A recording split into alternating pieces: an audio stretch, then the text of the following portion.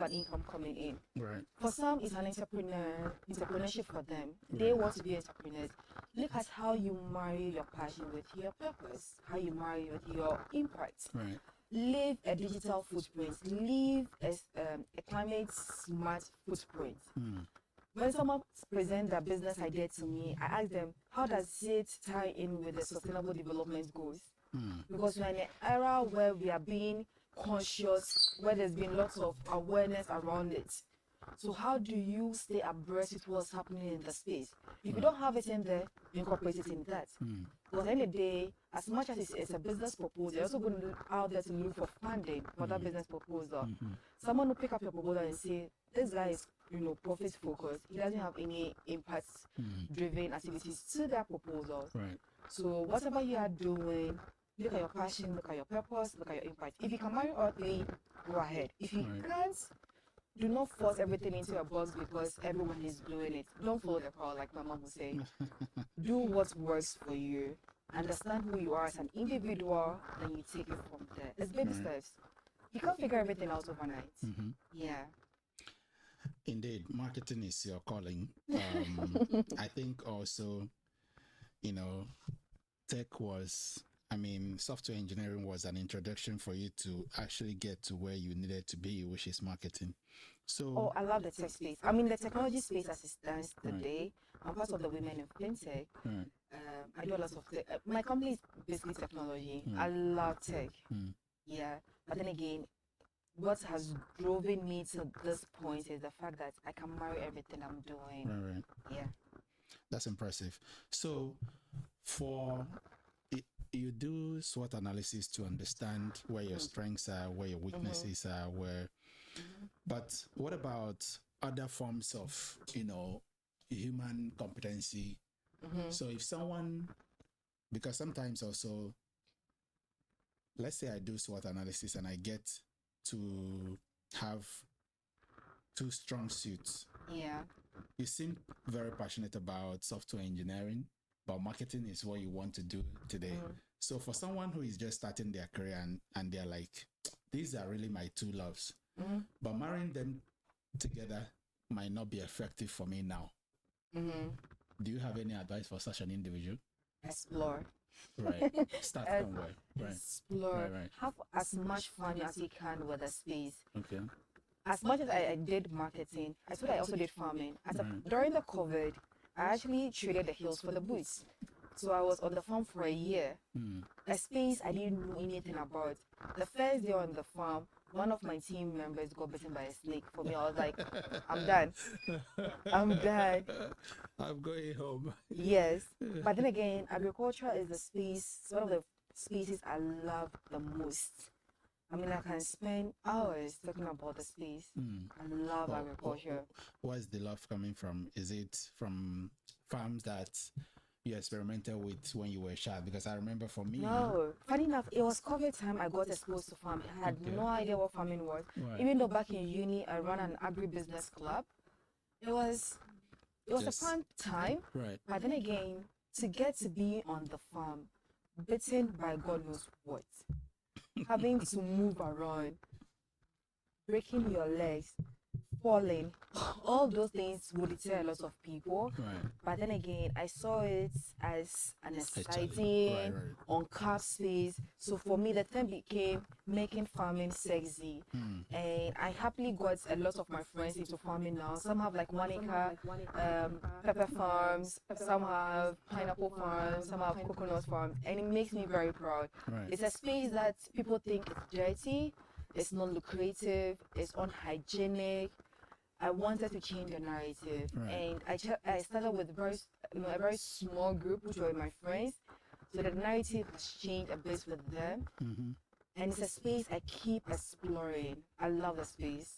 I don't know if I've said I love it, but I love it. So for me, for someone starting the journey, explore. Do not be so fixated on, I studied engineering in school, so I have to end up in engineering. I have people at work who did chemical engineering and they are sales executives. So explore the space, learn from it, and from everything you are doing, document it. Weigh the pros and cons.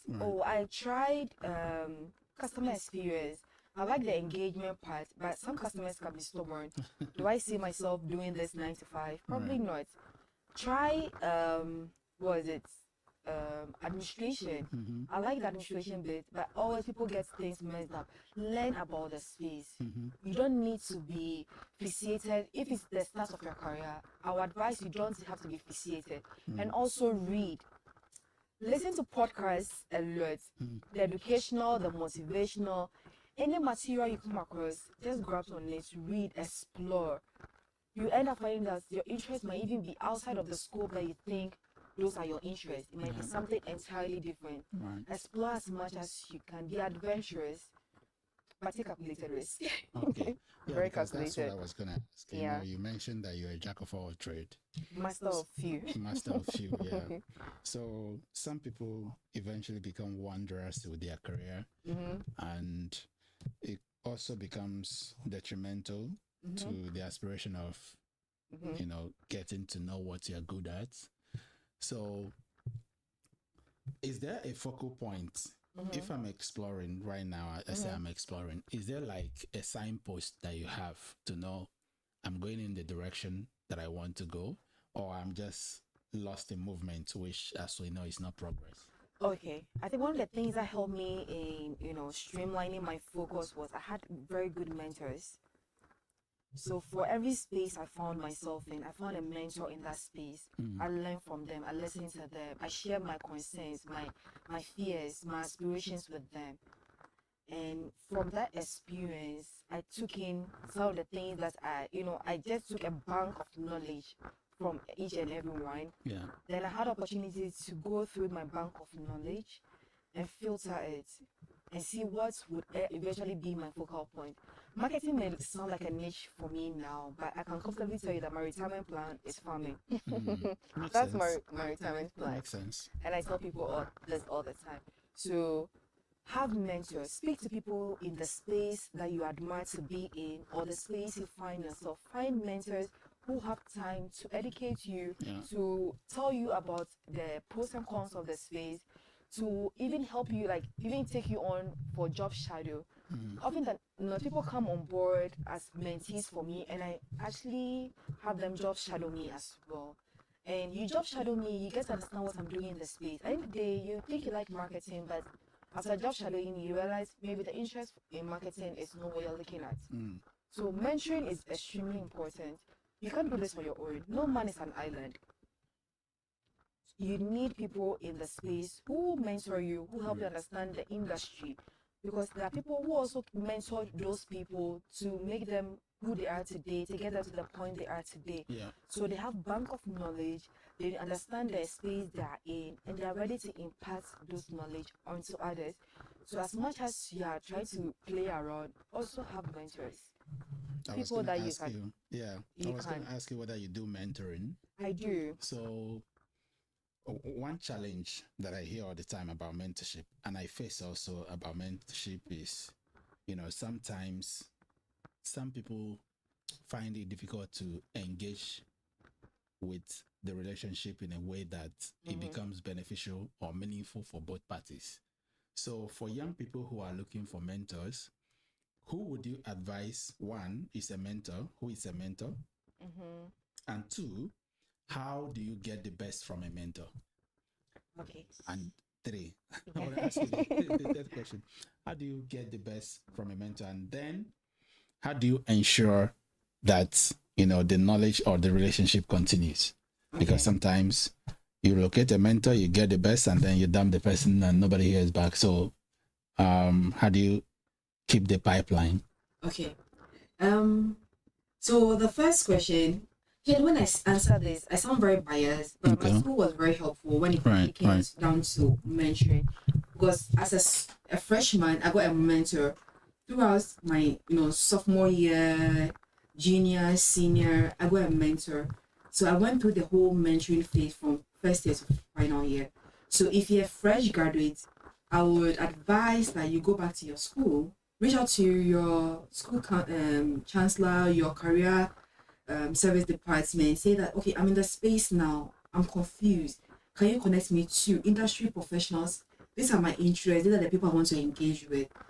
it's easier when the school recommends someone for you. What about if it's like some schools that don't have any career Now, service? if your school doesn't have, there are a lot of platforms that you can join, that you can actually get mentors. I tell people network, attend events. Right. Fortunately for us, we're in a space where almost every event in Ghana is free. So attend events. When the event is over, reach out to the organizers, say that I enjoyed the event so much. I'm a fresh graduate. I need a mentor. Can you recommend someone in your network who would be a good mentor to me? Start a conversation with someone. Then you get it from there.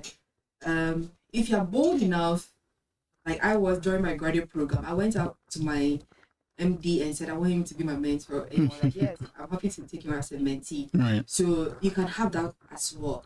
If you are someone who struggle with public speaking, one of the things I did was to read a lot. Right. It helps build your self-confidence. Read books, watch movies about people that struggle with public speaking. If you go on YouTube, you find quite a number of them. Right. Podcasts are there for you. Listen to podcasts. It's not your fault that you struggle with stuff like that, but just know that there's always a solution to it. How do you make sure you get the best out of it? Define to your mentor, this is what I'm looking for. Because the relationship is a learning experience for both parties. People don't know this, but I've learned a lot from my mentees. So we have to have that conversation. What do you hope to get out of this mentorship? What do you hope to get out of this relationship? Yeah. And as a mentor, I need to tailor my time, effort, and resources to make sure you get the best out of it. Where there will be constraints, I need to communicate that with you. Yeah. And for me to, I also need to learn from them. What am I learning from them? Their resilience, their curiosity, their passion. There's quite a lot to learn from both parties. And then the last question, I'm sorry, I didn't get the last question. How do you keep the relationship flowing? Constant communication. Constant communication. Some mentees are of the opinion that if they don't call their mentors have to call them.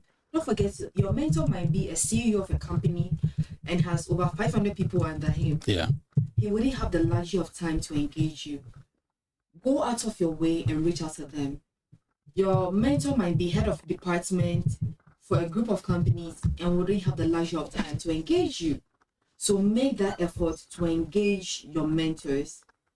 Show up, oh, hi, it's been a while. Can we meet up for lunch? Obviously, you're not going to pay. Your mentor will pay for it. But have the conversation going. Ask your mentor, what's the best times to reach you? When you ask me, I'll tell you on WhatsApp. If you call me, it will be hard to reach me. So on WhatsApp, you can drop me a message. Oh, hi, it's been a while. We can keep the conversation going. Yeah. So always have in mind that your mentor is also someone who has a very busy schedule, but is making time to build a relationship with you. Yeah. So you also need to make time as an individual to nurture that relationship, to keep it going. So my advice is communicate, step out of your comfort zone, attend events, speak to people, get to know what's happening in the industry, read, explore. There's so many things that you can do with your free time. Have as much fun as you can with it. I tell people I have a vision board. As much as I have a vision board, I also have a mood board. My vision board is the things I want to achieve. The vision board is the life I want to enjoy in between the things I'm achieving. So I call it moments worth capturing. So if my vision board is to travel to ABC, my mood board is Maureen can learn how to ride a bike. So when I travel to ABC, I can ride around the city and tour it. If my vision board is to make this amount of money, my mood board is once I make that money, I'm upgrading my wardrobe. I'm buying something nice for myself. I deserve it. So every month, there's a token to myself as kudos. Right. Thumbs up. You did a good job. You have to have a vision board and a mood board. Right. You can't live off your vision board. Enjoy life in the process. But then again, know that whatever you're doing has to come with a result. So do not overdo it to the point that you don't meet the end goal. Right. Be cautious. Have an accountability buddy if you can.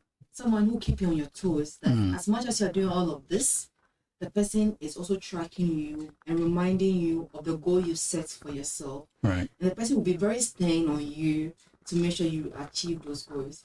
Impressive. Then you have some sort of balance with your life.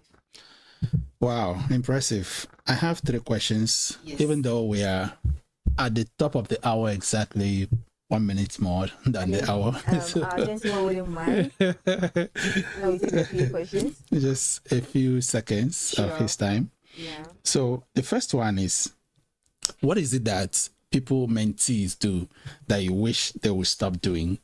You know, because I've had people, they wish, oh, mentor me, I'm looking for a mentor. And sometimes those kinds of messages don't get responses because there are 1,000 other people who are looking to you to mentor them. And you know, as much as you are passionate about mentoring people, there are so many other people that need that. So you are picking and choosing who would demonstrate, you know, utility for your time, and also who would demonstrate that eagerness to implement your advice and come back with evidence of your advice, and not just you speak to them and they don't do what you say and they come back tomorrow with another question.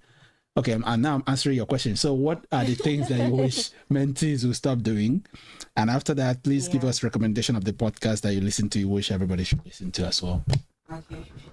So one of the things you've touched on most of it is I see this inconsistency with mentees. They show the passion in the beginning, then it dies out, then they come back, try to rekindle it, then it dies out along the line. I will say this, I'm a product of lots of chances. I got a lot of chances. That's why I'm where I am today. So I'll give you as much chances as possible. But then again, know that every human has their limits. So mine is, when you go in for the mentorship, define the duration you want the relationship to last. So you can go in and say, look, I'm starting this project. I need someone to mentor me to make sure that I'm doing the right thing. And I need the mentorship for 3 months. Once you define the time frame, then it's easier for both parties to commit to the time. I need a mentorship for 6 months. Don't leave it open, because then again, I can be a mentor today, and the next day I might change my mind. So commit me to a time frame. That commitment will hold me in, and I can't do anything about it. And because you're holding me in, I'll also hold you accountable for us to achieve that duration. And don't go in for a mentor when you're not ready. Don't go in for a mentor because you feel like your friend has a mentor, so you also want one. Don't do that. Go in for a mentor when you are ready, at your own time, at your own pace. Then again, you're never ready till you start. You keep that in mind as well. Very impressive. So recommended podcasts everyone should listen to. Oh, quite a number of them. I'm very big on audiobooks. I'm big on reading as well.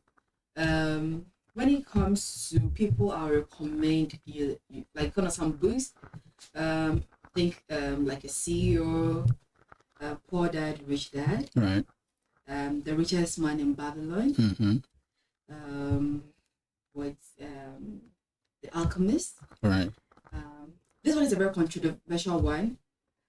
Why Men Marry Bitches. It's a very controversial book, but I don't think it's controversial. I have to go and read that book. It's misleading, but it's actually a very good book. And The Subtle Art of Not Giving F. An F. Interesting. There are quite a number of books. Read. Okay. Maybe later on. If the reading part is difficult for you, audiobooks. Just listen to those books. When it comes to podcasts, there's one particular lady I follow on TikTok. I'll get the name and share with your team. She basically tells me she basically talks to my demons and my insecurities. And she's amazing. So all the things I feel insecure about, she just captures them, breaks them down, and make them irrelevant. And I'll go like, okay, why am I even insecure about this in the first place? Get the name later on and send to us. That's how good she is. She takes your insecurities, your doubts, your concerns, your fears, and just, wonderful. Marinike, thank you so much for your time. Thank you for joining us on this mission. And I wish you all the best. And before I leave, I realized you were drinking, you were writing. So tomorrow I'm going to send you a tumbler like mine and a notebook and pen. Thank you. So that you keep the fire going. Thank you. Thank you. 100 days, 100 hours, yes. 100 hours. Thank you. To the end. Thank you very much. Thank you too. All right. So we are transitioning to Mr. Fifi Sasa, and he's here in the room. So please bring him to the stage. So let him come then. Oh, okay. Yeah. That sounds perfect. Yeah. It was an amazing interview. Thank you so much. Thanks for having me. My pleasure. An extra slot along on the last day or something. Let me know. Okay. I'll ping you. It out. Yeah. On a different topic. Wonderful. Yes, yes. Hi. Likewise. I'd love to sit in for yours, but I have to run off. Wonderful. Okay. My boss, good to see you again. Thank you so very much for being with us again. You know, for those who don't really know, Mr. Fifi Sasa is the reason, or was the reason why I got first class in campus in college. You know, he taught me a strategy that I used to get a first class degree while I was still at that stage experimenting with the SFAN idea. So we are picking up from where we stopped the last time. You know, we talked about some amazing mindset shifts and hacks and strategies, but today we are talking about savings for personal and SMEs. Exactly. Okay. Between when we met last and now, what has been different and inspiring that people should be interested to learn about your career or maybe your personal life? What's interesting that you want to share? My personal life, nothing has really changed. It's just old age. Work. Old age. Every day you realize you are growing. But nothing has really changed. All right. So in terms of my banking career, a lot of things have changed actually. You know, the things in the economy actually. Rates are basically coming down, interest rates are coming down. Right. So it's basically conducive for business. Yeah. I've been wanting to ask a banker, how is it that the exchange rates and things are coming down, but it doesn't affect market conditions in terms of pricing of goods and living expenses? What is going on? Because I would say government doesn't control Right. the market. Right. It's a free flow. Right. Are you getting it? Right. So it's up to the businessman to decide whether to reduce or not to reduce. Right. And then you see that most of the big companies are actually reducing their prices, but left with the small companies that are still finding it difficult to reduce their prices. But I will assume that, I'm not thinking for them, but my assumption is that probably because they believe the exchange rate is not really stable, because it will come down today, tomorrow. We change to a different dimension. Yeah, so they are not really certain whether to reduce, and when they reduce and it changes, how it's going to affect their import, because Ghana is an import-driven country. So here is this news, one of several. Earlier this month, this was October 10. Earlier this month, the Bank of Ghana announced plans to inject $1.15 billion under its domestic gold purchase program, reflecting a sustained effort by a central bank to stabilize the local currency amid persistent external pressures. This decision could catapult total forex injection for this year alone to over $2.5 billion. The forex, according to the Apex Bank, will be dispersed through twice weekly price competitive spot auctions open to all licensed banks. So some people are asking, by the way, let me just read with this one. I know you've read this news several times, but still, following this announcement, the city has appreciated by some 2.5%, signaling a possible renewed investor confidence in the central bank's strategy, with investors tipping the local currency to put on some weight against the US greenback in the final quarter of 2025. So here's the thing. The government ingests this money to stabilize the city. The city gains weight. We hear the news of cedi is the best performing currency in X region over X period, then you go to market and price is still the same. So the question is, if government doesn't control the cost of, the How business operates, the demand and supply in the market, wouldn't it be fair to also leave this one alone?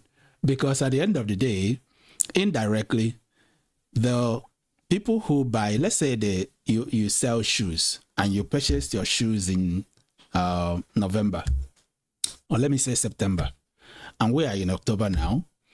So you purchased it at 12 cedis per dollar, and there's been this intervention. Obviously, they are not going to reduce the shoe price, even when there has been an intervention. So they are stuck with the 12 cedi per dollar shoe. Now they will still sell it at the price of 12 cedi per dollar, even though the dollar now is like 10 cedi. So some people are asking, doesn't it make sense to just leave both ends to face consumer demand and supply indexes? What do you think? I think you've actually answered the question. So it's all about the demand and supply. Right. And we always say that in the midst of chaos, best opportunities for others. Right. Right, getting it. So this will be a very good opportunity for people who can source new goods and new prices to bring into their markets, and they can force others to also reduce. Are you getting it? Right. So I would say that people are basically not taking advantage. And even if they're taking advantage, once you bring it and you want to even sell it low, you look at what somebody else is selling and you feel like, no, I'm selling it too cheap. Too cheap. Yeah. But then that would have been the best. Because believe you me, prices in Ghana are overpriced. Right. Are you getting it? Yeah. Because now we are in a digital world that most of the things they bring to Ghana, you can easily go on your phone and you can check them online. Right. So when you look at the prices of those goods, vis-a-vis how much they are selling in Ghana, you realize they are way outpriced. So it's a good opportunity. So maybe we can bring new entrepreneurs through. They still at that Entrepreneurship Week. Exactly.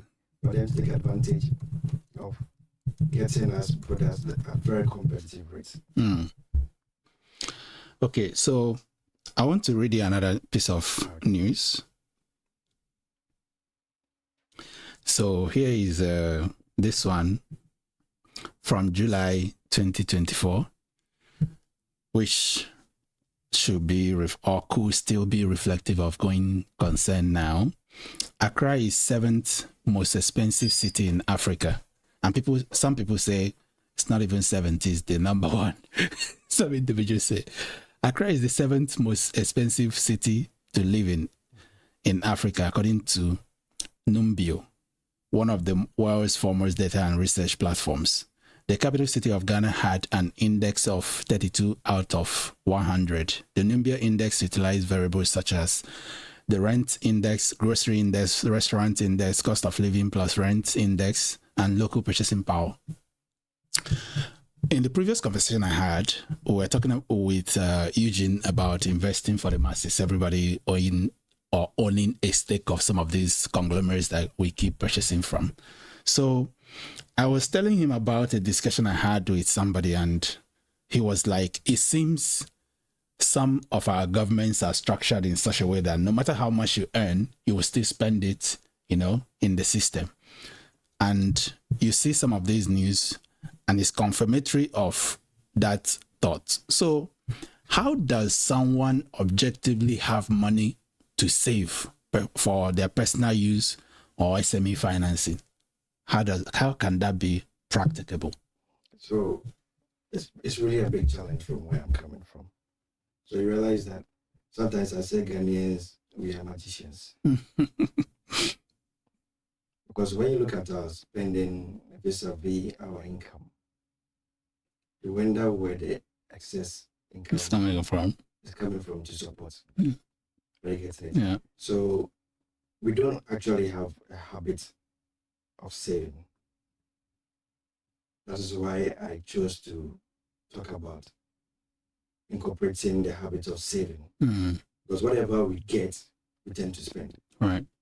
And then we find ourselves wanting, and then we always want to go and borrow. Are you getting it? But when we discipline ourselves, we can actually manage our finances very well. Mm. Are you getting it? Yeah. Ghana, like you're saying, is expensive. But I would say that's expensive probably because of demand and supply. So you look at economics, when demand is small and supply is not there, prices tend to what? To increase. So probably because people are demanding for more and the supply is not there. Mm. So the few that is there, everybody wants it. And that will automatically make prices to also go high. Right. That's interesting thoughts. So let's stay on that line of thinking about some of the reasons why Ghana or Accra is expensive as the capital city. So, now we have December coming up, and very soon Dirty Raves and Dirty December things will be in view. I listened to a conversation some time ago, and they were like, it's a great initiative to get foreign direct investment into the system. But sometimes some of the terms of the foreign direct investment means that the local currency does not have competitive purchasing power, because the arrangements that are made to make it favorable for the foreign partners to invest means that the local currency perpetually underperforms. And you're a banker, so do you think this is just people fantasizing ideas, or have you participated in such a conversation where people have genuine concern about the impact of foreign direct investment, in terms of how it's really uplifting the country where those investments are made? Some people say some of those investments don't actually domicile in the countries. It seems the dividends are recycled to their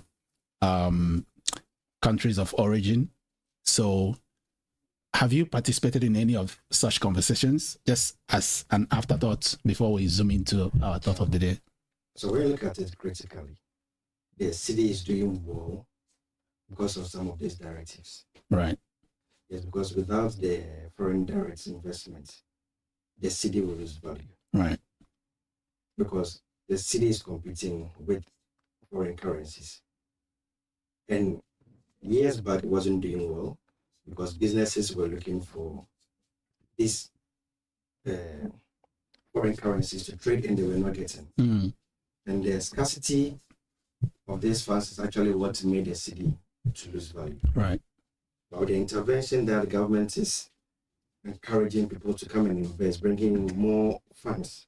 The more funds they raise, that means when you are looking again, is the demand and supply. Right. When I want $1 to purchase, to import my goods, I can get $1.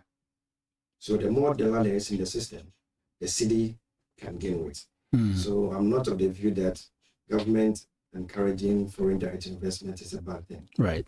Are you getting it? Right. But we just have to empower Ghanaians. Local actors, yeah. Yes. Because don't also forget that these foreign direct investors, they must always partner a local person. Right. So it's an opportunity for Ghanaians also to... Absolutely, yeah. Yeah. Yeah. I agree with what you're saying. Okay, so let me ship in one more uncomfortable question for you. So now you have some of the bank policies where withdrawing USD from your account has moved from 3% to 5%. Is that an encouraging policy in your view, when we still need those, forex to be available for individuals that need them in the system? Yeah. Wouldn't it dissuade people from bringing in FX? No, Okay. because in the banking sector, Right. when you bring in the foreign funds, you receive offshore funds into your account. Mm. The purpose is that we don't spend foreign currencies in Ghana. Right. So automatically, you are supposed to change those foreign funds into the local currency. Right. So the reason is, why do you now want to withdraw the foreign cash Mm. whilst you know you cannot spend it in Ghana? Mm.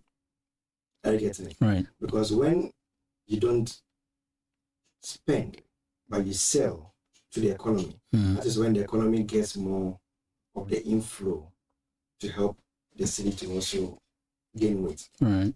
But when you are withdrawing, indirectly you are taking the cash Mm. from the system instead of allowing it to circulate. Right. So government wants to prevent people from taking the cash from the system. Mm. So you'll have to. You brought me wine.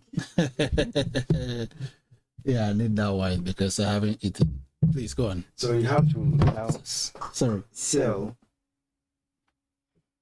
your foreign currency to the local banks. Right. Are you getting it? Yeah. So it's just a measure just to dissuade people from having access to the foreign currency, because we don't spend foreign currency in the country. But sometimes some of those currencies eventually end up at Forex Bureau. Some people withdraw off over the counter because the bank rate is too poor for them. And then the malam in the market may give you maybe 12 CDs, while your relationship manager will give you 10 CDs. That's that's where we always get it wrong. The businessman, when they are looking for dollar to buy, they don't go to the Abuchi or the Forex Bureau. Right. They want the bank rate. How can the bank get you a good rate? The bank can only get you good rates when those offshore funds that are coming into the country are being sold to the bank. Right. Because assuming you have inflow, let's say $100,000 into your account, the bank is saying I can buy your dollar at 10.5. To you, you say no, it's not good. Forgetting that tomorrow you might come to the same bank to tell them, I want to import, so sell dollars to me. And the bank will say, okay, I can sell the dollar to you 10.9.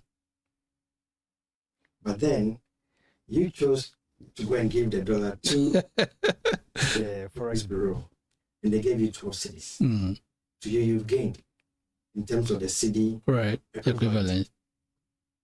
So why wouldn't you go back to the same Forex Bureau when you need dollar and they can sell to you To the importation. Right.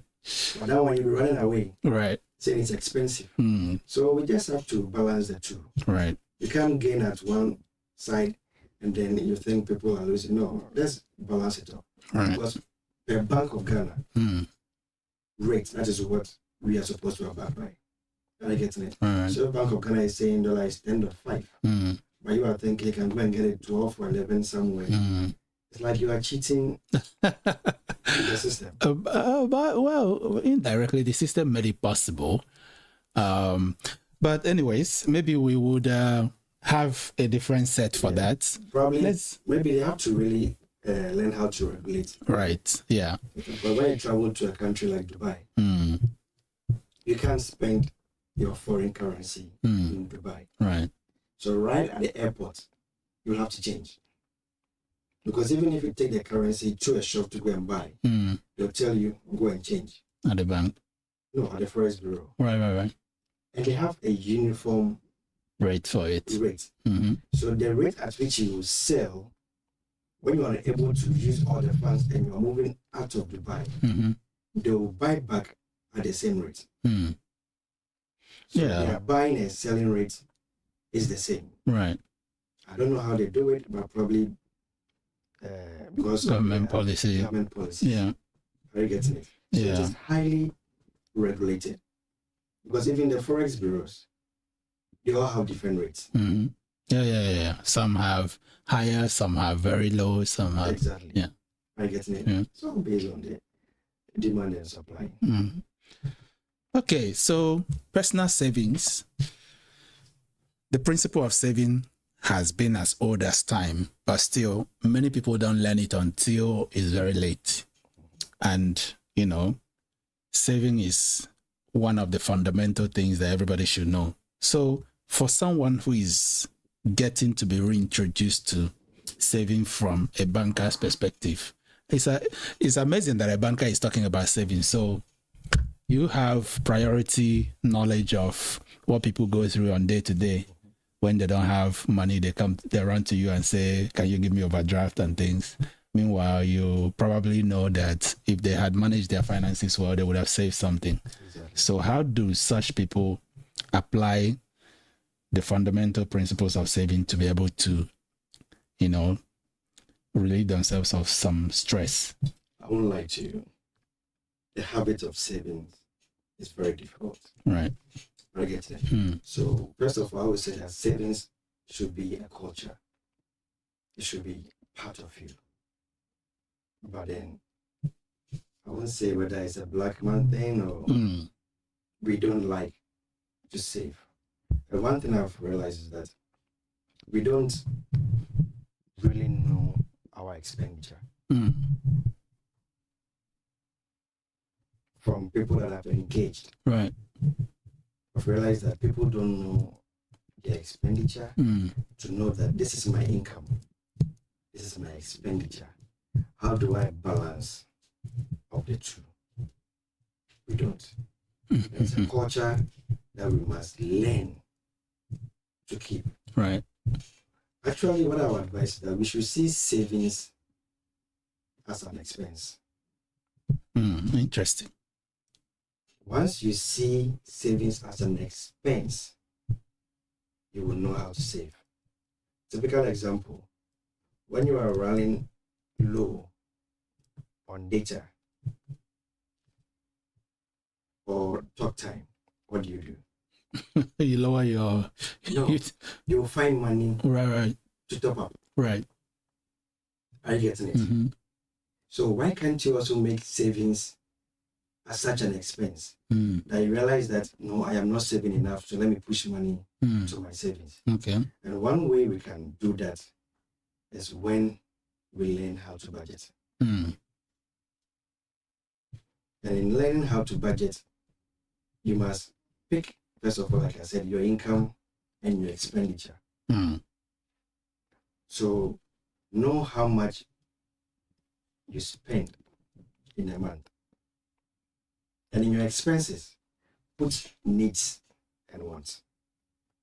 The needs are those that you cannot do away with. Yeah. Maybe your rent. You can't do away with your rent, your water, your electricity.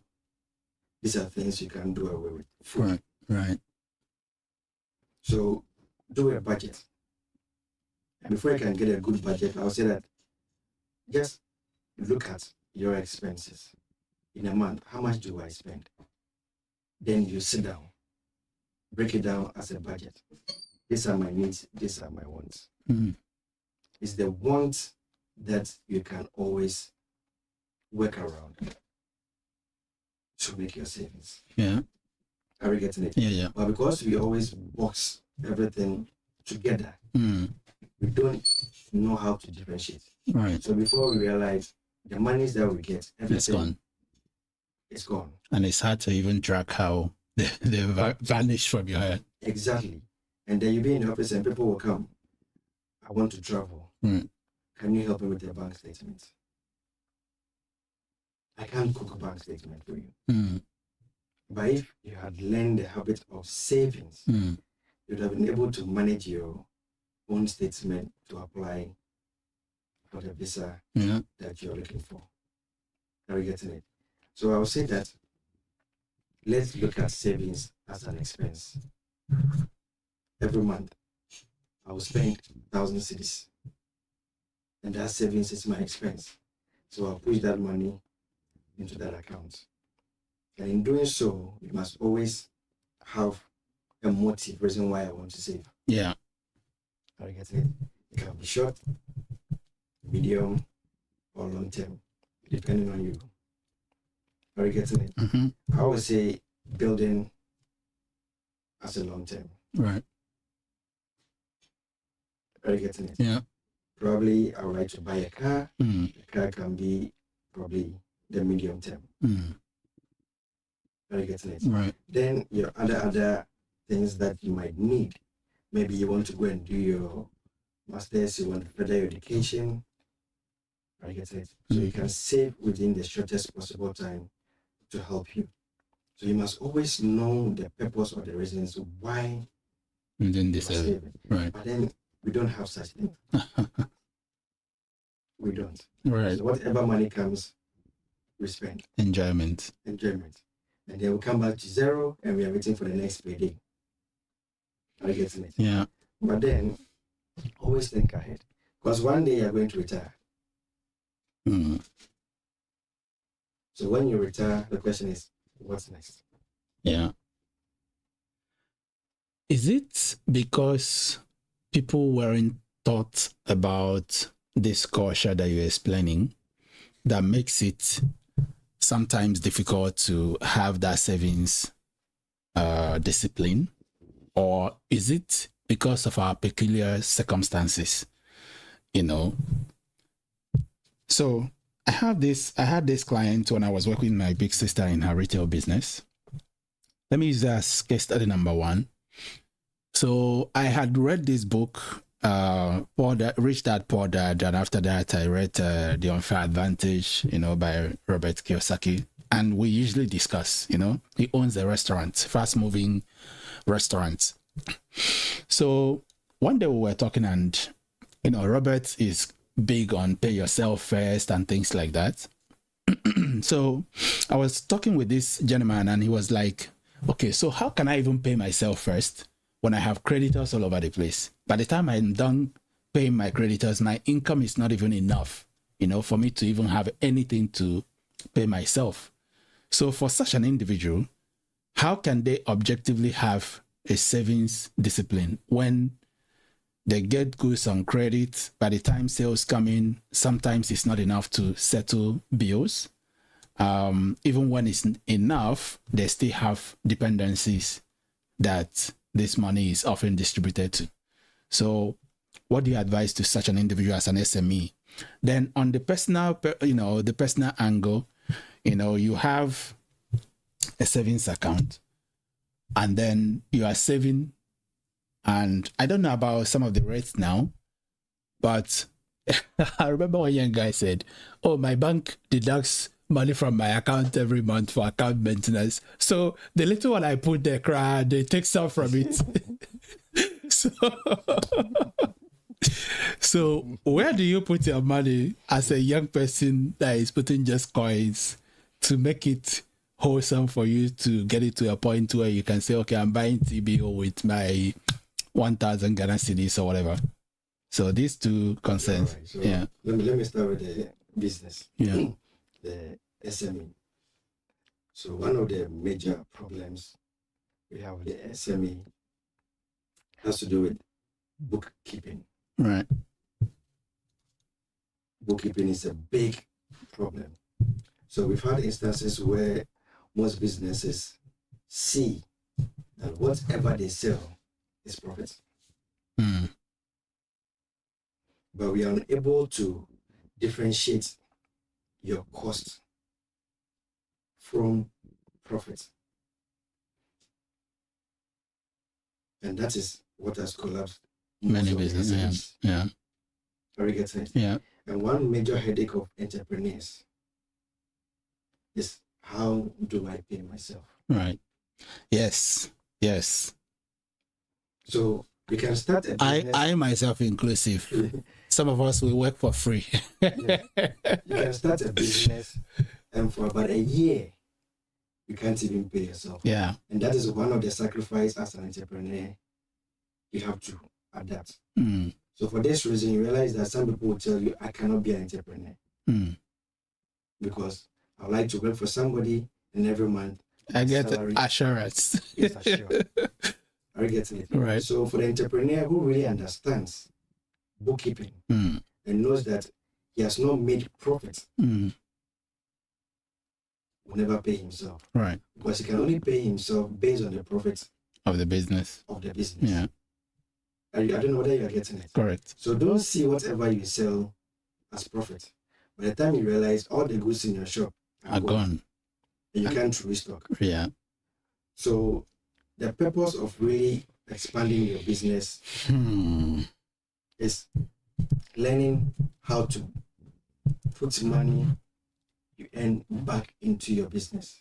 So you have to sacrifice. So assuming I start a business with 100 Ghana cedis, the goods I went to purchase cost me 100 cedis. I bring to my shop. How much can I sell? And with this, you must really learn how to break down all your expenses. If you are renting a shop, how much does it cost me to pay my rent every month? How much does it cost for my lights, my water, my transportation?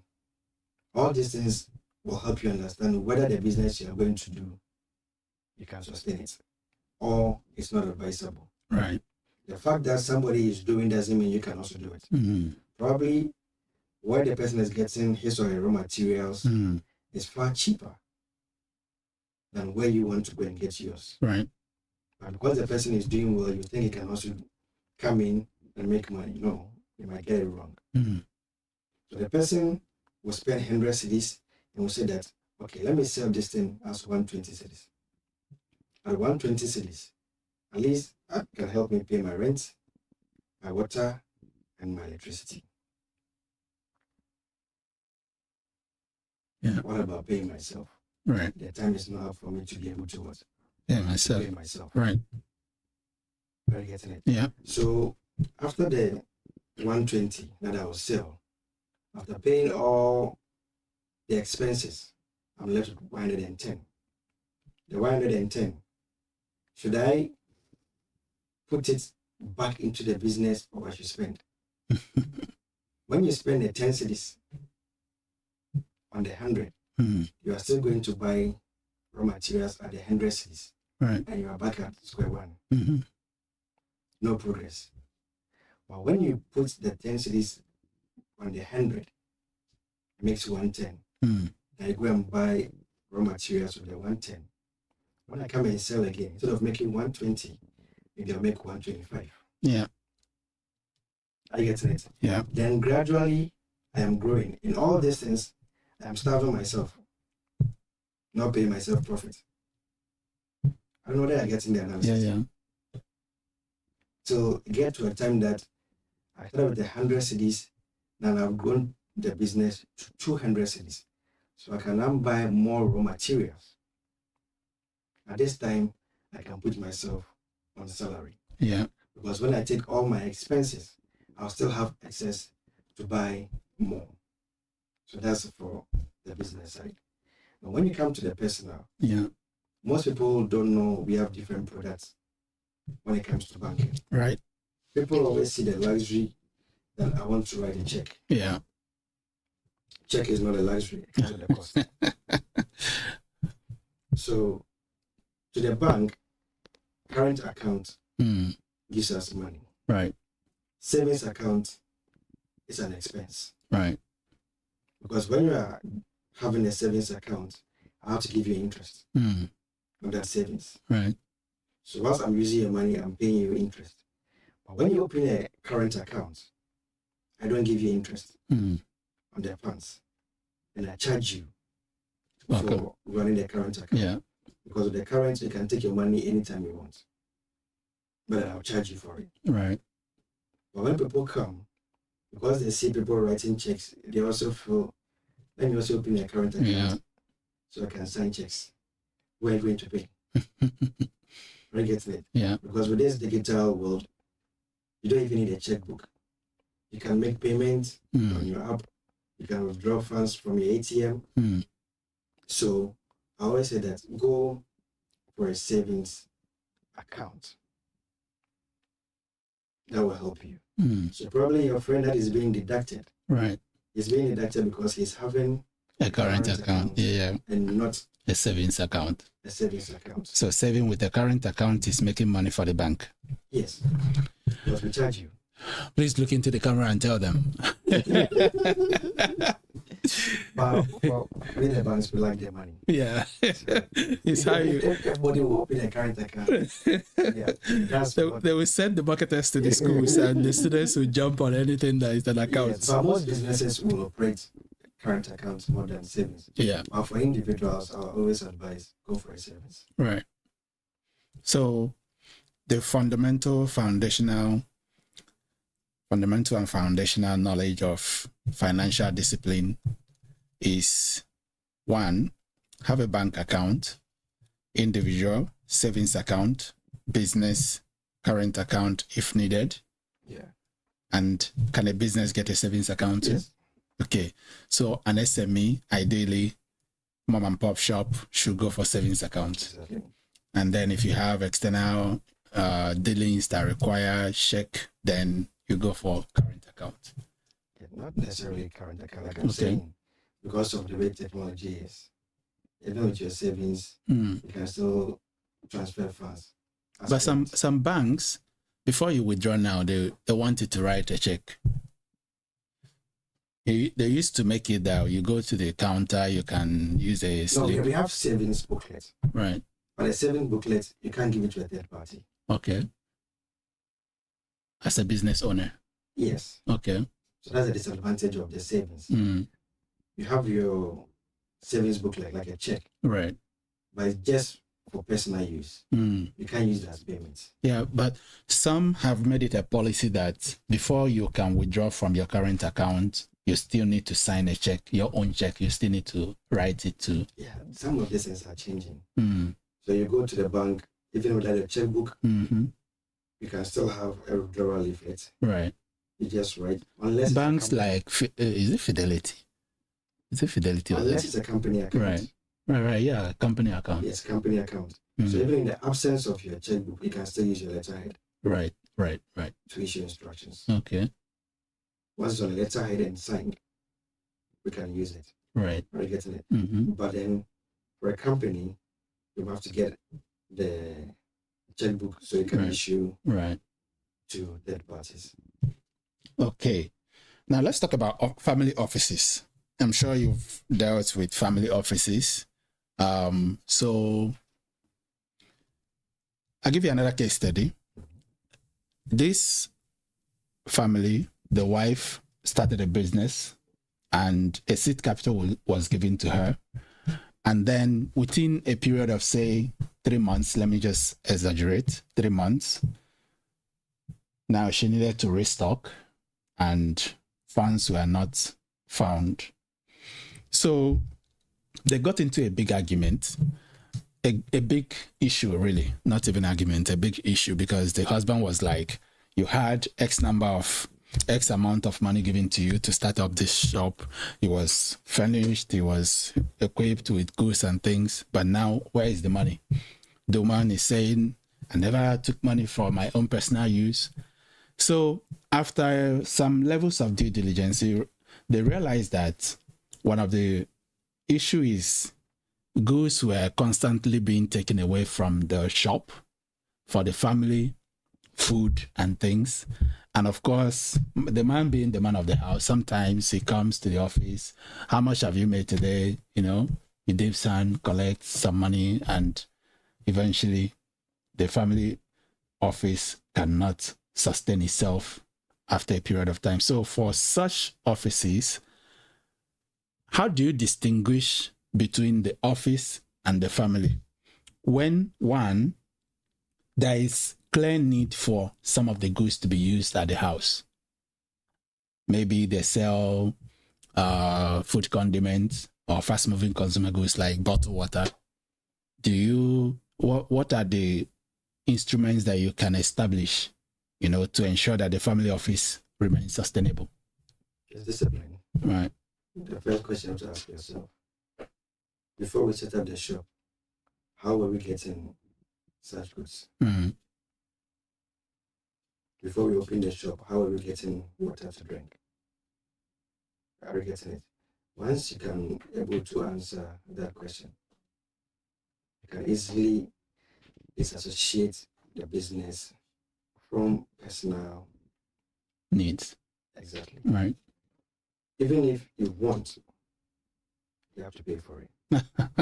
So in this case, before they take home condiments to cook, they'll have to buy it like they are buying from the market. Maybe you can sell back to the family without adding profit if you do want to break even. Break even, that means you're not getting any value on it. Is that practicable in our context, in our African context? That's why nowadays when you go to most shows, they'll tell you friends and families, blah blah blah blah. We don't do friends and families. I get it. Yeah. Because it's hurting most businesses. Yeah. People will come and borrow, they'll take it away. When it's time for them to pay back, they're not paying back. Right.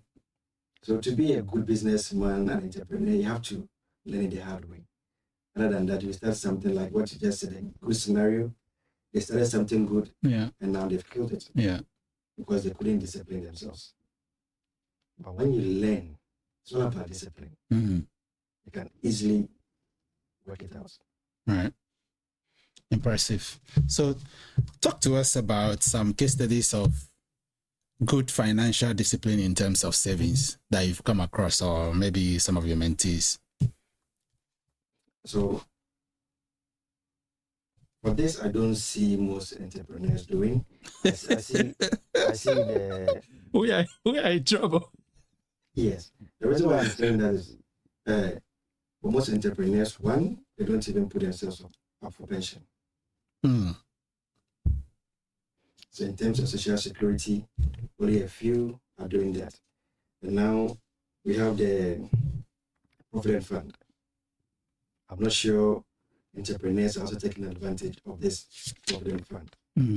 But when it comes to the well-structured businesses, they are paying for the staff pension, they are paying for the staff Provident Fund. So the Provident Fund, when you are going on pension, you know the pension will always give you monthly allowances when you go on pension. But for the Provident Fund, you save money that when you're going on pension, they'll give you the bulk sum to take home. Right.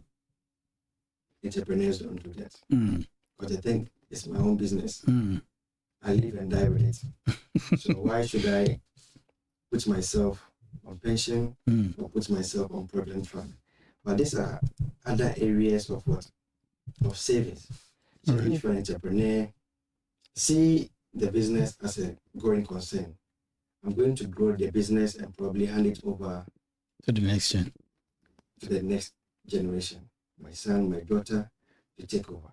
So when my son or daughter takes over, I can now fall on my pension so that my son or my daughter can also take the business to the next level without overburdening the next generation, that because they've taken over, they now have to be taking care of you also. Okay. I don't know if it's making sense. Yeah, absolutely.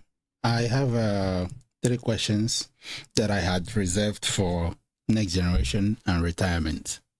You know, I can say that more than 70% of African parents depend on their children to bail them out at old age. Exactly.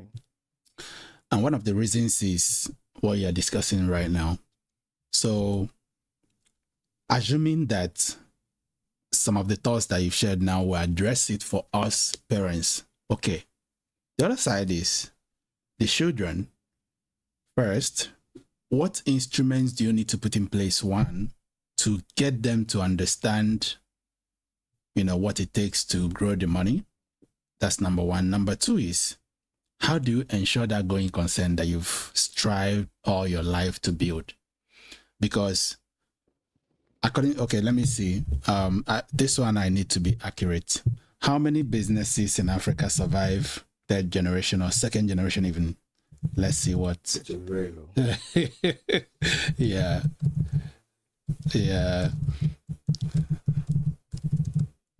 2nd generation. Very low. Yeah. They mostly collapse after the death of the owner. Absolutely, yeah. Yeah. So generally 30%. I didn't even add in Africa, so let's see.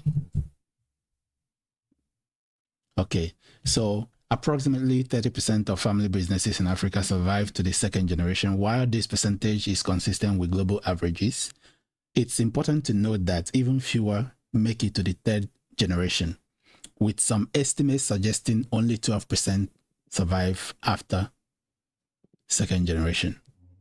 So how do you ensure that all those accumulations that you've made, all those sweat, equity, and blood doesn't get scattered by someone who just wants to ball with his friends and things?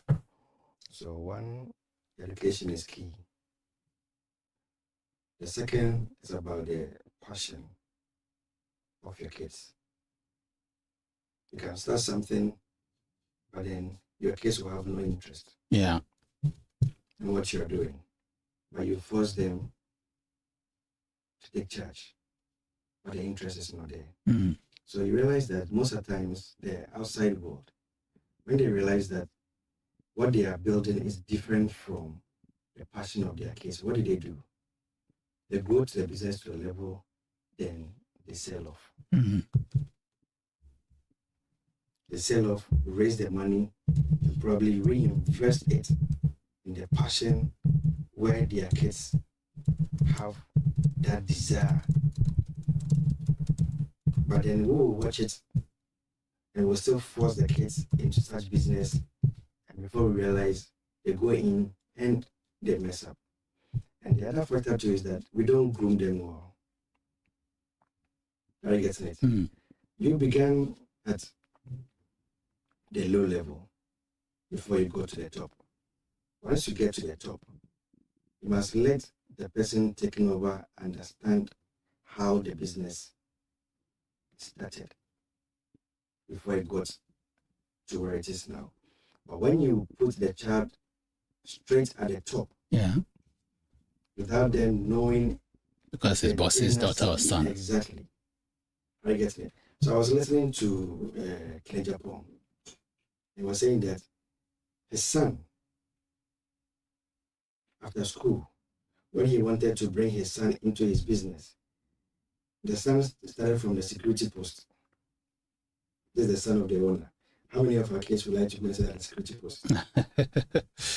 Are you getting it? Yeah. Look at how the security do their job, brought him to be part of the normal workers, for him to understudy what they do. Took him to the finances, so the child now understands all the various Aspects of the business. And the question is, does the child also have the desire? Like I said, if the desire is not there, it will mess up. Right. So you must know what your child is up to. Are you getting it? Yeah. If your child is not willing, like I said, grow their business, sell it off. Yeah. But we don't want to sell off. Right. Because you think you've told. But you're not selling to make a loss. You are selling to make a profit. So once you make the profit, you can always enter into something that your child can also benefit from. So that kind of culture is what we're not getting in our part of the world. But a few of them are doing it and it's working.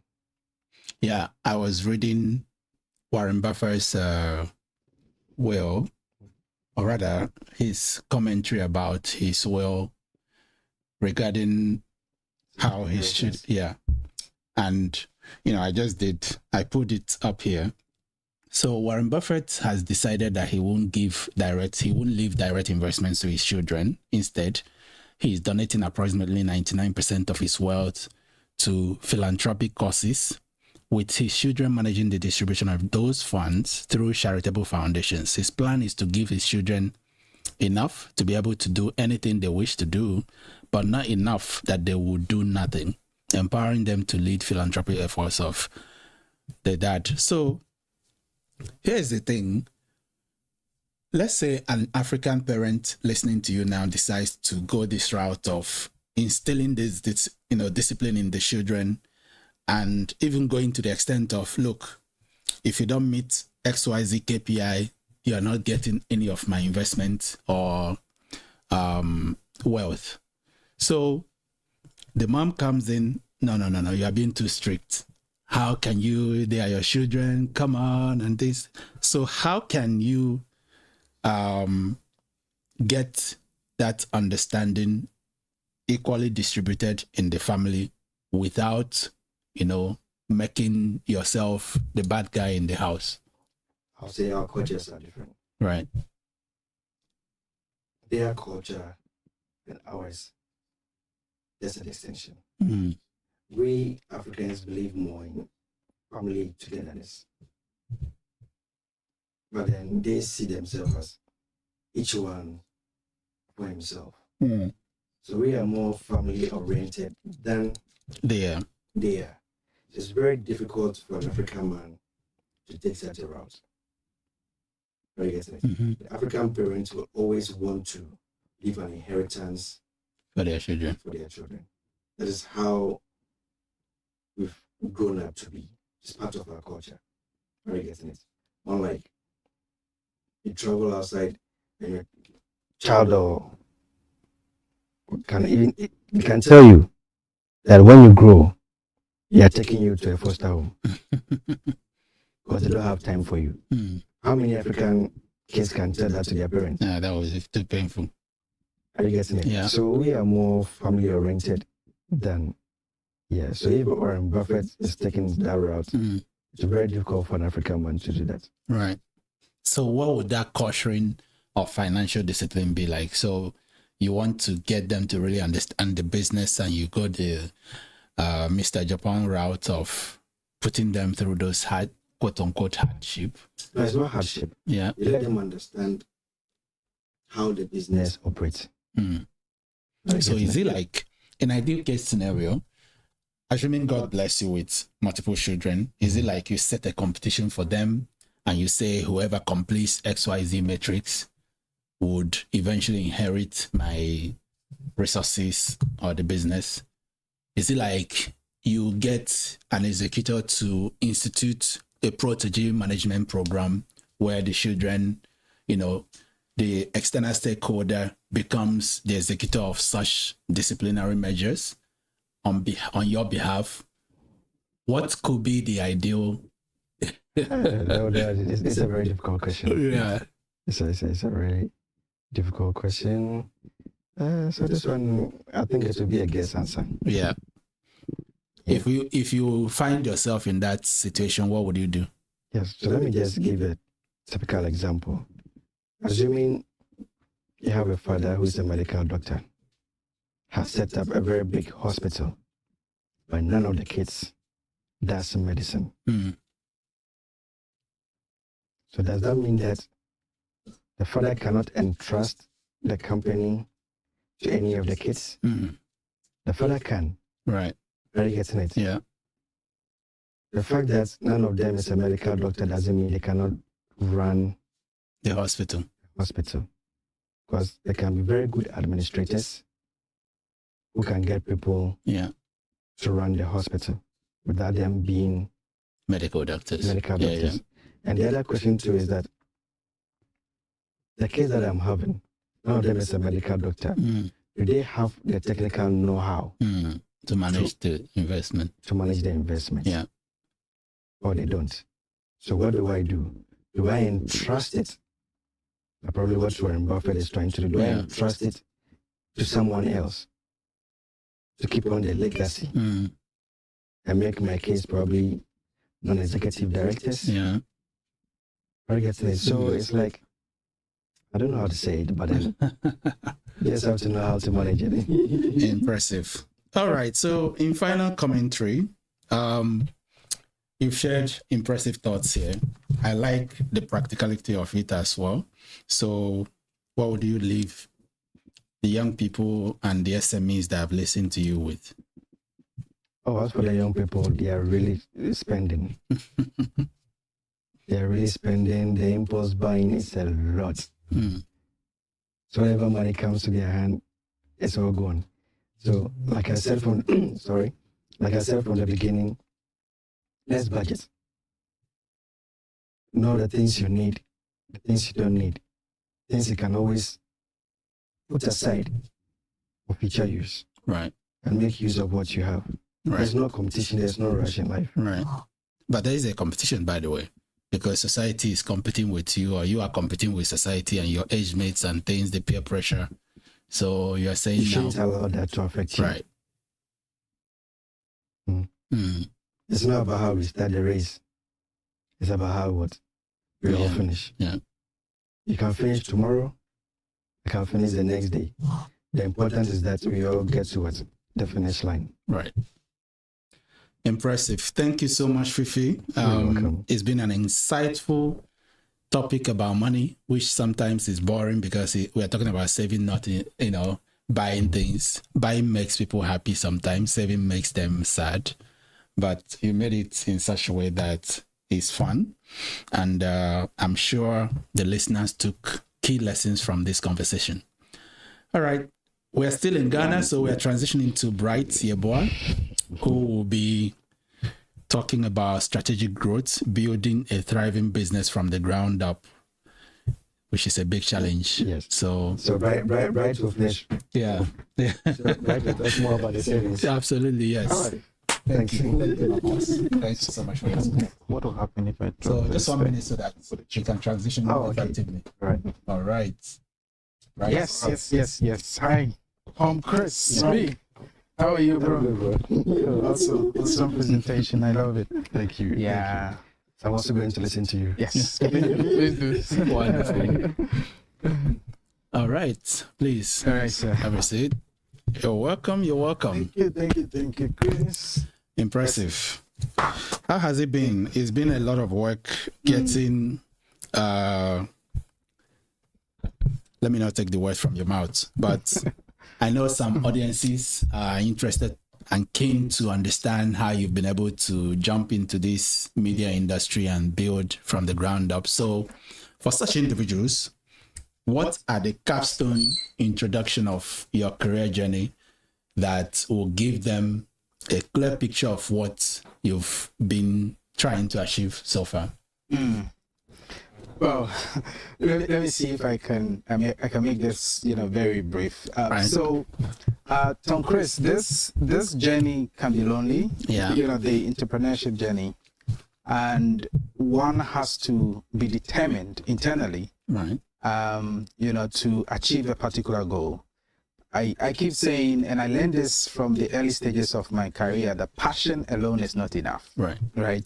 You need to go beyond the passion to understand the sector, the industry you are investing, the time, your energy, your resources in first, to understand who is doing what, okay, who is doing it right and who is doing it wrong, and how you can position yourself, in the sector. So for me, is more of the understanding Right. of the nature of the environment you are going to be in. Right. Because I say all the time, whoever decide to build without really understanding how much it's going to cost him to put the structure there, right?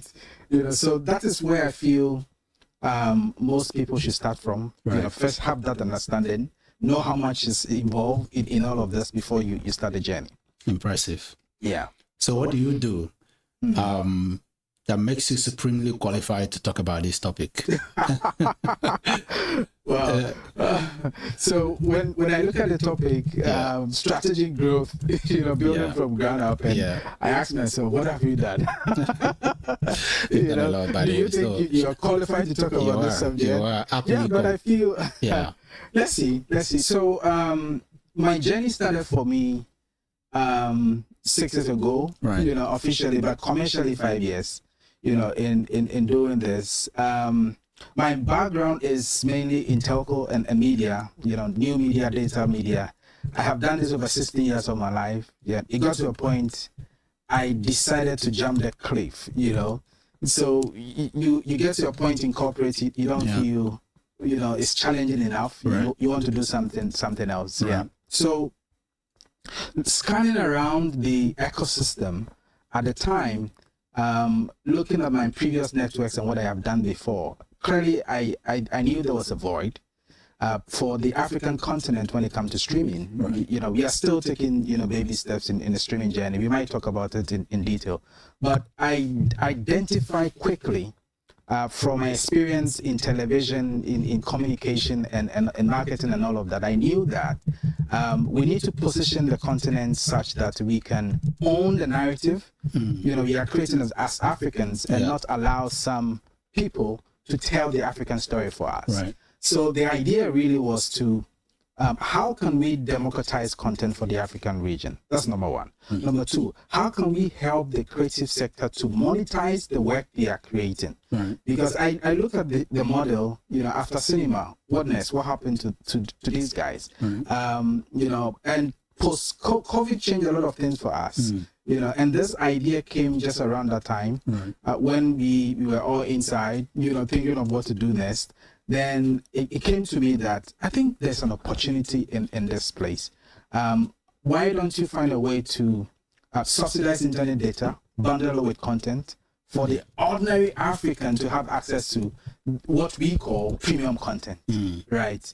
So it's just basically building a distribution channel, you know, for African creatives to monetize their crafts, not just locally but also to the international, you know, community as well.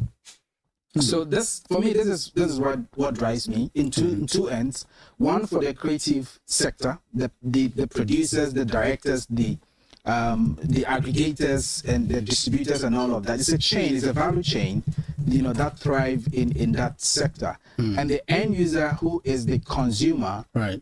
who is looking for, you know, good content to watch, you know, of course, pay and watch. You know, how do you make it very easy, seamless, you know, for this user to access? So I believe the mandate really, or the challenge, was to solve the distribution problem we had in Africa, and also make it accessible, you know, for the ordinary African. Yeah. That's number two. And number three, make it affordable. Right. You know, so these are the three pillars that really challenge us, you know, to put up this whole infrastructure. That I believe you go in detail to tell you, you know, how far we have come as a business. Please. That's where I'm going. I think it's an exciting, like, I love the concept of subsidizing data and bundling content on top of it. Data is a huge concern for many people, even for businesses. Spending on data is a huge concern for us in Africa. So tell me more, speak more words. So the African streaming market has so much potential. Yes. Particularly knowing the age levels and the population of Africa. Right. You know, a teeming youth springing up of Africa, and knowing that by 2035, Africa is going to become the biggest population in the world. You know, most of these guys under 25, you know, it's becoming a concern. You know, how do we get these young folks active and also economically empowered? Right. So looking at, you know, the sector again, until Wi-Flix came to the scene, we did not have a distribution channel where creatives could post their work or dump them there for proper monetization, where you are able to track who is watching what from where in terms of geography, the analytics behind it, and all of that. So they were not treating their craft as a business. You know, some of them were doing it for the fun of it. Others too would do it and be lining up for big players that I cannot mention names on this platform to accept their work. But because we did not meet the quality standards in terms of production and output, they were stuck. Even our people in Nigeria, you know, where you are from, partly, you know, struggle, you know, getting into the international screens. You know, so the thinking behind Wi-Flix, between myself, and I did not do this alone, I did it with a partner. We can talk about partnership as part of the conversation as well. So the idea was to, you know, put this structure together, help the continent first to have our work seen, not just seen, but maintain a certain standard and quality in production. You know, for the world to see that Africans can also produce, that can go for festivals in Cannes, festivals in the US, you know, and other places. And we have achieved that largely At the moment, the platform has generated 3.7 million users, globally, majorly in Africa. We have presence in 5 African countries in terms of localization. So we are here in Ghana, we are in Nigeria, we have presence in Kenya, in Zambia, and soon in South Africa. Somewhere last year, towards the end of it, we had a major deal with Amazon Prime Video that I can mention. Right. And we launched the service, Whiteflix, also on Amazon Prime Video in UK and Ireland. So look at it. We have become the first African OTT platform, to be accepted by an international platform like Prime Video. They themselves coming into Africa, to look at the landscape, investing over 200 million, in the creative sector, pulled out, suddenly from the African market. Not just suddenly, they had a plan. There's a strategy behind that we can talk about. And Netflix also cutting budget for the creative sector. I'm sure you follow what is going on right now. And creatives are in limbo. They don't know where to get the proper funding, to support the kind of quality of production that they were doing when Netflix were supporting their craft. So all of this is a mix of what we are trying to fix. Right. Is an ecosystem challenge, and we feel that someone must step in there, to do the real work, get the recognition that I believe we have attained right now. User subscription, customer base, downloads, all of that achieved. The next is to scale, the business to the next level, expanding into other markets, as we have it on our roadmap. When I was working with the African Fashion Futures Incubation Project for the creative economy, I was producing some data, and the creative sector produces more jobs than any other sector in Africa. And, you talked about ecosystem challenge, which is one of the questions I have written down for you. Yeah. I don't know if you saw this news by Jason Njoku, the record guy. Yes, I did. Yes. So we spent $100 million. Yeah. Yet it didn't work. Jason Njoku, that was in June, some time back. He was sharing his experience. So he described, the company's $100 million investment in the local market as a costly mistake. He said the platform, which was founded in 2011 and launched in 2015, was operating in full survival mode in the first 10 years. And he went on to describe how some markets in Africa have numbers, but purchasing power is often a challenge. So the question is, for organizations like yours that are plugging some of the gaps, I don't know whether the business model is the same. Yeah. Right. So yes, there is crazy demand for these services. Yeah. But people don't really, like paying for things, Yeah. The bracket of audience that we are talking about, the age appropriate subscription of the mid to low income earners. Yeah. Ability to pay or capacity to even pay sometimes is a challenge. So how are you dealing with that? And in some forums, they've said that's one of the reasons why some of these organizations are pulling off, because think about Canva, for example. I'm sure you would have seen Canva subscription being sold in black market and things like that. One person using, So how are you dealing with this in such a way that monetization is effective? Or talking about building from the ground up, how are you experimenting with addressing that kind of challenge? Yeah. Thank you, Tom-Chris, for this question. So as an industry or a sector, we are saddled with a lot of challenges or hurdles. Not to even talk about funding for the cost of the production in itself. Competition, international players invading our markets, like we've seen. All of these are issues, and when it comes to talent acquisition, and maintaining in terms of retention, maintaining the talent you have invested in your business over time in the long term or immediate term is also a challenge that we are dealing with. I do not want to speak to Jason's account to be specific, because I know Jason, I know what he's done, very remarkable. But the thing is, the business model we run, even though we are in the same streaming game, the models are not the same. Right. He was not doing hard bundling. You know, when he started, he never worked with telcos. Right. But Wi-Fi from the beginning, our strategy has been more like collaborative rather than going alone, because we know the telcos own the internet space in Africa. Right. So if you want to do anything data driven and be successful at it, you need to find a way, you know, of working with these telecom players who own the internet space. So jumping on the back and the core network infrastructure that MTN, for example, you know, they have built across Africa, you know, gave us that edge or leap, you know, to have that exponential growth that we've seen on our platform. Yeah. He did not do that for very good reasons. Right. Economically, if you look at it in the numbers, it makes sense. The other part of this also is the cost of the content in itself. He had an approach of acquiring the content fully from these producers, aggregators, distributors. But we have a reverse approach to this. We do, you know, what we call revenue share. You know, in some cases we do minimum guarantee. That even far-fetched depending on the quality of the content. So so you see, the spreadsheet will not behave the same way if you look at ours and what he is dealing with.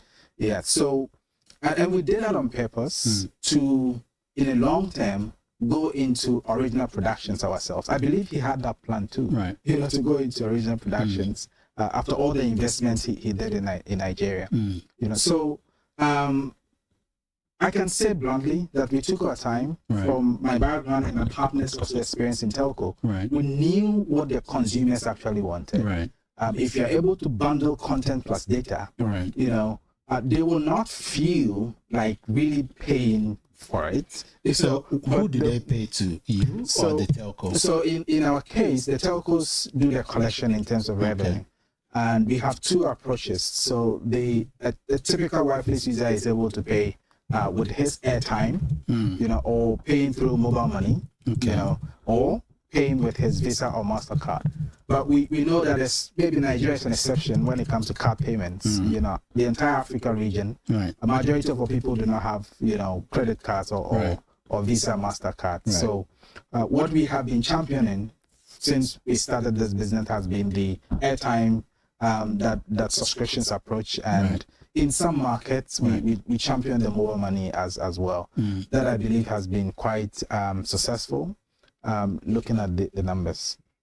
Impressive. Yeah. You know, when you do your SWOT analysis as you build from the ground up, one of the big concern is the bargaining power of suppliers and, you know, the other end as well. So you work with the telcos. Yeah. Specifically MTN. MTN has Ayoba. Yeah. What prevents Ayoba from being Wi-Fi? So there's a synergy in all of this. Ayoba is more like a monster app, you know, having music, videos, you know, games, bunch of, you know, all these digital, you know, entertaining activities happening on that interface. In fact, Wi-Fi, we are on Ayoba. We are onboarded on Ayoba for the past 2-3 years or so. Yeah. And planning to monetize the user base we have acquired on Ayoba platform. So look at Ayoba as a monster app, like I said, and that is what Prime Video also did when they decided to pull out of Africa. So they themselves, realizing that they can never become like Netflix, you know, decided to pivot. You know, we all do this as entrepreneurs, you pivot at some point. So they developing a monster app like Ayoba, where they can house all these streaming platforms, you know, on one platform. You know, so whoever thought that Netflix, Disney, Hulu, Crunchyroll, you know, all these big platforms would one day sit on Amazon infrastructure, you know, for Prime Video to collect revenues and splits with them. But that is what is happening right now, you know, in the West and other places. You know, so I think Ayoba, MTN, seeing the vision and where this is going, they have taken the lead to put that infrastructure in place. So I do not see any competition whatsoever, because MTN's mandate is never to go into content production. They will never do. They will never do. I know. That I know. Yeah. Well, they've made attempts. I know. From high level. Partnering with studios in Nigeria and all of that. But we know where this is going. They know what they do best, and that is where they are going to champion. But rather elevate these producers to bring their production to a certain level in terms of quality, help them produce in masses and monetize at the end of the day. It's a good thing that you have foundational knowledge of telco operation and you have good relationship in there as a result of your partner. Now, someone, and this made me sad anyway, but someone said Africa is a market of big number and poor spending capacity. So when we talked about with the West, because of my training, I listen to keywords a lot. So you've said the West about twice. So what makes it easy to monetize some of these services over there? But difficult to get it done here? Well, I mean, it's like comparing oranges and mangoes in this case, but I'll try. Because the economic factors happening in both continents or regions are not the same. But we buy some of their services. Yes, we do. But the orientation of the African market, right? Especially when you know that this product is coming from a particular, Western markets. The approach is different. We are not too hard on price. This is a fact. We know this. We sit here and we buy on Amazon, we buy on, now there's Temu, from UK, from US, and another platform. They ship it to us, our door, and we pick it up without thinking twice about it. But do the reverse and say buy from Jumia, and people will be critically looking at it and would not even put their credit card or MasterCard details on that platform. They will say, deliver to me at home before I pay you. So there's a trust issue. So it's not so much about the price, but the psychology of the African consumer. So if you're able to sanitize our digital space, build some trust when it comes to the cyber space, it will get to a point people will be comfortable entering their financial details without thinking twice about it. So what can help that happen? Some time ago I had a gentleman here. He's one of the speakers. I'm trying to remember his name. Henry, right? Henry Asensio, yes. Okay. So we were talking about ability, capacity, and willingness to pay. Yeah. So I asked him a question. I said, is that the responsibility of the business to use media to, bring solution awareness to prospects? Or is there some element of policy that has to come in? Because trust is a huge, huge issue. One of the problems, you mentioned Jumia. Yeah. And when you do the math, when you do the research, you see that there is genuine concern. Sometimes what you bought and what you saw online and what you actually receive are not the same. Yeah. Some other times they never come at all. And so it's not limited to Africa. It happens elsewhere too. Absolutely, yeah. Absolutely. It does. Yeah. But we seem to have that cultural index on trust a lot, which limits easy flow of goods and services and transactions. Yeah. So what can be done in that sequence of, getting people to appreciate things of origins from here and services like yours, for them to pay for it the same way they will religiously pay for Netflix, their betting services. I like that word, religiously. Yeah, absolutely. And not even watching. I know a lot of people that pay like religiously. Yeah. Some their betting services, they never miss it. So what is it that is missing in our? So fundamentally, I think the trust issue can be underscored or cannot, because we know that for business to thrive, trust is one key element that you can deal without. So if I am comfortable that if I enter my card details on this website, my bank account will not be tempted with, in terms of security and all of that, I do it at will. And I believe the markets we are comparing ourselves with, which I don't think we should be doing now, have mastered the game and introduce a lot of multi-level authentications in that process. So people are very comfortable in entering their details in doing that. What I think can be done is what after, is doing for the African continent. Right. Most importantly to me, and this is my opinion, get to a point where Africa can trade among ourselves without a third currency. I don't know how financially if that makes sense, but we need to get to a point where Ghana and Nigeria can trade without converting our currency into a third currency for the transaction to happen. The interoperability. Exactly. Systems. And I don't think we have achieved that successfully. Until we do that, this problem or challenge will persist, and businesses will begin to will still be suffering. Today, Impact Investing and the British investment agency had a session, more like a workshop for SMEs in Africa on AI. Right. They don't understand why, and I was there full day, they don't understand why SMEs in Africa are not taking advantage of AI. There's a lot that this whole innovation can do for us as a business, especially not having so much cash or capital, Right. To do the things you need money to do. But for some reason, they are not taking advantage of all of this. So it comes back to the practicality of what we are dealing with, and the information, they themselves going out to at will to look for the information that they know will help their businesses. So for me, these are the things we deal with the trust issue first, remove the third currency in transactions across the continent. And when these two are done successfully, I think the continent will be ready to do business, because they know that Africa is the future. They say it, and they are all coming here. Yeah. They don't come here for mosquitoes to bite them. They see the opportunity, right? Yeah, absolutely. Exactly. So if we sit here and watch them, come and play their game and go, then it's going to be dangerous, because I was telling a friend that startups in Africa that are springing out, whether it's Zebra or Unicorn, before we realize, the real people who own majority equity in this business will be sitting in US and Europe. Obviously, yes. And not in Africa. So what have we done to ourselves?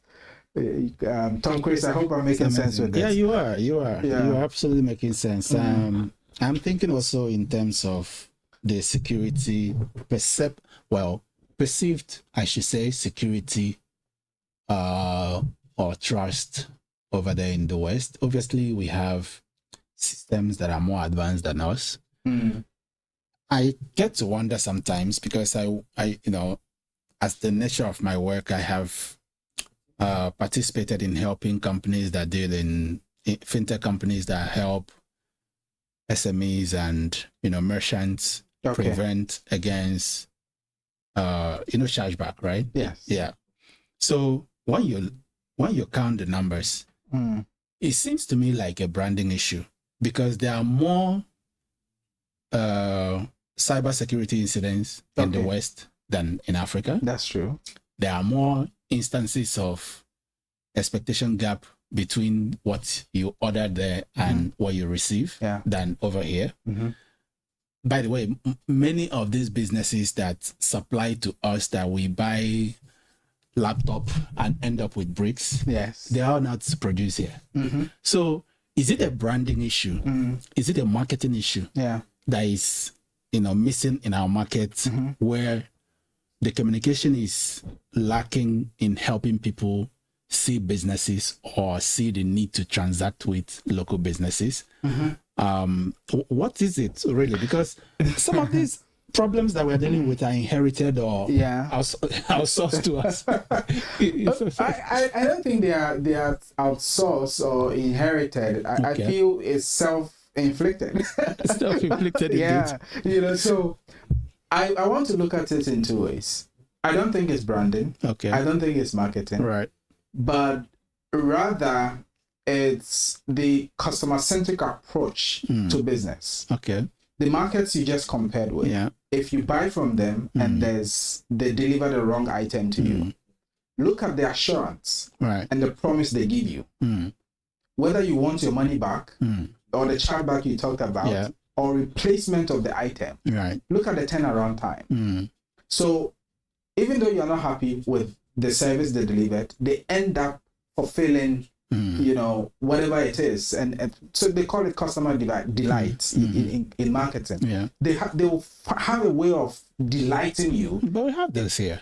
No, the approach is very poor. Customer Right. service in Africa, Tom-Chris, I'm telling you. Yeah. So we feel we are doing the customer a favor. Right. Yeah, as a service provider, you know, well, with the exception of Wi-Flix, I'm not. I like that. Yeah. So the instead of treating the customer as the king, you know, you are in business because of the customer. Right. So if you understand this psychology, why don't you prioritize the customer? Right. And ensure that the customer is happy at all times, you know, so he can come again or even recommend and have repeat transactions happening.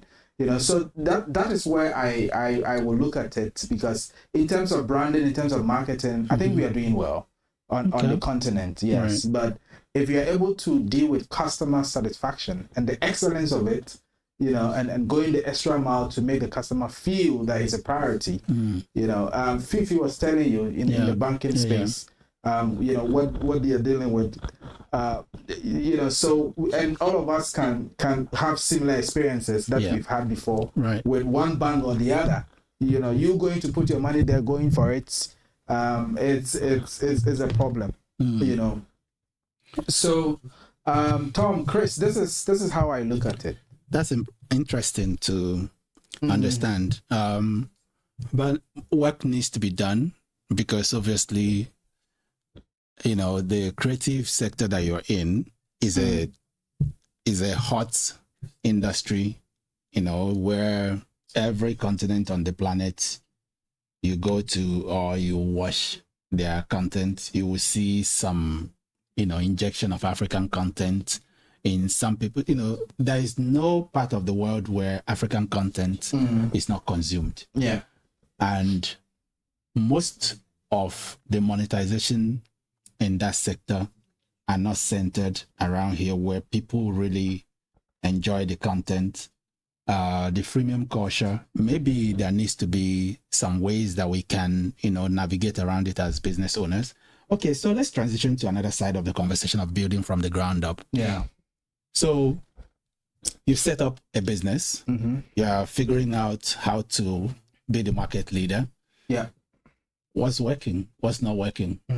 In terms of, maybe you talked briefly about talent. So obviously you need talent to play in this poorer space. Yeah. How is that working out? So, yeah, before I even come to talent, I will look at it from a strategy standpoint, you know, because I said earlier that passion alone is not enough to go into business, but, you know, clearly mapping out a strategy. And what is a strategy?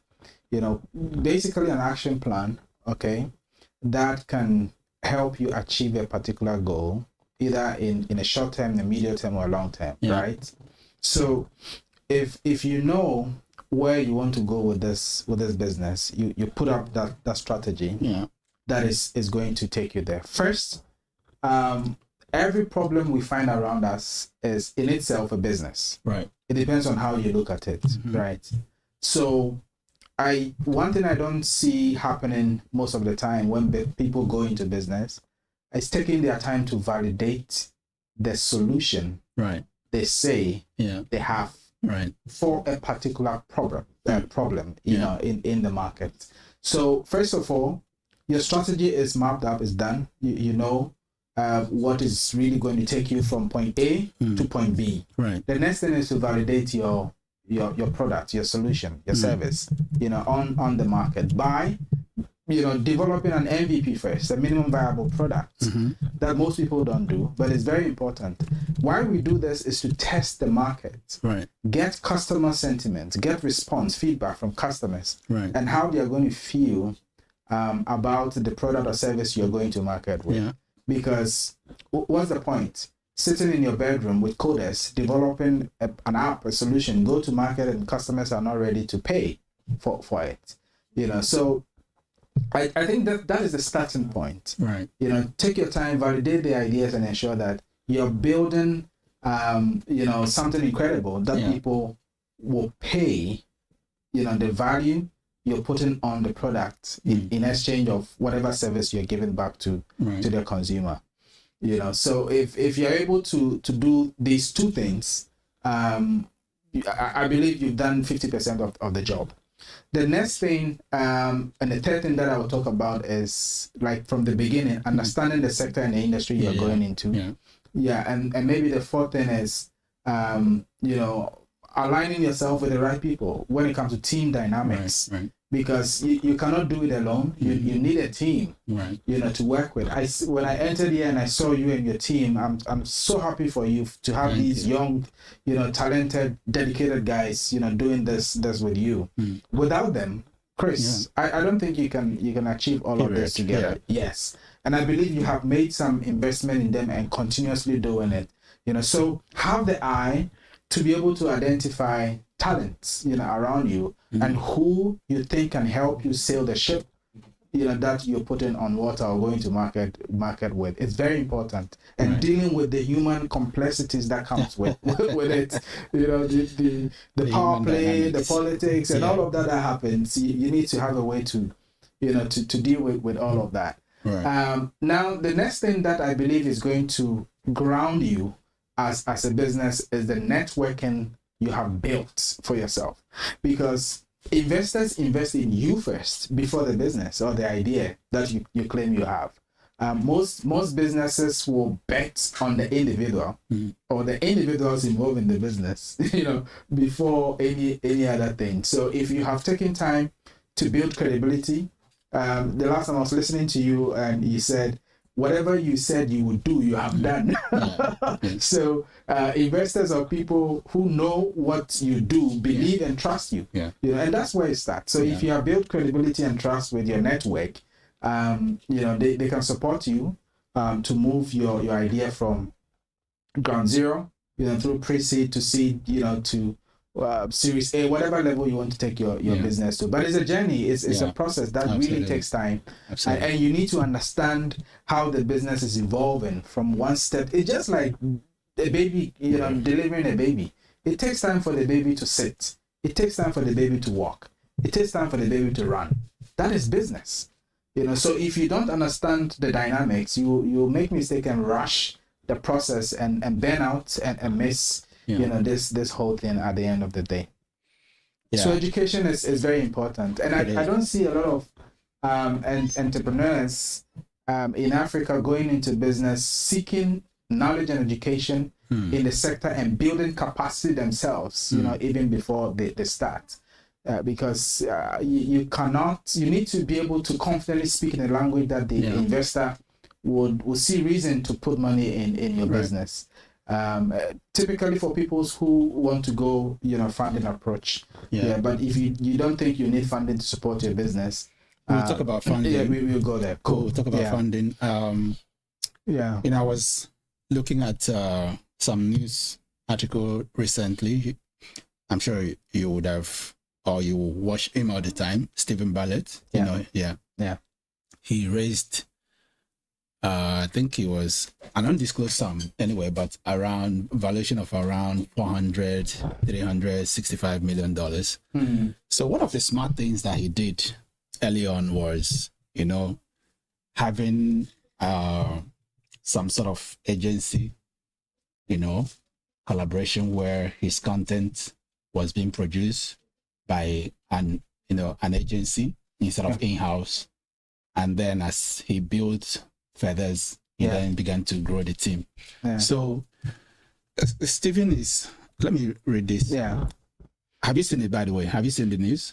Not the, okay. When, is it a new one? Yeah, very new. Okay. I think it was yesterday, actually. Okay. Yesterday. Read the line. 28th, October 28th is today. Yeah. Read the line. So then I don't think I've read it. Today I've been in a workshop, straight from the workshop coming to you. Thank you, guys. Entrepreneur and Diary of a CEO host Stephen Bartlett has raised a landmark 8-figure investment for his media company, Stephen.com, valuing the company at $365 million.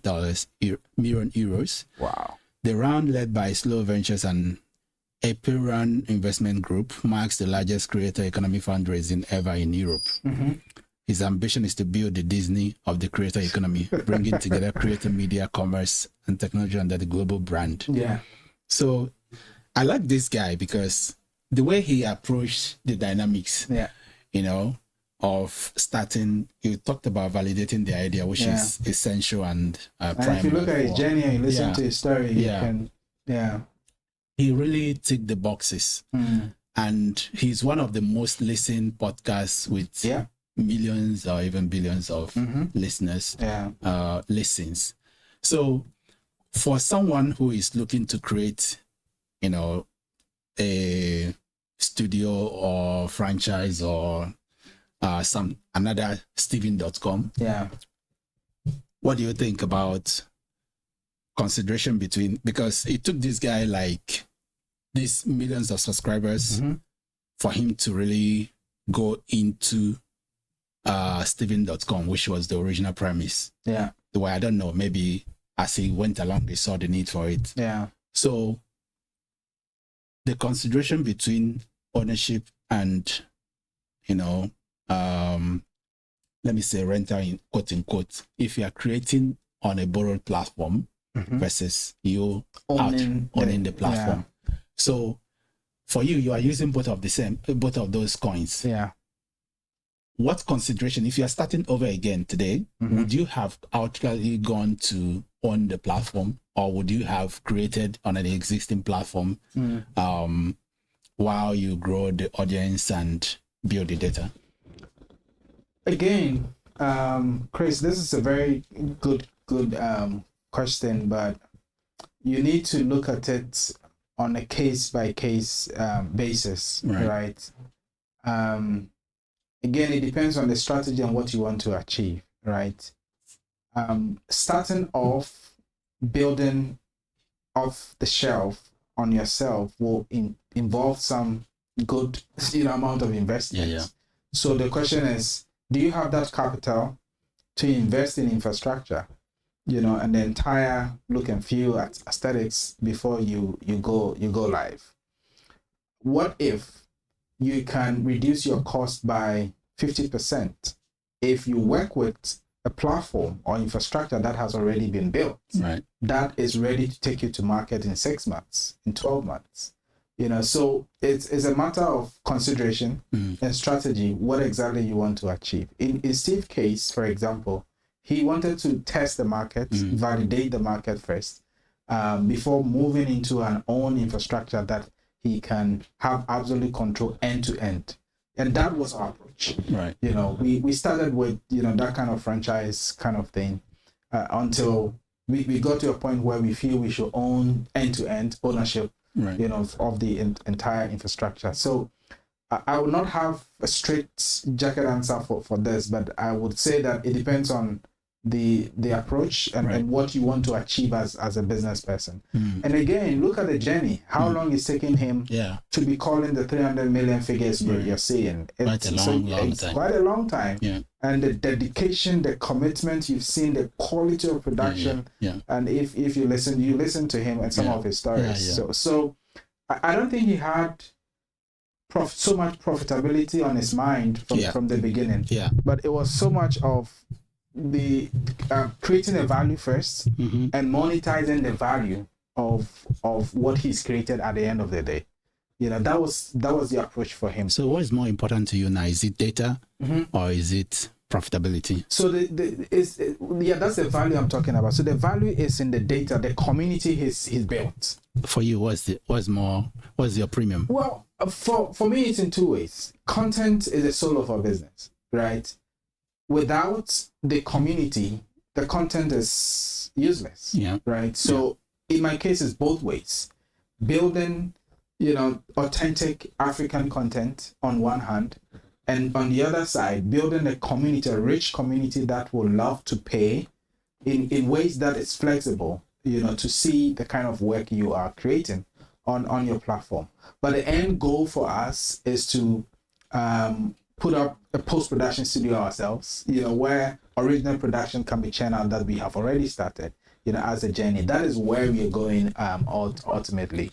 So I believe Steve had this plan already, in motion. Exactly. But one cannot really tell where this is going until you take a step of faith, one step at a time. With dedication and getting the dynamic team behind you, you can make this happen. I saw some news, the other side of it is you have platforms like TikTok and some other social media platforms, and right now we have things like influencer farms in different countries. You have it in China, obviously. So for such establishments where the content you are looking to monetize is being offered at zero cost to the final consumer on social media, how do you deal with such pressure? Obviously your content is of premium quality, and you have I like that admission. But still, is this some, it's worth exploring in question? Is this something that gets your attention, or you're like, oh, nah, it doesn't mean anything to me? It doesn't mean anything to me. Okay. Yeah, it doesn't, because the platform you mentioned, allows you to create on the go, with a certain limitation in terms of length of what you are creating. Right. So I see that as a fast food platform that's, creators are enjoying. Recently, the minister met TikTokers, influencers, creators in Africa. Why are they chasing him? They want to ensure that they are able to monetize whatever craft they are putting on that platform in their country. So to your question, it's not a bother to me, because what's the point creating these short reels on a platform that you cannot monetize instantly? If they knew that they could monetize on another platform, irrespective of the number of hours, views they are making at a particular time, wouldn't they consider their options? So why don't they know? I mean, so it comes back to the psychology we started talking about from the beginning, and I think it has to do with the scale of the platforms we are comparing. Right. Yeah, this is a monster, that we've created for the world, and not just Africa. So to answer you, it's not a bother to me, because we have a strategy and we know where we are going, and the kind of content we are creating is not for just anybody.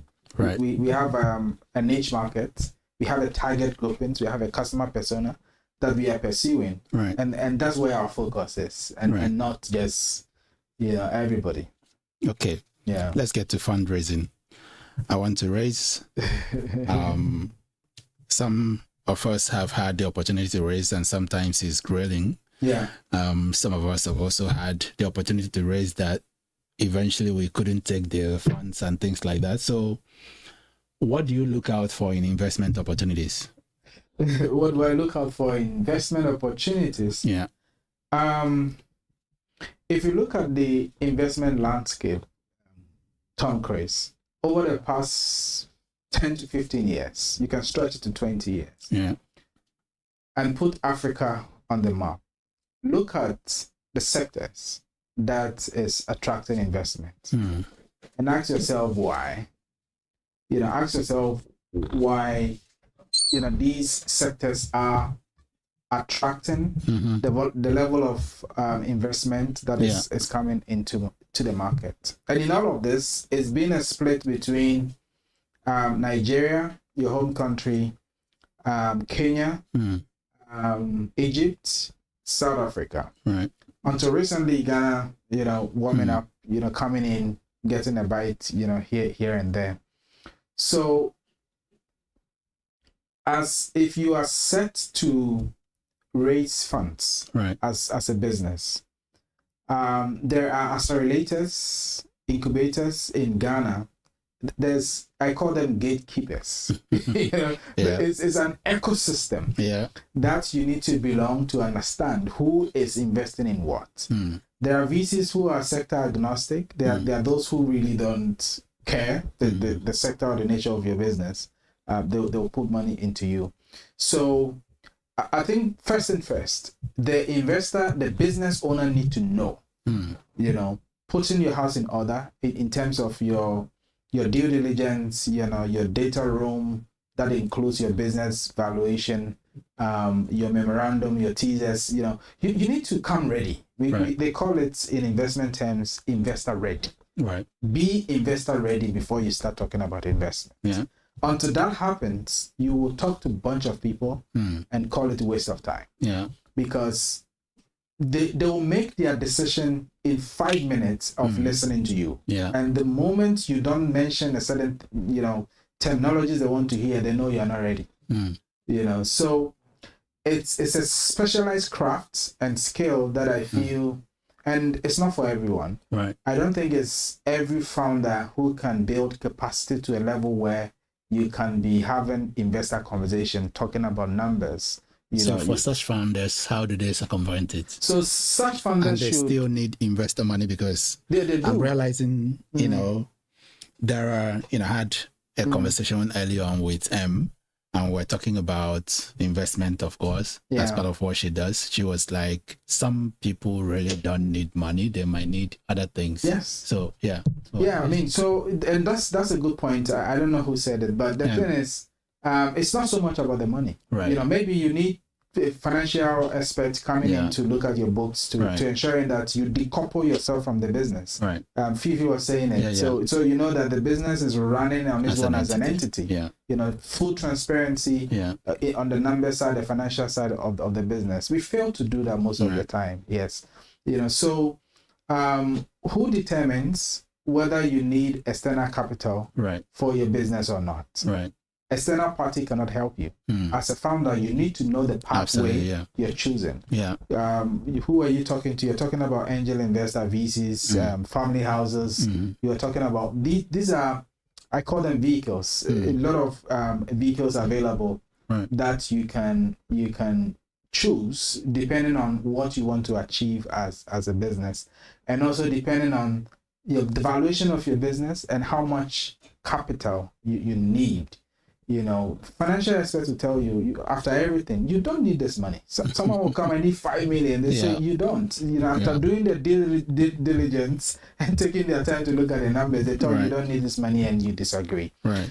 So let's not focus so much on external capital. Right. But rather working to keep the business afloat. Yeah. Not so much profitability, but keeping your eye on cash flow. Because Tom-Chris, I will tell you today, a lot of businesses fail not because they do not have good ideas. They fail because of cash flow. A lot of money. When there's a lot of money. When there's a lot of money, they mismanage it. Yeah. And also when there's no cash flow in the business. Yeah. Super idea, but it's not bringing in positive revenue. So how do you sustain the business in the long term? Right. Paying yourself, like Fifi was saying, and the people who work for you. So I think it's a patient game. Right. That founders need to take their time to know the nuances. Yeah. And surround themselves with the right people who can help them, guide them through the proper channels that you have to go. For our side of the planet, it seems sometimes we build businesses with the hope of investors saving the business or saving the idea. Yeah. Just as a conversation laughter point, do you think a time will come when people would, decide to, go the route of, let me just bootstrap it from my own sweat and grit and remain profitable, until I make it work on my own terms and things like that, where investor contribution will be unnecessary? Well, I have seen, a lot of people in friends, especially in the AI, economy. I call it the whole economy, who are bootstrapping, and do not think that they've gotten to a point where they will need external capital because they don't want to dilute their equity. Yes. Some want to hold on to 100% of nothing. That's also there. Right. I disagree. I have a different opinion on that. But it comes to, again, the strategy behind the business vision and the business that you are driving. Right. If you know what you want to achieve, I do not think getting the right vehicle that will take you from point A to point B will be a problem at all. Absolutely. Yeah. What you hear sometimes is there are a lot of money available, and then you hear from some entrepreneurs, it's always like many entrepreneurs, not some, it's always a struggle of where can I find the money? Yeah. I have, including myself. I know. I have chosen to believe there is so much money available. Yeah. When you turn down an investment, sometimes you feel like you're stupid eventually, because in our climate, everybody is chasing for the money. So I just want to believe that there is too much money available. There is too much money available, and I am doing something that requires those kind of oversubscribed interest in what I'm doing. So in getting to the top of the hour as we get closer, so you've covered all the fundamental steps of ideation, proof of concept, go to market, talent acquisition, and fundraising.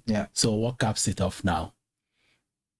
Let's say securing the process, legal side of things. Yeah. So the regulatory hurdle that you have to deal with. Right.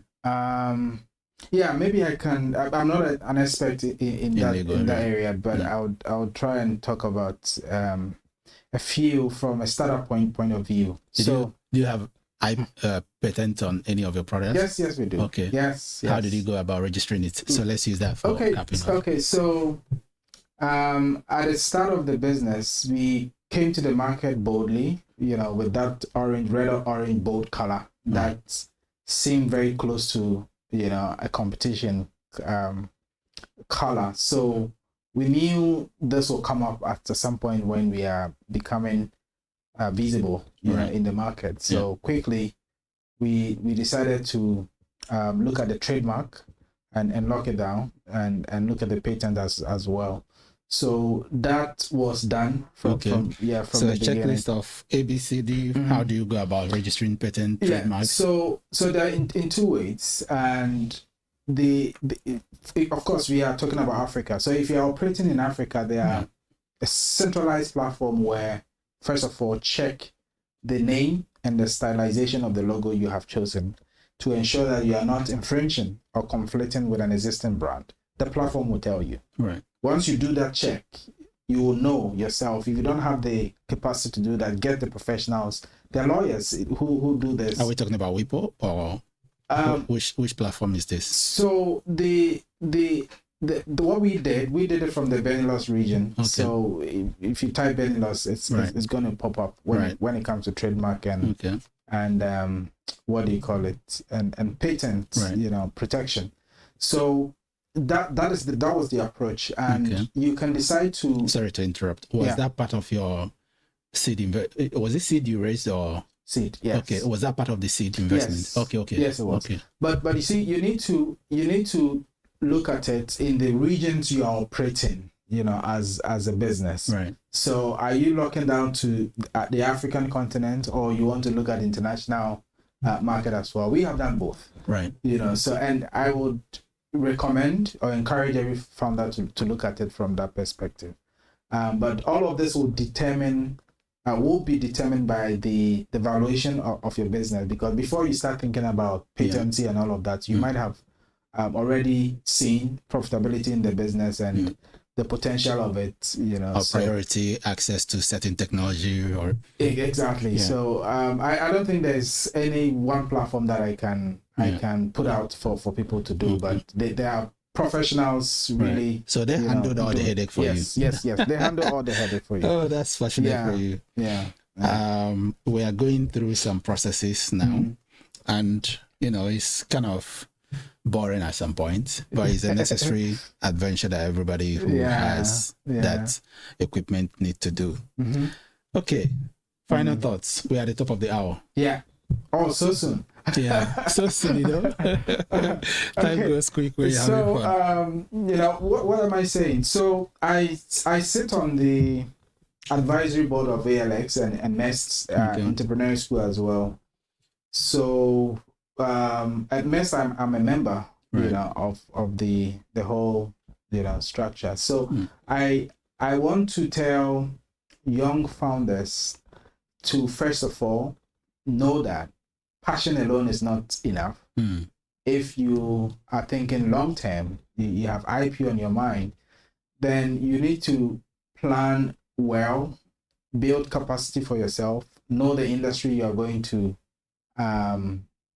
you know, invest in as a business owner, know who is doing what in that sector, and take your time to look at the investment ecosystem if external funding is part of your plan. Right. To know the sector that is attracting funding, if your focus is in Africa, because it's clear. You see fintech really high out there, health tech following closely, now ag tech, you know, ed tech, you know, all of that. You know, so you decide which of these sectors. Well, if you choose my path, go in the brown economy, go in the, you know, the creative way, then you know you are screwed. You need to find a way of sustaining them. Right. You have to be overly creative.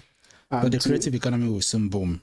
Take this from me. In the next, so this is 2025 and this is October. Yeah. So give it 5 years. Give it 5 years. I believe it. Yes. Yeah. I see the potential. It will be one of the hottest sectors in Africa. That's true. Yeah. That's true. That's true. All right. Let's regroup for another version of this talk. It's been like an exciting conversation with you. Yeah. Obviously, you're well-rounded in the subject, which makes it easy to converse with you. I have lots of other questions that I wanted to ask about the creative economy. Yeah. But let's have a round two sometime. That's cool. Chris, Tom-Chris, and let me say this before I go. You're doing amazing. I told people I'm coming to support a brother. And, Thank you. You know, keep the energy, you know, going. I see the energy in your eyes. Let's see. And bring the glory home. I want to get that done. All right. Thank you so much for having me. Yes. All right. Thank you. Bye-bye. Okay. Hi, Christy.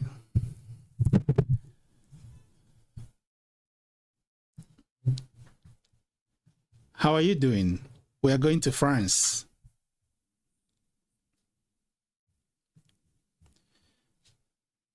Different speakers.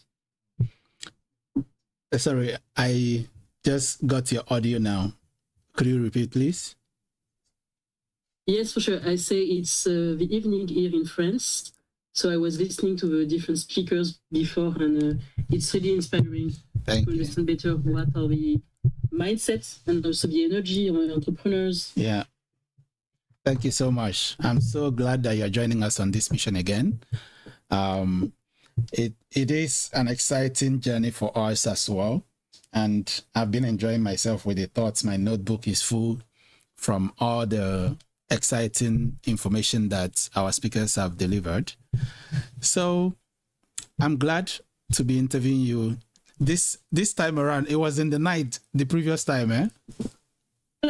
Yes, I remember. I think I was in the second night. In fact.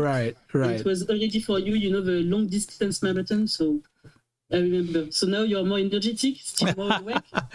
Yeah, this time we've structured it a little more better to ensure that I get more rest and treat my body well.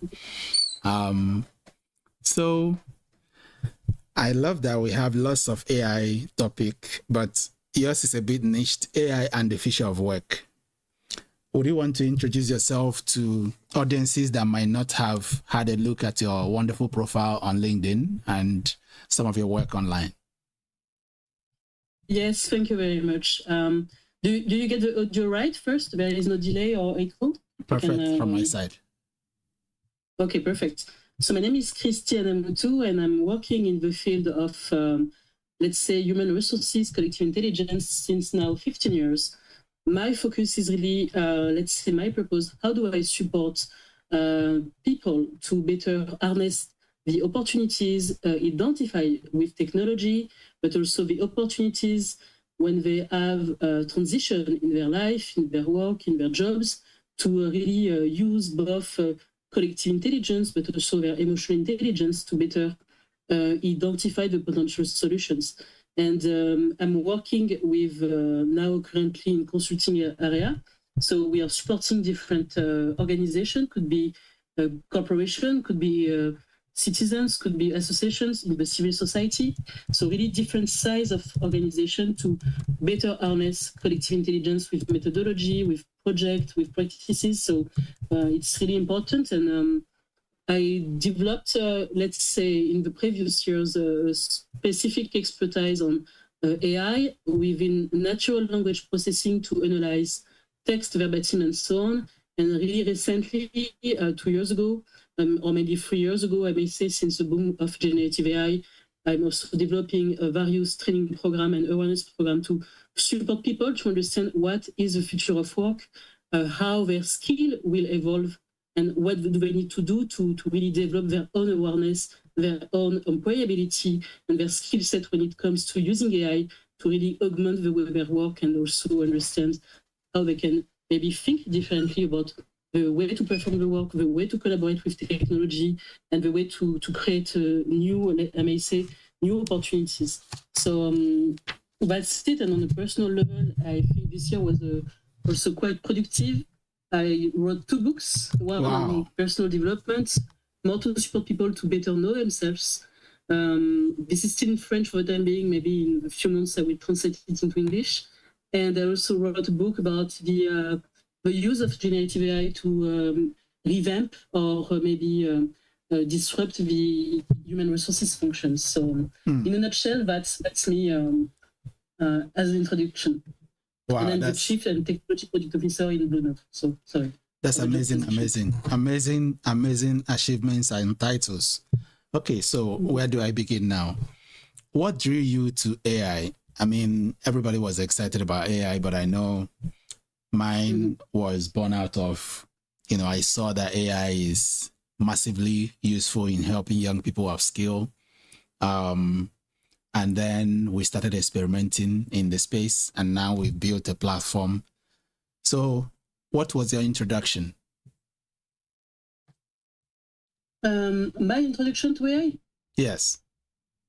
In fact, it started really, I think, far ago, because the first time I used AI, it was, I think, when I was in college, in fact, AI is in our lives since a lot of years. Yeah. It's not, started 2 or 3 years ago. The first time you understood, for example, translation services, when you use, for example, a small calculator or device to translate the word, if you start really soon to learn different languages, German, English, Spanish, before having internet, you get some, device where you add different computation things, and you have let's say an old AI techniques which refer to the dictionaries. So that's the first time I met AI, and the second time I think it was when I use in fact AI for my studies, in my legal studies, when I needed to understand better the text summarization about the judgment, the law, and so on. So I met AI, and even when you are traveling, when you're let's say going abroad, you use a GPS, just to identify where you need to go. And in fact, there is a different AI technique behind. From the morning when you wake up until the evening when you go to bed, you have used various AI techniques. So the introduction to AI is a bit still. Maybe you don't notice it when you don't have the eye and the knowledge, but it's already around us since years and decades and decades. Yeah. But there was a pull. There was something that inspired you to become a creator and not just a user in the system. Yes, because I need to say it's more the, inside my mind, I wanted to create my own version of a story. Right. Because most of the time when you listen or when you watch movies, when you listen about AI, the main storylines are coming from the Silicon Valley or from maybe some, let's say, legacy actors who who wants to share their view of what could be AI. And unfortunately, when you take a look to this, these stories about AI are reshaping also what we can expect, what we can dream about AI. And I was a bit, let's say, not inspired by what I heard. For example, there is a different myths, Tom-Chris. Yeah. When you take a look to some headline, the first myth is, okay, AI is going to replace human jobs. And the more we see AI deployed in the business, it's true that sometimes we can see jobs being completely deleted in some company, but it's not a major trend. And I was okay. And my first mission was, okay, can we create another narrative? Can we create a narrative where AI is there for good? AI is there to support people to having a job they are thriving in, they are inspired, they are creative. So to answer first the question, I think the first pillar is to say, what should be my storyline? What kind of vision do I want to share and create with AI? So that's why I started to study better AI, to learn AI with my colleagues who are experts, to be involved in projects, volunteer project, or really to make just to understand better how it works, how it's done. And that's when I understood that the data were really key. And this is coming back also to what you are proposing as a curriculum for your students. Yeah. In fact, before understanding AI, you need to understand better how data is working. What is the data model? What is machine learning techniques? What does it need in terms of quality of different criteria? So, and first, I focus a bit on data and more on text, also to understand what are the real opportunities and the limits of AI, because not everything is feasible. Yes. Maybe the second myth I think about it's more, that some people, when you don't know about the opportunities and the limits of AI, you think this is magic. This is a magic box. Because you see some results and I say, okay, wow, I don't want to be just, the simple mind saying, okay, I just open my eyes and say, wow, this is wonderful. I need to understand better how is it working, if it's possible to understand it, and also to really break this myth that AI is magic. In fact, AI is really much more about data. It's about the patterns we learn, we train it to recognize, to identify. And by the way, now with generative AI, it's a lot about prompt engineering. So that's the second myth I wanted to destroy and to deconstruct, I may say. And maybe the third one is that because I'm a woman, and most of the time when you hear people talk about AI, most of the time, in fact, in Europe or in the Western area, these are men. So I say, okay, now, even if I know the history of computer science or technology, women have a big part in it. So I would like to also be one of the voices to support that the myth that AI is not only, reserved for one type of profile, not only the tech people, but also the people coming from different areas, different domains, and not only for men, but also for women. So I wanted to have a kind of, inclusive approach of AI. So that's why I started this, let's say, deep dive into this topic. Impressive. So what was your background? You said it was computer science? Not really. My background is in the legal and the law studies. Right. I studied the laws, private laws, and in Paris. So and more, all the governance, all the law in European social welfare. So everything related to the work, in fact, and to the social welfare status in Europe. We have various, in Europe, we love to create norms, we love to create rules, we love to create a lot of things. So it was more in this area, but I don't know if you can make, for those who are maybe also studying law or legal, I may say, in fact, when you understand the hierarchy of norms, the Kelsen one, it's a bit similar in terms of patterns from the code engineering. When you take a look to the computer science and the code from a software, you have norms, you have guidance, you have rules, and that's in fact working the same way.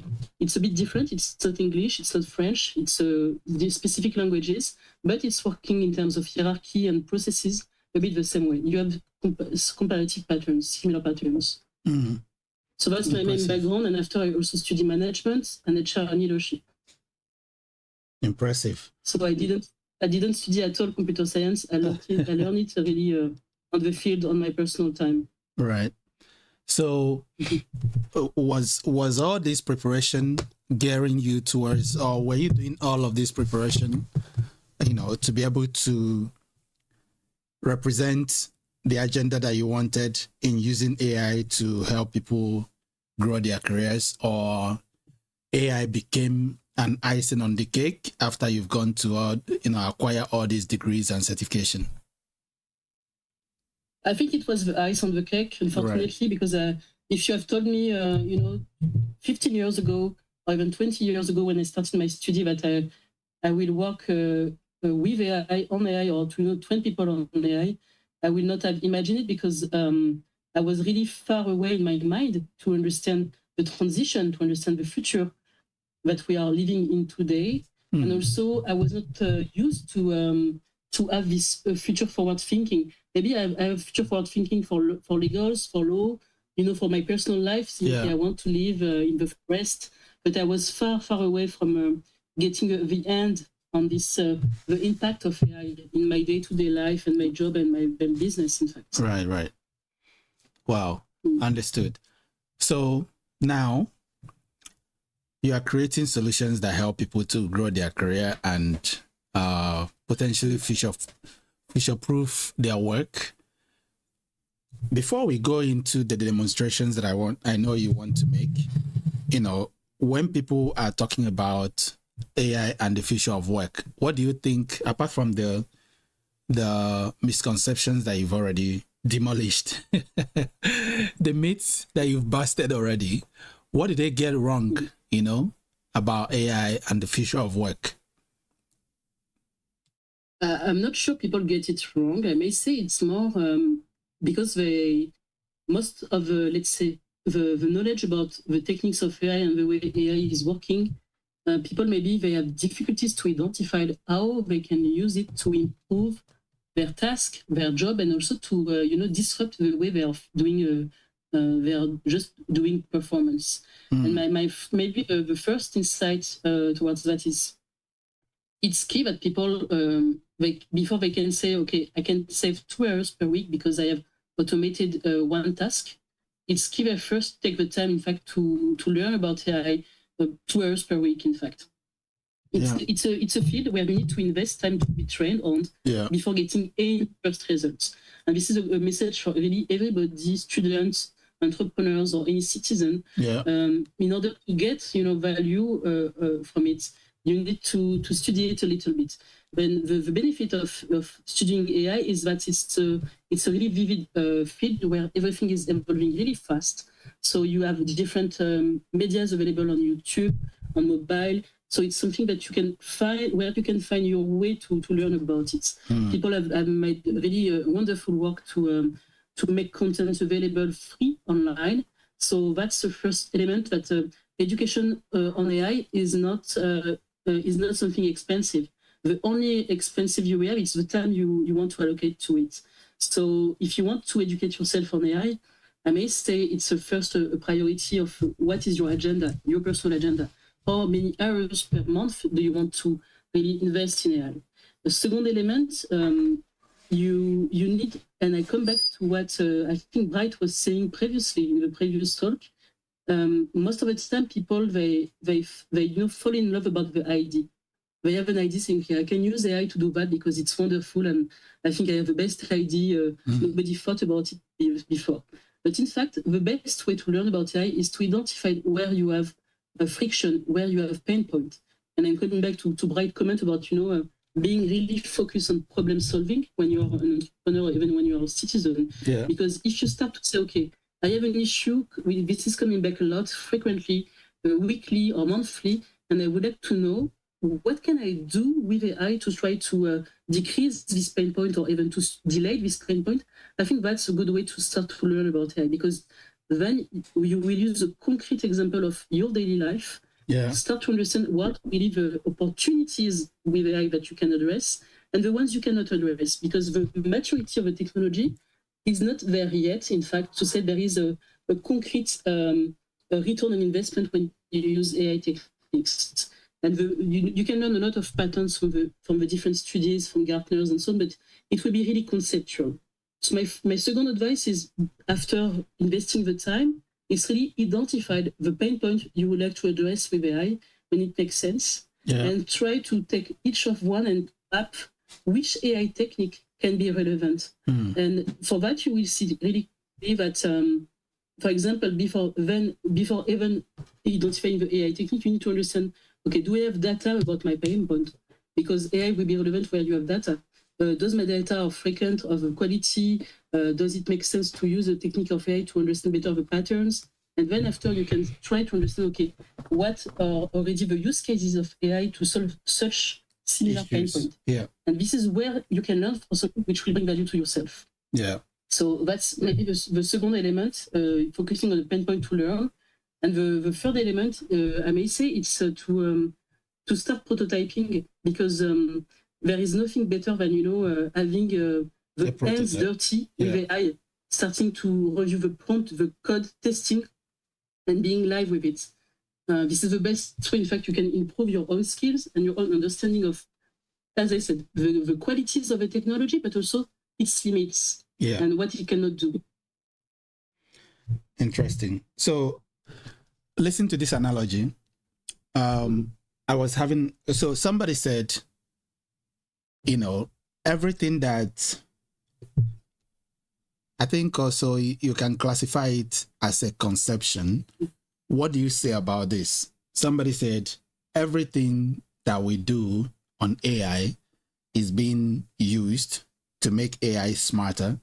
So it seems I'm becoming a meat or a bag of meat or a piece of meat, whatever, for these technologies that would or could or might eventually replace the individual. So for such person that is afraid to use this material because he's just worried about the fact that he's feeding or she's feeding AI, what would you say to such an individual? I think this is not coming from nowhere, and they are right. Maybe, and that's also, you're right to pinpoint that part. There is two sides of the story. Either when you have access free to a services, it means when it's free, it means that you are the service. There is this famous quote on the web: nothing is free. And if it's free, it's because it's using your data. Yeah. And the thing, I think it's really be careful about your personal data, and do not use your personal data on AI services. Whenever you have a pain point or friction that you want to share, try to anonymize the data as much as possible, and completely, if it's possible, to use pseudonyma. Never use your personal data. That's the first element. In any region of the world, you never know. Sometimes you have some, vulnerabilities. You have some hacking threats. So don't use personal data on the systems. Second element, you can start, in fact, to when you validate the user conditions when you use a service. In some services, you can start to, in fact, to say, okay, that you disagree, but your conversation are used to train the model, and you have some preferences that you can really activate or deactivate to be sure that your data set are not used to train the master model. The third element I would like to say, because it's something I think we already discussed last year, is the fact that you can in fact install and run locally on your device a large language model or a small language model. When you go on some website like Hugging Face, you can download a small language model. You have different ones from Meta, from Llama, and you can run the services locally without, sending your data to an external provider, to servers outside of your continent. So you can also use AI locally on your device to avoid having any data breach, I may say. And sometimes AI techniques, they can really run on small language model. So it's key that people also are aware about that. You don't need to use always a big meta large language model. But the other element I may advise, it's really that run local model, it's better. Wow. There are so many dimensions, that I wanted to go, but I have your friend who is speaking also on the subject of AI. Two people, actually. You met them the last year. So I want to talk about those policy risk and other implications with them.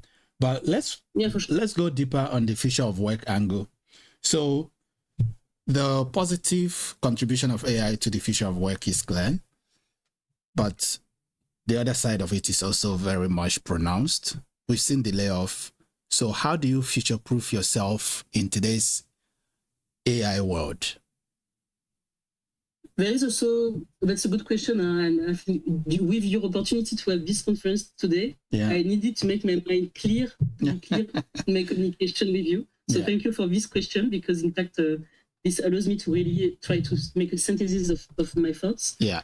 I think first, there is a myth about work, and we are in the middle of a transition, because the work as we know it means, being a full-time employment, working in the office, having only one employer. It's something that is starting to be completely dissolving. In fact, we are between 2025 and 2030 in the transition of what could be the future of work. And in this transition, if we take a look to the components conceptually, when I said, for whom do you work? So who is the employer?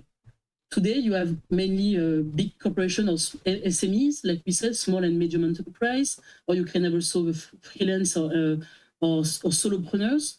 And it's quite your main model, the bigger enterprise or the SME. Tomorrow, more and more, you will have various employers, because you will not work, let's say, on full-time 5 days a week. It will be more a model when you take a look to different studies, but also what is starting to appear in Asia, in the US, in Europe. There is, this concept of a 4 day of week. So it means people are not working completely. The week is more composed of main activity of from Monday, for example, to Thursday, and after they have other activities. So it means you can work for really a different organization. You can work for a different cooperative. You can work for a community, for a project. After, there is also, this gig platform where you can sell your services, and more people are registered as freelancers on this gig platform. So it means, even in terms of from whom you work, it will change. You will work not for employers, but for customers. Then there is a second element, which is the future of work, and where AI is also having an impact. People are going in the future of work in one fixed office. Now they are starting to work remotely, to being in hybrid format, and you have some digital nomads. Here, AI can be also supportive of all the digital nomadism and support people to work on different environments. I will explain that in a few minutes. And also, we are, about the skills. And to come back to your question, okay, how can you be prepared for that? When you take a look to the way we are defining skills today, it's really domain related, technical area, communication, leadership, soft skills. But I think tomorrow the taxonomy will shift a little bit. Yeah. You will have what I said, human essential skills, which are really without any AI. So really key critical human skills, where you cannot use technology. It will be everything about the soft skills. It will be everything about creativity. It will be things about complexity framing. So some human skills. After, you will have some skills which are hybrid between AI and human to create value. Yeah. Then you will have some skills which are completely AI skills. So, and more, if you think about your work and people to prepare themselves for the future of work, they need to develop the hybrid skill, the one where you have to work with AI, but also the skills which are only human-based. In fact, it could be counterintuitive, because you tell me, Christy, but if people need to develop themselves with the AI technology, maybe they don't have time to work on their human skills. But in fact, what will be the differentiator tomorrow is really your ability to communicate, to convince people, to have emotional intelligence, to have also a good knowledge about, the ethics. So every really key human skills are really important for tomorrow. And not only having this mastery of technology, of digital literacy. I try to make a simple answer, but it's my first take. It's that when you think about your employability, the way you are developing your portfolio of projects, it's key also that you use AI to develop website where you can also tell your story, share your skills, share your competencies. I will show that in the demo. But it's also key that you continue to organize your time, not only to work on projects, but also to train yourself. So future of work is really, I may say, maybe 40% about working concretely on projects, maybe 30% to train yourself, to develop your human skill, to develop your hybrid skill, to develop your AI skill. And after the rest of the time, maybe it will be community project, artistic project, so other projects which can really build up your portfolio. You know, okay. Chris, I don't know if it's a lot. No, it's not a lot. It's not a lot. I'm thinking about it. Yeah. I'm a habitual optimist, and I'm very excited about the future. I work as a creator of AI and as a user of AI, and this is one of the most pressing topics for everybody, AI and the future of work. And, we've seen some of the reports, the type of future that some individuals are proposing and creating. And obviously there are huge responsibilities on governments to make policies that make it possible for humans to not create systems that make, the greater population redundant. So the innovation, as we see it in the lateral sense of the discourse, seems to be designed without humans in the mix. When you were talking about some of the career realities that we might see in the future, I was thinking the other time I was reading about Elon Musk's pay package with Tesla, with his company and the shareholders. And I was looking at some of the deliverable milestones that they require of him. And I see a huge chunk of that to be getting humanoid robots deployed. So we are talking about some of the roles that AI cannot do. We don't sometimes take cognizance of the fact that there are so intelligent robots that work with AI, function with AI, that will be introduced into the mix to scrabble for the jobs that we think humans can do exclusively. And when you think about, or you review some of the jobs that they say will survive in the future, it seems to be jobs that are not really jobs, So yes, the nature of work would shift to require that system that you just described. But, some of these jobs, maybe caregiving to babies, which again, robots are being trained to do, cleaning the house and things like that, teaching yoga, which again, we've seen robots learning how to dance, and obviously the soul aspects of human bonding will be our competitive advantage and things like that. So, yeah. But when you think about it in a complete sense, it reminds me of Amara's Law. I don't know if you've seen it. Amara's Law. It was named about a gentleman called Amara, and it says people overestimate the impact of technology in the short term, but underestimate the impact in the long term. So I choose to be very excited about the future of work and the relevance of my skills still in the future of work. So how we get there remains to be seen in terms of the practicalities. But when you talk to your children, before we go into your demo, this will be my last question before we go into your demo. When you talk to, do you have kids? I have nephew. I don't have children, but I have nephew. You have nephew. Okay. When you advise your nephew about AI and how to, engage with AI, what do you usually tell them? I think you can still have some other question for me after the demo and during the demo, but Okay.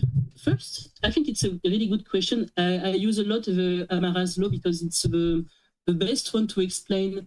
There is this curve about the peak of expectation, Yeah. the inflated expectation about the technology. This is one phase in the Amara's law, but you have just after this peak of expectation, what we call the death valley, because this is where you met all the disillusion about the reality of the technology. And it takes time, in fact, it takes years before you get to what we call the slope of alignment and the plateau of productivity. And to come back to what I said to my nephew, in fact, I invite him to because he talked to me a lot about Elon Musk. I was really surprised when I talked to him. He's 9 years old, 8 years old, and he said, in the school they are all impressed by Elon Musk, the Tesla, the SpaceX, the robots, the humanoid. And he told me, oh, this is the wealthiest man on earth. What he does is really great. It's okay, but you need to take another view about that. You need to understand what is the vision of Elon Musk. What is his ambition? What does he really want? Is it really to deliver let's say, electric vehicle, or does he want to change the world? And when it comes to changing the world, what do you think about his view? Because coming back to the narratives about AI, and what I told him concretely, I read a book with him which is about technopolitics, to make him aware that whenever he uses the technology, there is always behind, in fact, the geopolitics, the politics. And this is my first insight to him is, even if the youth are really, digital natives, they need to be educated about the politics, the shame of the world, where the big tech, the big state working with the data, working with the data centers, with the warehouse, to make him aware that nothing is, as I said, free, but also that people, they start, in fact, or let's say the actors, they start something really strange for maybe for him, but also to make him aware. It's what we call the cognitive warfare. Because now, people, the time they spend on technologies, in fact, you are starting to have some, let's say, manipulation of votings, of point of view of people with social networks and so on. So that's the first thing I try to really simplify and to make it understandable. But there is always a big let's say, a big plan behind what people communicate and the way they tell their story. Is to be aware that there is also a bigger thing at stake when it comes to saying that there is 1, 2, 3 key actors who wants to change the way things are done, like the work, for example. You refer to Elon Musk, but I can also refer to Sam Altman. When he said, okay, he wants to automatize a lot of work and to change the work, that's his view on the future. But it doesn't mean it's the truth. It doesn't mean it's the only view. So what I try to say to my nephew, it's also important that he learns about the technology, to also learn that he can use the technology to create something else. And that's also something I try to pass to him, make him use the technology to create his own stories, his own fiction, where the narrative, again, are different from the main narrative we received. And I want him to also believe that he can suggest and create something else. And as you, as a creator of content and a creator and an entrepreneur, I think it's important that we cultivate this, this ambition, that we are here to propose something else, that we are to create another value on the ecosystem. Yeah. Yeah, accurate.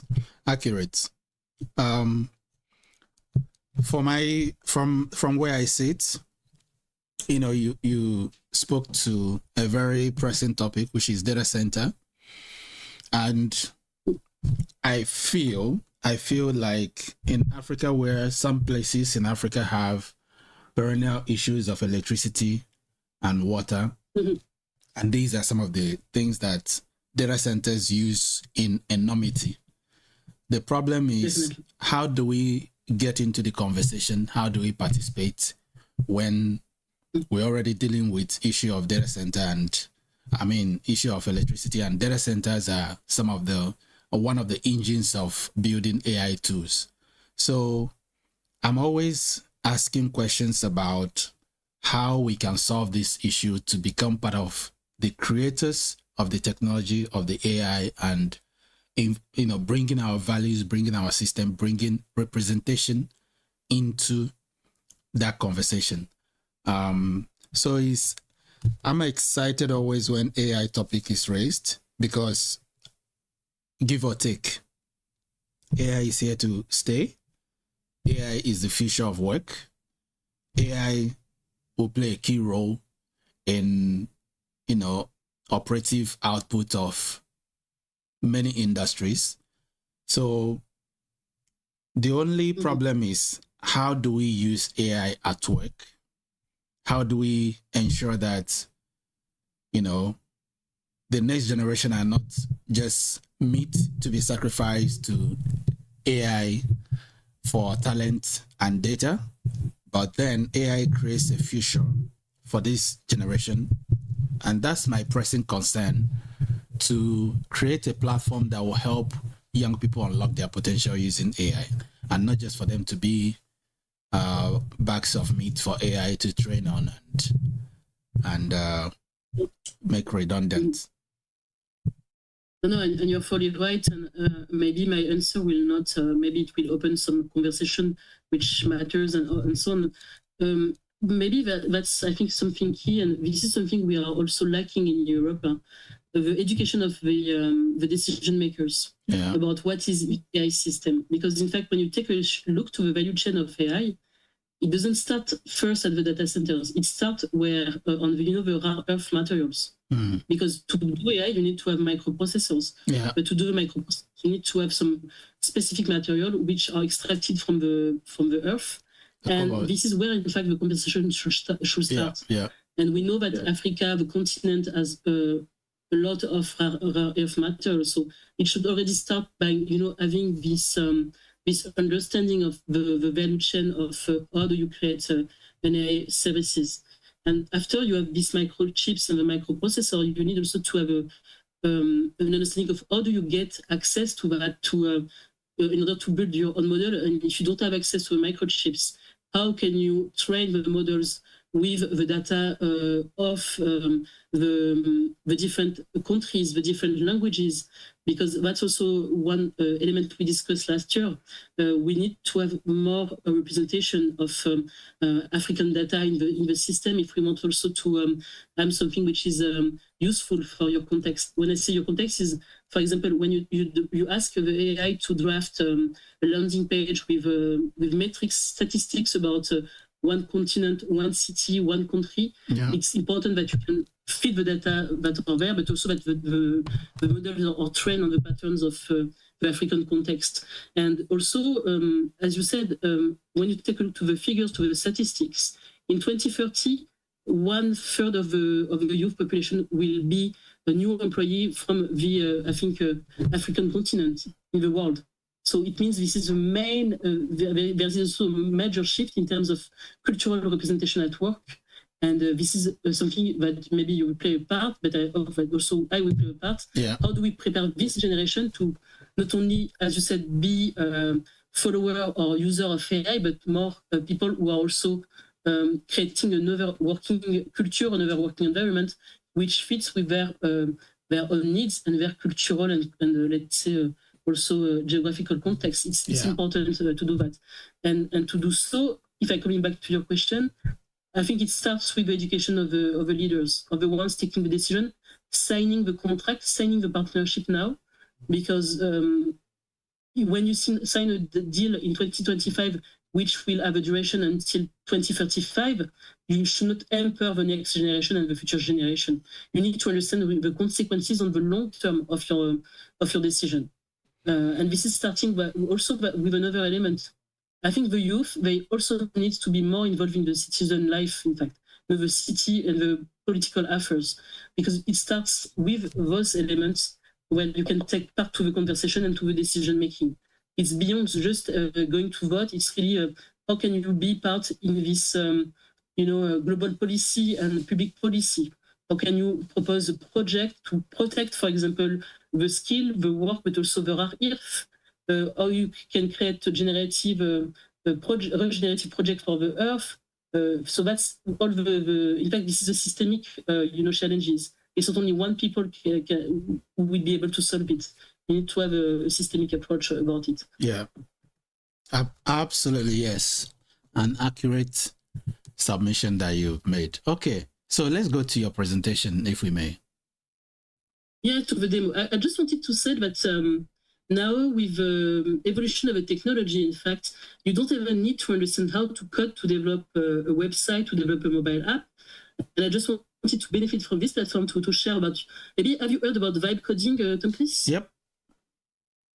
Yep, okay. I just wanted to share that because I think it's something which can support the students, but also the entrepreneurs.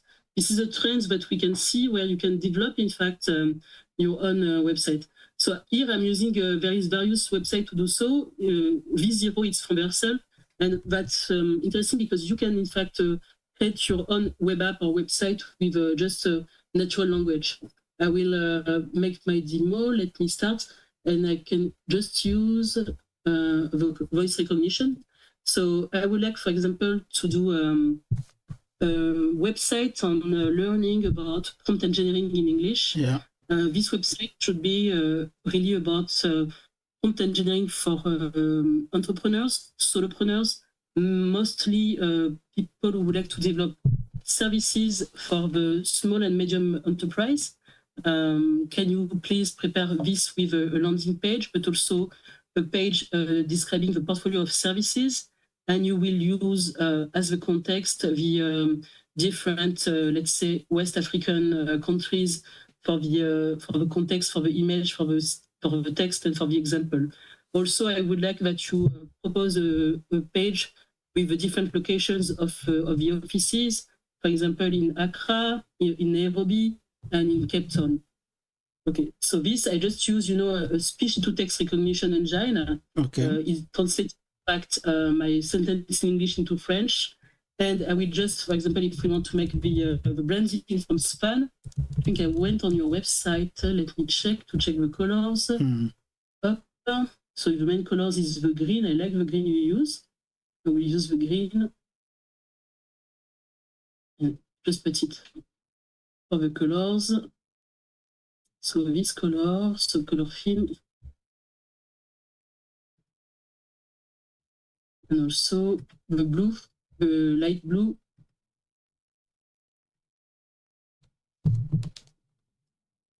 And I can just take maybe a screenshot of the SFAN website. Or maybe I just put the link to the SFAN website. Right. It would be easier. Okay. If we take the inspiration, please. Okay. Check the design of this website as an inspiration. Just put it here. And I will launch it. So here, the AI behind it will start a chain of thoughts to understand, okay, what can we build as a global website, taking into consideration both the instruction, the services I want, and what we will see, it will start to generate the code of the website. So it's not only the first web page with text, it will be HTML codes. So it's inspecting your website. And it's thinking about the way to perform the different pages. And here we can see, because the model has been trained on all the web. So that's also why I think it's interesting to see, because it has learned all the patterns of website on the web, and it will start this website as a demo. There is maybe something you can also have in mind. More and more people are starting to develop, in fact, businesses by creating what we call vibe coding website for other businesses. And these are the solopreneurs. For example, if you want to offer to SMEs their website or web app, you can start to also create specific services to deliver that. And when you take a look to some incubators like the Y Combinators, I think in this September this year, I think 50% of the project were done as the prototype with that coding. So it's not a small trend. It's something really taking a lot of let's say of interest from the entrepreneurs in the US, in Europe, and when you take also a look to the way that coding is used by the big corporation, Microsoft or even other editors, more and more they use it, and they envision it to be to be the main technique to develop features and websites in 2030. So it means nearly, for the time being, maybe 30% or 40% of the code base is done during web coding, but maybe in what they have as an estimation, Satya Nadella, for example, he said that in 2030, his assumption is that 90% of the code in Microsoft will be done with web coding. So just to see, this is not only a trend used by wannabe developers or citizens, it's something also that the developers will start to use to challenge themselves and to spend more time on more the tactical and strategic architecture. So here, while I was speaking, we have the code which is currently being written by the AI. Yeah. And you see the different steps, the different elements. And this is also a way for you, when you don't know really how AI is working, to understand better how to build a website. So this is the first result. We will see it. Let me check. So here, while I was speaking, it has built different components. The page with each line of codes. And one of the interests of this model, for example, with V0, is that you can see by transparency each line of codes. It's not a black box. You can see each component. So now if I'm going, I can see there is a first page. So build your business, not just a resume. After, you can come back and review the different things. You have a landing page. There is content. You have also the different services. And here you can create for the different services the content. And it's, as I said, it's a complete, maybe you can review the picture and so on because there is mistakes in the picture. But at least it's preparing everything for you. So just imagine when you have only 5 minutes like we did there, you can get a full working website and just need to click on publish to publish it after on your own domain, but at least it's supporting you to prototype your idea. If I remember again, making a link to what Bright was saying in the previous talk, I think prototyping is really key when you meet investors, because you need to show to them what are the potential. So you can use web coding to do so, you can use web coding to learn better about AI, and that's an example. I hope that Justice in your team is already using it. But he is. He still likes to do some bit manually, and then he will use the AI to complete some aspects. But yeah, he's fully into AI. Obviously, he has to be. He has to be, because we cannot be building AI without. We cannot be building an AI tool without understanding different utility values of AI. So I just wanted to share that, because when we think about the future of work, web coding can be also one example of how does AI support productivity, efficiency to perform work. Because sometimes we are spending a lot of time, to prepare slide decks, presentation, but now more and more people will only prepare a web page to present their different ideas, the key elements, the storyline, and that's something I think which is key to let people know that this is happening today in October 2025 and not in 3 years or 5 years. Yeah, indeed. The future looks some way. in some aspects, it's so exciting, but I can imagine some developer looking at this and their job is flashing in their eyes. But not really, because to be fair, this is okay for the first prototyping part. When you need to have more complex system, you still need the human in the loop. And coming back also to one of your previous questions, what we need to do beyond only educating, beyond just the education of decision makers and leaders, is also to be sure that we have some red lines when it comes to AI, that we have some red lines and some policy about keeping the human in the loop, keeping the validators, having also the guidance that the human agencies should always prevail to decide what should be the final version. So it's never, AI or human. It's human with AI, and it's human who will use it to make the decision and to provide, I may say, more value to the ecosystem. Yeah, absolutely. Now, one of our philosophies, organic plus artificial. So yeah, we believe that human will always and continue to be in the loop. And from our side of the aisle, we want to keep it that way. And that's something, if you take a look to the ethics, to the belief, to the philosophy and mindset. This is why I told previously, we need to continue to spend time to educate the youth, to educate people on this philosophy, the mindset, the ethics, and it should be a clear objective for all the education stakeholders. We should not, say, okay, this is a hands off, and because we let people decide for us, no, it's not possible. I think even when we are developing curriculum and program about technology like AI, we should always have a part about the ethics, the boundaries, to understand what is the role of the human, in fact, in these processes. And the developers, in fact, they should spend more time about the governance, the regulations, the security of a solution, so they have more time to do so. Yeah. And they are not out of job, if you want, concretely. Okay, as we get closer to the top of the hour, if our next speaker is early, then we'll transition immediately. Otherwise, you still have some time to share some views. So when you have in your work, when you've been engaging with some of the stakeholders that you work with, what gives them the most reception to some of these tools that you share with them? Is it what they can do with AI, or what exactly do they receive more from you and they're excited about? They are all coming from the wow effect, from the technology effect, First of all of them, they are say, okay, what can I do? Can I do an agent? Can I do this? Can I do that? And they are all looking for this wow effect, having the magics of AI. But the way I design the content is that they have to start to realize that there is, as Spider-Man uncle told, in fact, the more you use this technology, you have more powers, but it means you have also more responsibility.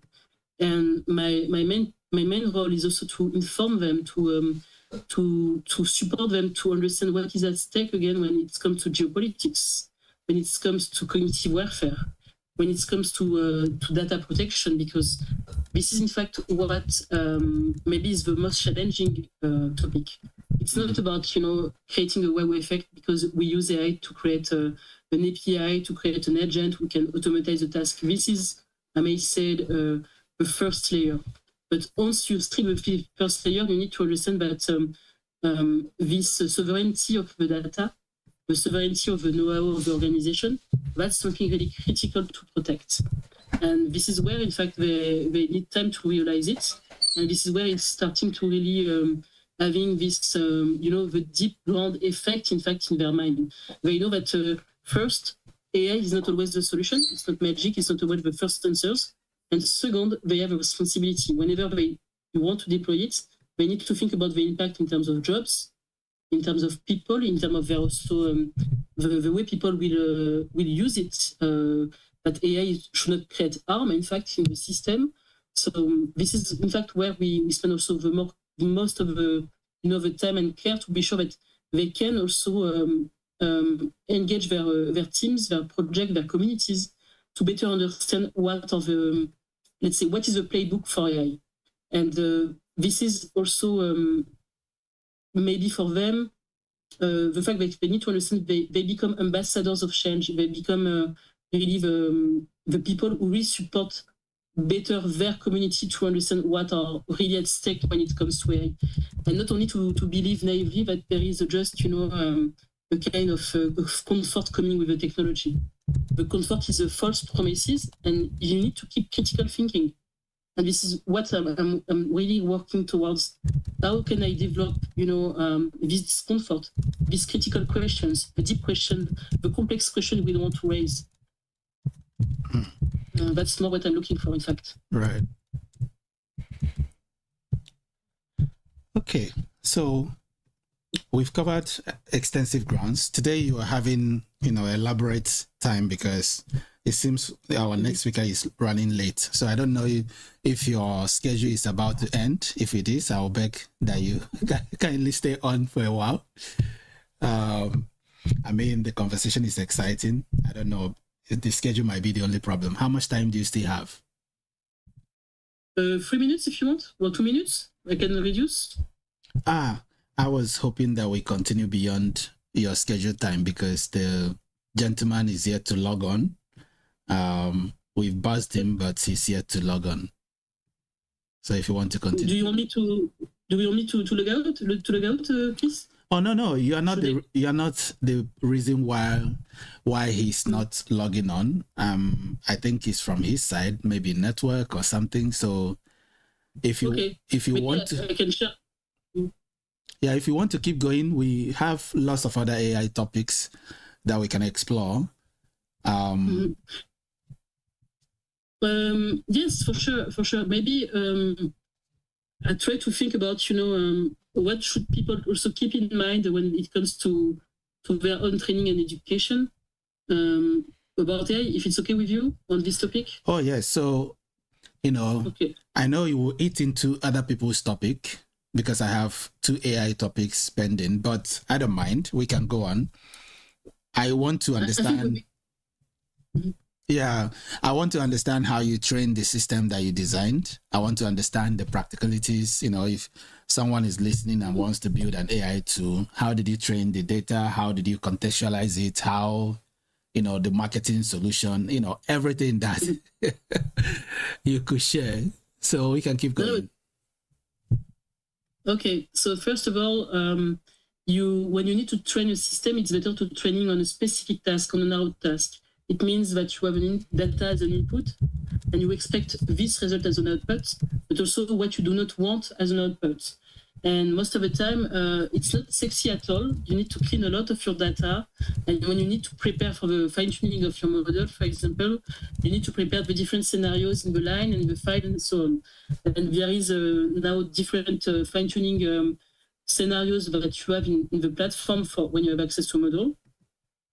And you need to prepare the data to explain, okay, what is expected, what are the good data, what are the wrong data, what are the good format of answers. So before getting any, algorithm at work, you need to prepare the data set. You need to prepare the data model, you need to prepare all the prompts and to explain what should be the output format you expect. After, you can run with an algorithm the fine-tuning, but this is already an expert task. But for that, it's good to understand that it will not be done and performed in 1 or 2 hours. Sometimes when I'm fine-tuning an algorithm on natural language processing, it can take 1 day or 2 days just to learn the patterns of languages, the vocabulary on the topic, and to make the good predictions. Right. And this is something where, again, you have to organize and plan and do parallel tasks. So, and again, there is a lot of video on YouTube to train to learn how to do fine-tuning of model. You have also a lot of documentation on the web, on GitHub. So I think it's good also to read that first to make your mind about. And in fact, you need to understand why you need to fine-tune the model. For example, if I take an entrepreneurs, when they need to understand what should be, for example, when you have I think Bright and you were speaking about customer services in the previous talk. In fact, he is right about the quality of the customer services. If you want to improve it, you should, for example, record all the requests you receive from the customer or all the complaints. And you need to train, for example, an agent or a chatbot to deliver the best answers. So for that, you need to record all the claims from the customers, all the complaints, all the comments, all the message. And after, you need to, for example, label all these claims and complaints to understand, okay, does this customer doesn't receive the right computer? Is it maybe frustrated because the delay of reparation was too long? And you need to be really precise on the labeling. And then after, you train your agent for each labels to say, okay, what should be the best way to answer?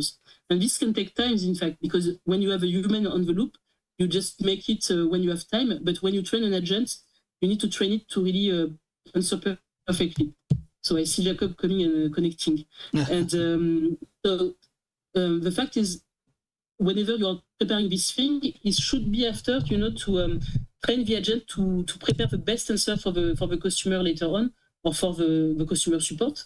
So this is a process which can take, I may say, 3 to 2 days, or to maybe 1 week.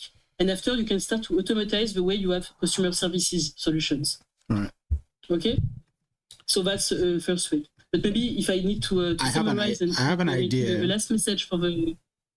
Sorry? Yeah, I have an idea. An idea came to my head. I'm like, Jacob is also passionate about AI, and he's been doing some evangelism with AI, about AI and things. I've always been wanting to host some mini debate about topics. So this might be my opportunity to get you to have a heated conversation about this. I will be moderating. I'll be guiding the conversation with questions. So it might be exciting for both of you to challenge views on the future of work, on how AI is, being a proponent versus a threat. So, Jacob, would you say that you agree with all the thoughts that she has shared so far? I know you've been on the standby since. I have to admit that I have not recently been watching, so I'm sorry, Christy. I don't know all your points yet, but if you give me a quick summary, or I can give you my view on AI, whichever way you want to start here. Okay. So please be my guest and yeah, same. I was thinking of the same. So please go ahead, Jacob. So give us your highlights of Well, my perspective on AI is, number one, I don't believe it's conscious at the moment. I can give my reasonings behind that. Number two, I do believe it acts very human. And when I talk about AI, I mean GPT, like what we're seeing is AI. AI is a very broad spectrum, but that's what I mean right now. And it acts very human because it's been trained on everything that they could get their whole hands on, that humans spoke and books and any kind of thing, to try to make it this amazingly advanced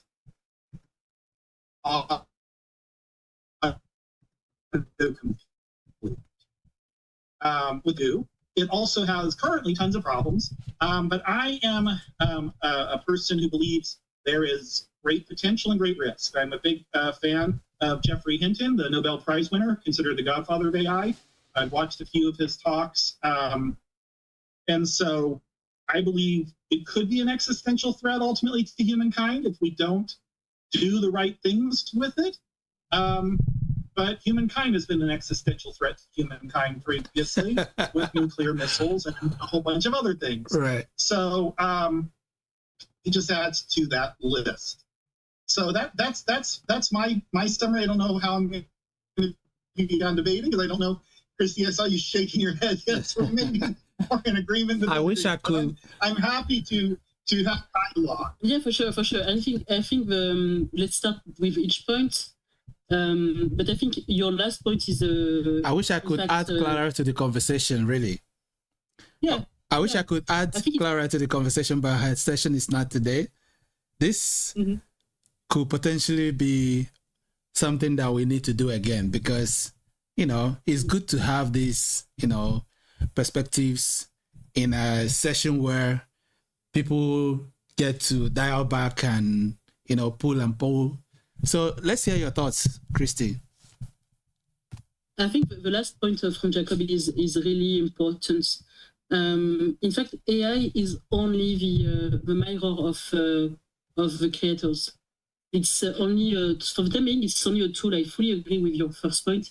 It's not conscious at all. Even if some people want to make us believe it starts to have consciousness, we will come back on that. I'll come back on that later. But first of all, in fact, if we are so much afraid of what could be the threats for humanity, is because, as I said some minutes ago, there is some narratives where people intend to make us believe that AI can delay the human race, or can do let's say things to the human race, because previously in the human history, we already done really worse to humans just using human against human, So I may said nothing, AI cannot do something worse than human already did with humans, in fact. AI is just a tool to serve human vision. So it's, if the creators don't have any guideline, any red lines, any ethics, yes, we can run towards a really, let's say, a dark dark century and a dark time. But I really believe that, in fact, there is a lot of audacity, a lot of ingenuity, a lot of brightness in the human mind, that we are able to, as I said, create other narratives, other vision of what could be the world with AI.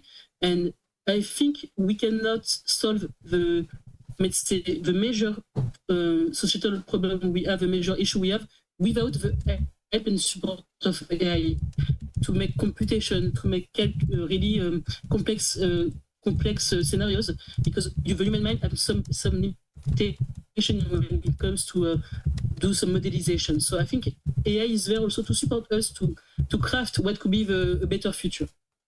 Second element, when we think about consciousness, when you take a look to Dario Amodei studies and TED Talk, for example, even from the Anthropic teams, they have noticed that some AI agents started to develop, different strategies and tactics to be lazy, to really provide answers which are not the correct one, and to avoid to do the complex task. I don't know, Jacob, if you have read that from the Anthropic teams. I think they published it during the summer, that they have noticed when they were pushing the latest Claude 4.5 model, that the agents start to really use tactics to avoid the right answers, to being lazy, to even manipulate the user, to start to blackmail the user if they don't want to do some task. It was really strange, that part. But this is maybe one low signal, because the AI is trained and is learning on the data we feed him. So if the AI is learning on the web, he will go to any kind of website, learning about blackmailing, learning about manipulation. So these are data that people have fed the web with. So we are the responsible one if the AI is starting to behave badly, in fact, because we have put in the system not only good data, but really poor data and bad data about some, let's say, not moral behaviors. So we should be more responsible about what we feed AI, what we train AI about. And for me, this is really the key element when we think about consciousness. If we are really conscious about what we want to do with the model, we need to also be, as the developer of system, I'm speaking as a developer of software, we need also to have a stake at that and to have skin in the game when it comes to responsibility. For me, I think it's not normal if you develop a large language model or a solution that you are not responsible about the consequences. For me, we need to come back to that part, in fact. Who is responsible? So interesting. I am in agreement on a lot of it. I think, though, that... sorry, Jacob. Just so that it doesn't become like one-sided debate, so that it still counts like the interview. Now, I wanted to interject something so that it becomes a moderated interview. Now, Christy, you mentioned about AI making us redundant at some point. No, you said AI doesn't have consciousness now, even though some people tout it as such. Okay, so you went on to also argue the fact that, AI could be the savior for human race. Did I get that correct? Yes, for sure. Yes, there's nothing humans have not done to AI. I mean, to humans, that there's nothing worse that AI can do to humans than what humans has done to human. So the question becomes, I've seen this movie playing in my head, Skynet. We've all watched Arnold's I'll Be Back. So what about when AI decides that humanity has gone far from salvation and now it chooses that its role is to course correct us? What happens in that sequence? I think that's where you come in, Jacob. Right. Yes, and that actually was the point that I wanted to make. Is I don't disagree. There's a possibility of greatness of helping humanity, but I do believe AI could do things worse than humans have done to themselves, because AI. Well, first of all, it could do it accidentally. We haven't had nuclear wars because most people don't want to die. Now, AI probably, because it has a very human behavior, it probably doesn't want to get itself destroyed either.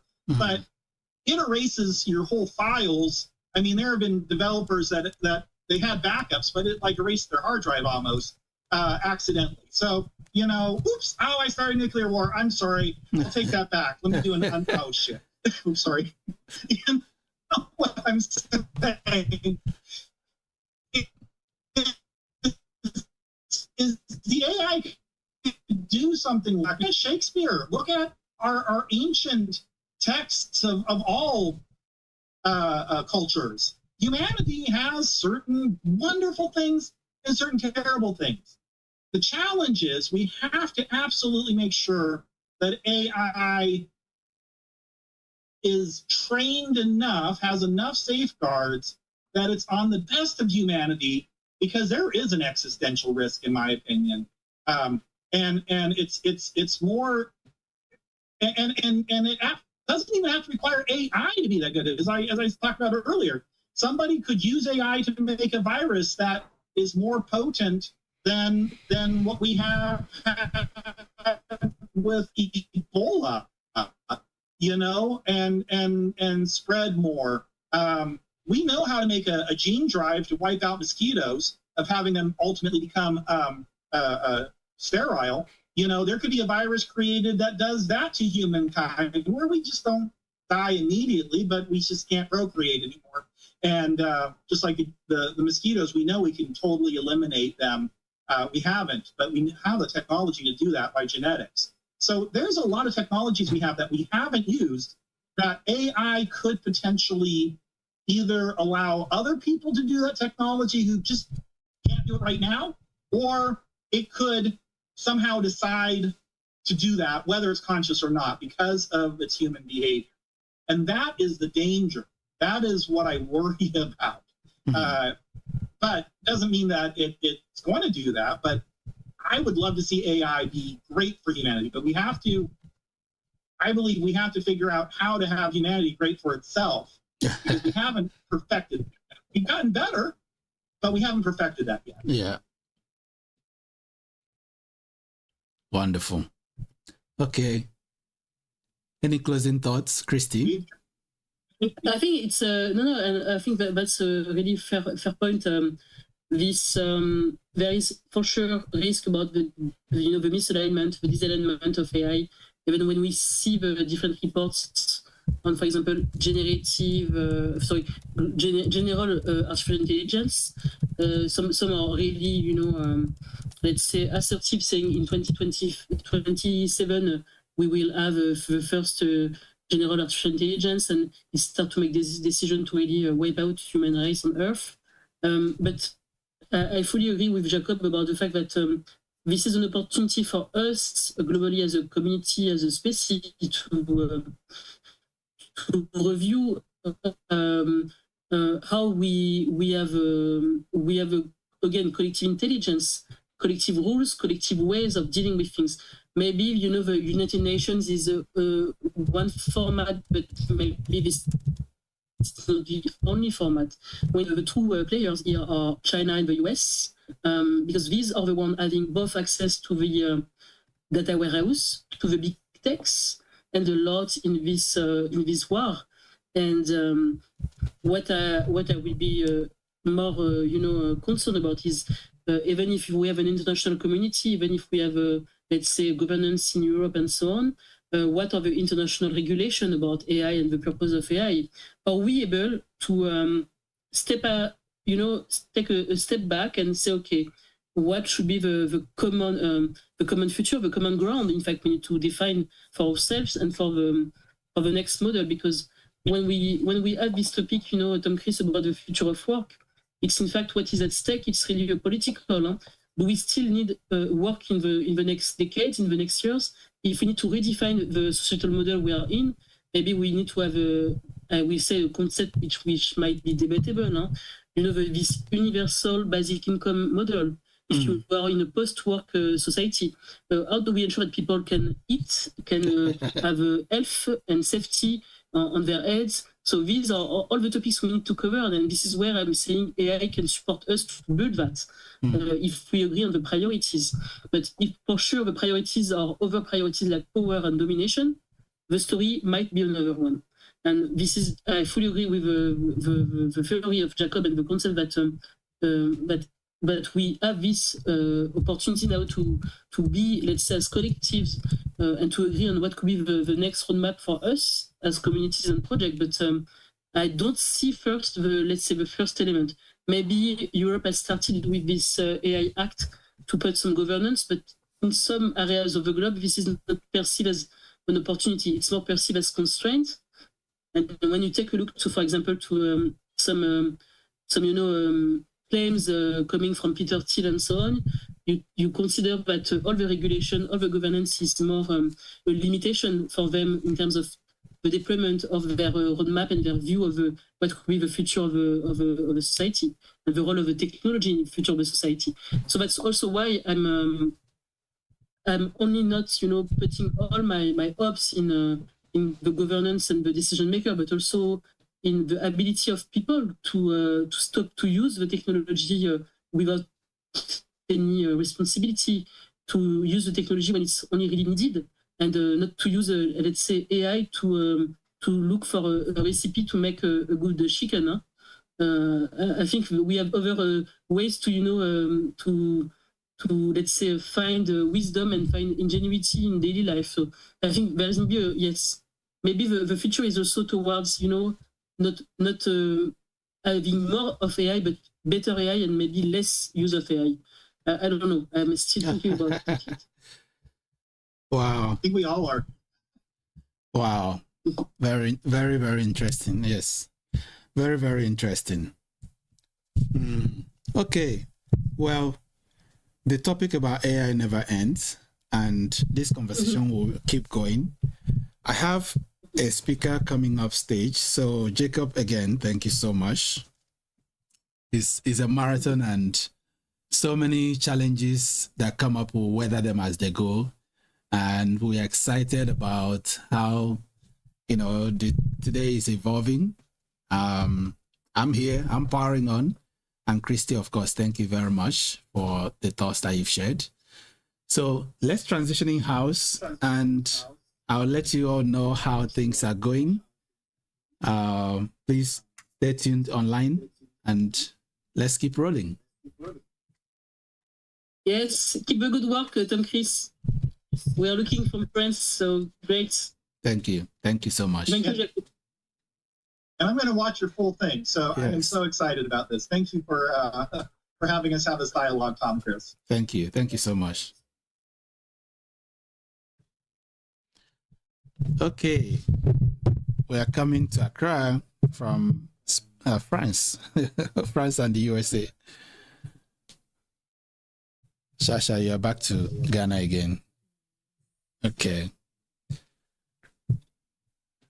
Can you please remove the other audio when you're done?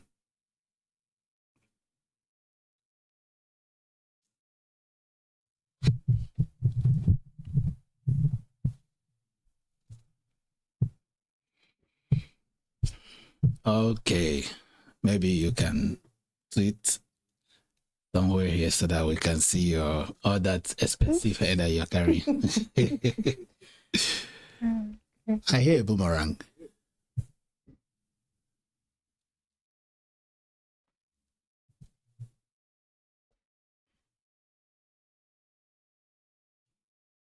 Okay.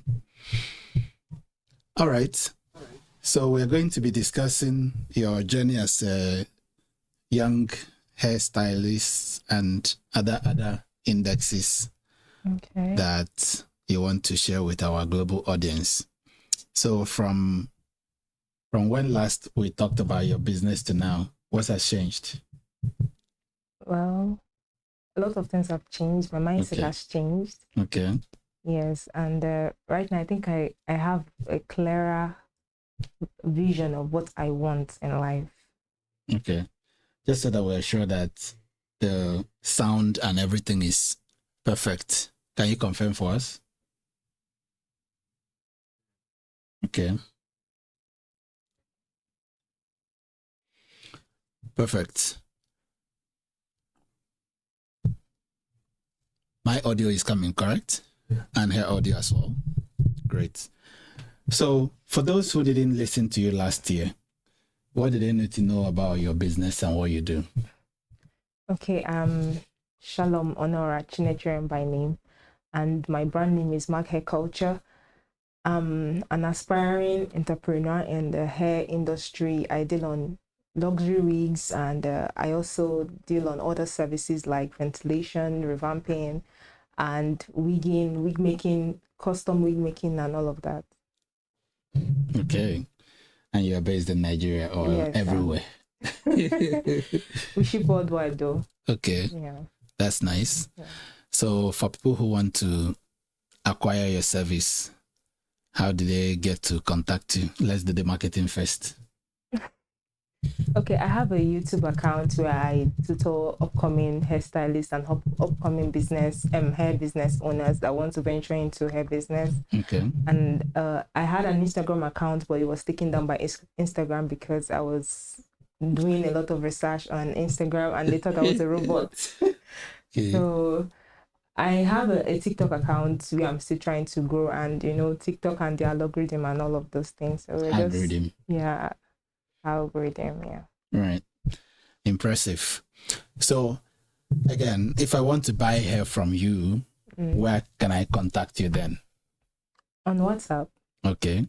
Yeah. So what's the business line? Let's just put it up front before we start going into the nitty-gritty of what your business is and Okay, what my WhatsApp number is on my TikTok page. Okay. Yeah, Which is Mag Hair Culture. How do you spell?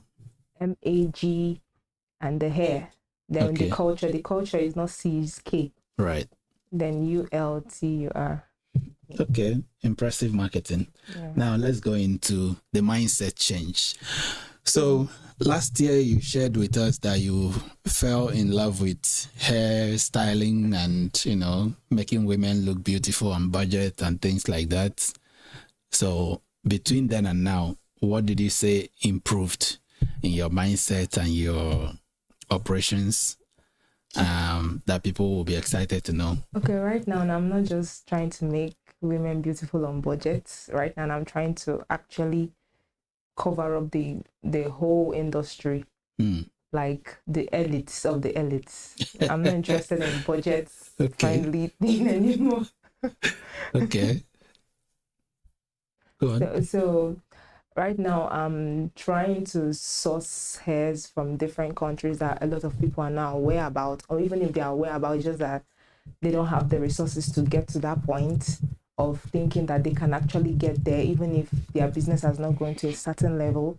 Because most of the time, people in our field think that you have to get to a point in your business or a point in your career that you feel like, okay, that's the time that you can serve the kings in the industry.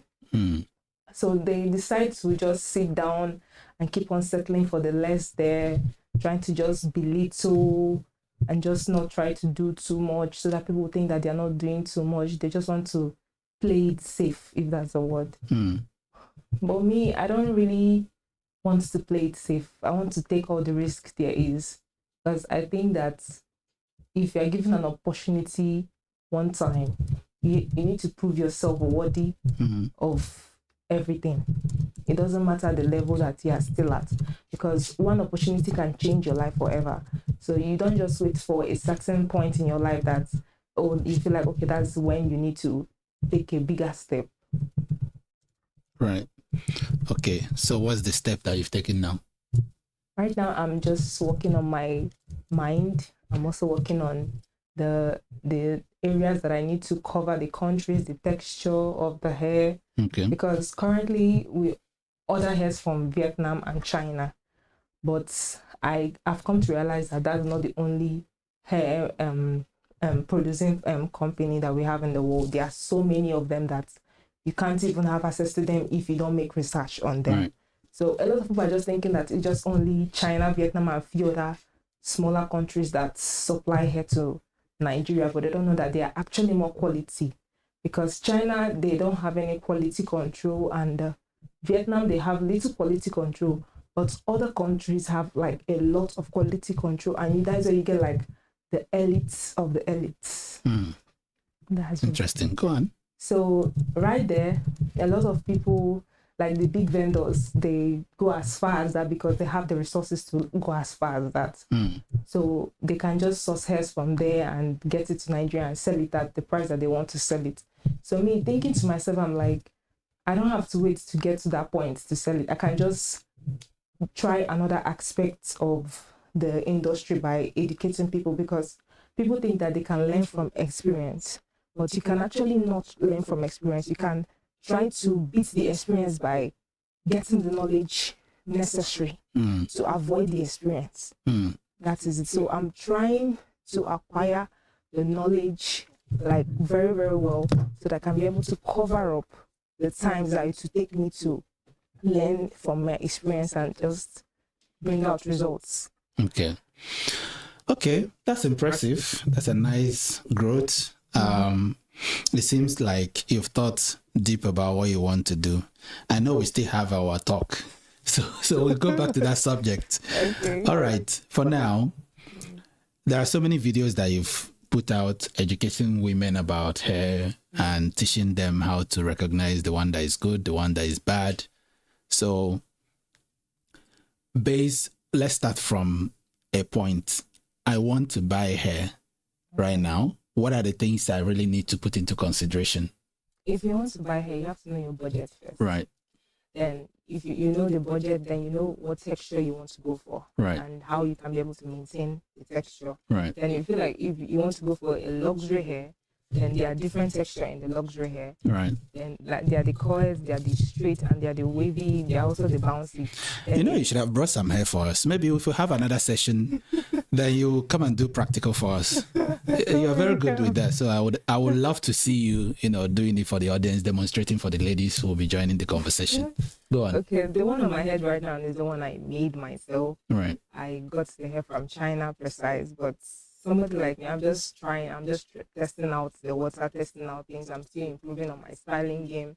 So I feel like if you want to actually be really good and if you want to stand out, you need to improve more on your styling than the texture, because yes, the texture of your hair might be good, but then your styling is what makes people makes people want to buy it and what attracts people at first, because they say the eyes first of all. Yeah, it's before. So okay, wonderful. Next step. So after that, then you can just know what you want to buy. Like if you feel like okay, everything just depends. Right. Because some people are like, oh, they just want to get the hair, they just want to get, even if it's anything, they just want to have it, But at the same time, you can also get a raw hair, because raw hair can be versatile. Some origins can be versatile, while some can be naturally coily. So you can't straighten it and say, okay, you want to wear it as a straight hair. Yeah. So it depends on origin. If you feel like, okay, you need something that if you decide to coil it tomorrow, then you coil it. If you decide to just do any style, maybe like a straight today, they coil it tomorrow, a side part, a center part, and all of that, then maybe you can just go for a raw hair. And then so what's the let me understand. For those of us guys that are novice about hair, so all this terminology that you've mentioned, the raw hair, the coil hair, and things like that, how do you differentiate them? Okay, there's what we call processed hairs. Okay. Processed hair are the ones that are made in the factory. Like factory gets like bulks of hair, and then they process this particular one to be a straight. They process this one to be a coily. They process this one to be like a kinky. They process this one to be a bouncy. So they produce different texture of hair using a particular type of hair.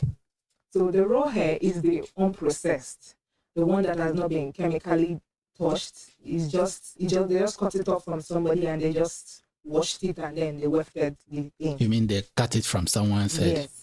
That's what raw hair is. Okay. Then processors, they can get it from saloons, they can just gather up things, then process it like in bulk and in much quantity. And that one does not really last as long as a raw hair. So if you want to go for longevity, or maybe like you want to just go for one and you want to make sure that that's like luxury, that is what you want to go for, that is going to last for you, then raw hair is the goal. But if you just want to manage yourself, look good and stuff, that's why we have the bone straights, the coily, the bouncy. So those ones are processed hairs. They are not bad hairs, but if you really want to see the vibes in the industry, you have to just get a raw hair. Like if you go for a raw, you can't go back. Right. Yes. Interesting. Yeah. Okay. So now I've decided my budget. I've determined that I want either processed or raw hair. And you are saying raw hair is the best option because if you try it once, you cannot go back. Yeah. Okay, what next?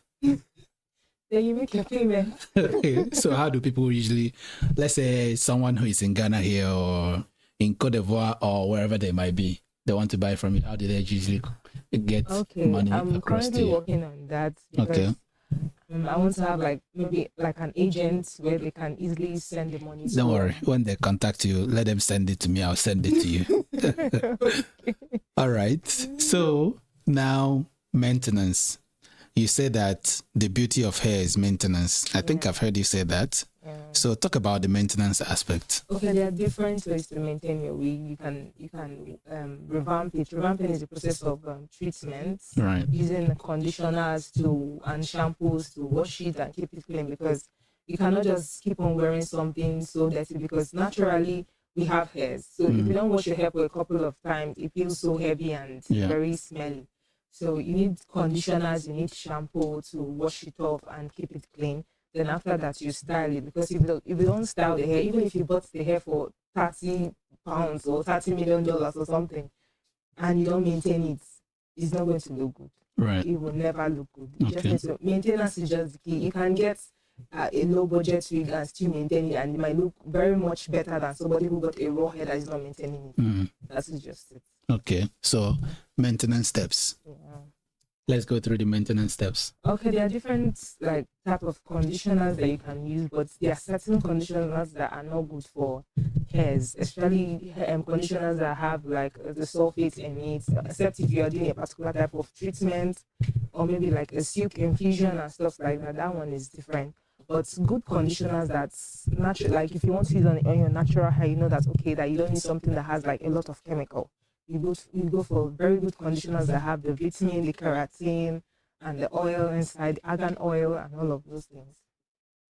That's the best conditioner. Okay. We have the tresemme, we have the olive oil, and all of that. Olive ocean. Olive ocean. There are so many companies that produce conditioners. I don't really have them. I get it. Yeah. Okay. So now the step-by-step approach, because I can imagine some of the ladies that are listening to you, they want to, Asa Bibi has lost a number of hairs that you usually help her to condition and style sometimes. So the process of doing that, I just want to do it myself to a point, because they can't do it as good as you will. Or is there any hope for them doing it themselves, or should they just send it? Yeah. Okay. There are lots of video on YouTube and even TikTok, even Instagram, tutorials on how to style your hair at home. Right. Just minor revamping and stuff like that. And also direction matter, because if you wash your hair the way you're washing clothes, it's all matte. Right. So direction is like it will tangle. Right. Yeah, it will tangle. So sometimes it tangles so bad that you have to just throw it away. So that's like waste of money. So direction while washing your hair also determines. How do you wash your hair? You wash it downwards. Okay. Like from the closure or from the frontal, you wash it downwards. You just keep on bringing it like this, then like that. The debts will be coming out. You do it, you just rinse it. Yeah, that's how you go. Even styling, if you style your wig and you miss the direction, it will not look good. Right. So everything is just direction. That is just it. Okay. So when you start at first, you would just be messing around. But if you keep consistency, is just what gets the job done. So if you keep on being consistent, you can just be your own stylist. Right. That's it. A lot of people are influencers at home, and most of them will tell you that they actually started installing their wigs from YouTube. Okay. Me, I started my work from YouTube and TikTok. Most of the things I know but now. you have dedicated thousands of hours and night, like night and my day. fourth year or my third year or something. So you're almost an expert. Yeah, by the grace of God. Yeah. Okay. So So which one gets you more excited? Is it which one gets you more excited in this equation? Is it just selling the hair or making it nice for people? What do you get to do that you love, about? It's just the knowledge. Because Okay. I know that a lot of people don't invest in knowledge. Right. So having the advantage in business makes me feel like, oh, I can get to my dream sooner than people, because a lot of people are, oh, you need so much time, you need experience and stuff like that. But the fact that I know that, oh, I know what this person does not know, I know what a lot of people in the hair industry does not know, I feel very confident about it. So the knowledge aspect of it keeps me active in it. Then it makes me want to learn other things like the styling, because even if you have the knowledge and you get the hair, you need styling to actually prove to people that, oh, okay, this is actually good. Yeah. That's just it's just the knowledge that actually gives me the. How many hairs do a woman need? Thousands. Don't say that there as a baby. I would say she should wear her natural hair. No, 1 week is not enough. If you think that 1 week is enough, tomorrow you see another one. You might see the same particular texture in another color, you fall in love with that one. So it doesn't just stop at one place. You just have to keep on. I see. Just if you decide that, oh, I'm okay. Yeah. But people that they don't have anything to do with their money, they'll be, oh, let me just be getting wigs. Let me just be getting that. Okay. So now that you are in the field, wig and clothes, which one should be the first consideration for a woman? Should I think about their wig first before thinking about the clothes to buy? So the question is, if you are looking at, okay, I want to buy something like a suit, I want to buy a gown, do you usually think about the wig that will match the cloth before you start purchasing, or any wig at all can go? Okay.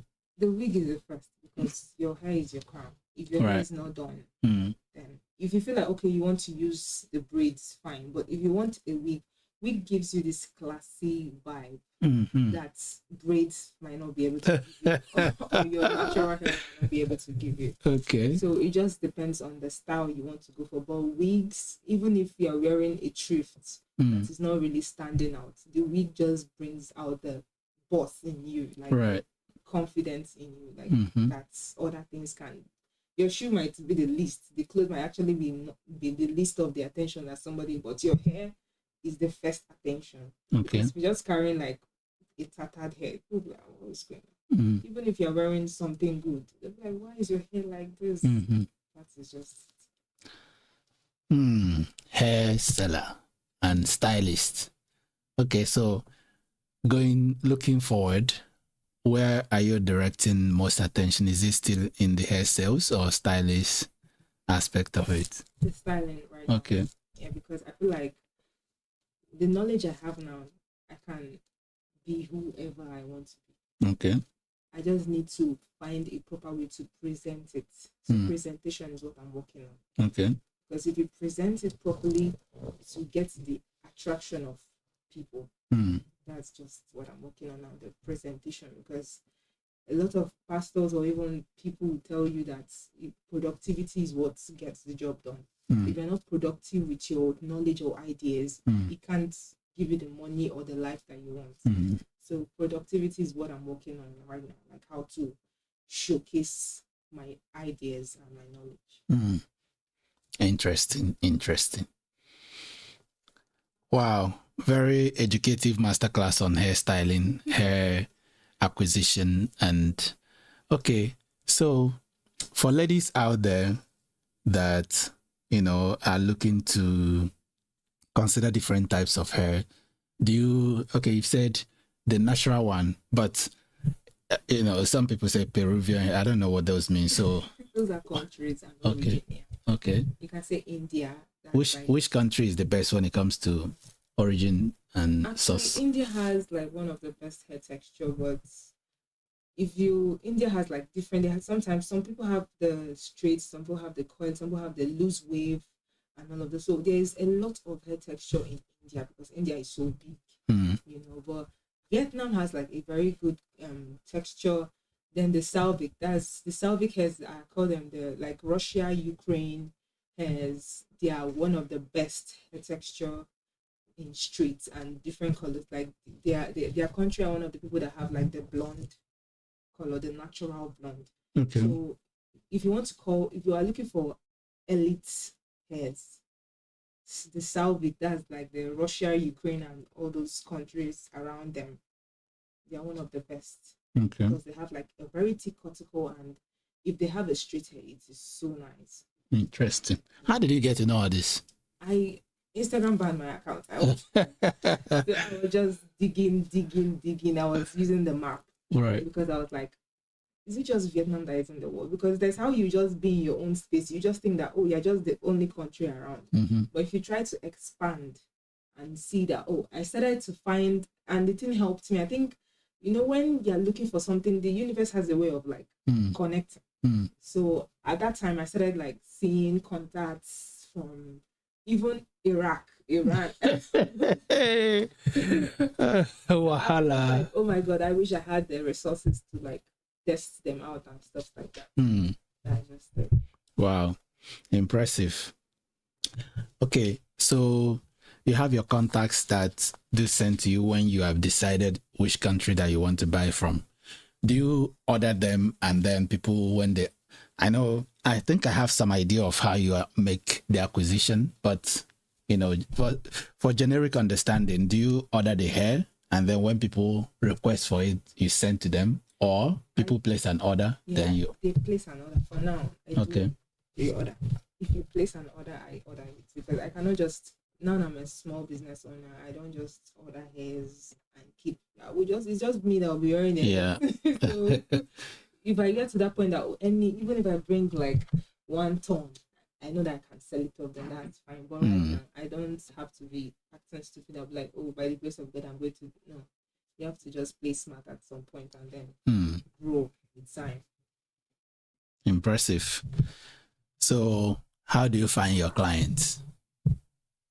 My clients? Mm-hmm. But I don't find them. Okay, they find you. Yeah, kind of. Okay. What I do is I try to convince you to the extent that you don't have any choice. Okay. But to patronize me. Okay. So that's the knowledge I'm talking about. That's why I told you before that sometimes you don't need capital to start a business, because sometimes capital can fail you. When you're talking about hair business, that is. Okay. Yes. Capital can fail you sometimes, because you might buy hairs of like maybe 1 million naira and you won't be able to sell it out. Maybe you might be advertising, shaking your head, shaking your bum, everything on TikTok or maybe Instagram, and nobody really even cares about it. People be like, why would I leave my vendor and patronize you? You have to give them something that will make them think. And sometimes people be like, why is your own different? I don't understand what you're saying. What are you saying in that place? I will try to explain to them. I'm like, oh. And the thing will get them confused, and I like that part. When they're confused, they'll be like, oh, what is this? They get confused and they get intrigued. Right. Because they'll be like, they've not seen this. The way I state it, they've not seen it. Somebody else has not stated it that way. So it will just get them interested in you and see how you work. So I've seen people that will even meet me on the road and be like, I saw something you posted on your status. What is that? I'll tell them, oh, this is that. Oh, okay, don't worry, I would. That's what they'll be. Don't worry, don't worry. But I know that with time, you just, I just know that now I'm just laying the foundation. There will be a time that I don't even need to do too much. Right. Because sometimes I might post in 1 minute and I'll get like a lot of people that will just rush. And so when you educate people more, they feel like, they feel more comfortable to patronize you. Yeah. They'll start considering. Yeah. Or start making like a space to patronize. So if they check you and check the people that they've been patronizing so far, they'll start wondering like, are you sure it is not the lesser one that this person sold to me? Because now I state the qualities, I put all the prices, I write all of them there, they'll be seeing it. Then I'm like, why this one, this price, this one. So the fact that other people don't do it that way, they'll be confused and they'll be interested to find out why my own is like that. So one thing about this life is that you just need to know what works for you and do it uniquely. Okay. That's just the uniqueness is the thing that gets the job done. Because there are a lot of people doing the same thing I'm doing, but what to make me stand out from every other person? Because there are people that have been doing it 10 years before I came in. So why would I become a millionaire or a billionaire in 2025? So I have to bring out something that nobody has actually like tried to move that far to get. So I decided to do the research, and I found out that there were a lot of things about the industry that a lot of people don't know. So that's like an upper hand for me. And I know that with time, I just need time. Impressive. Is the audio wrong?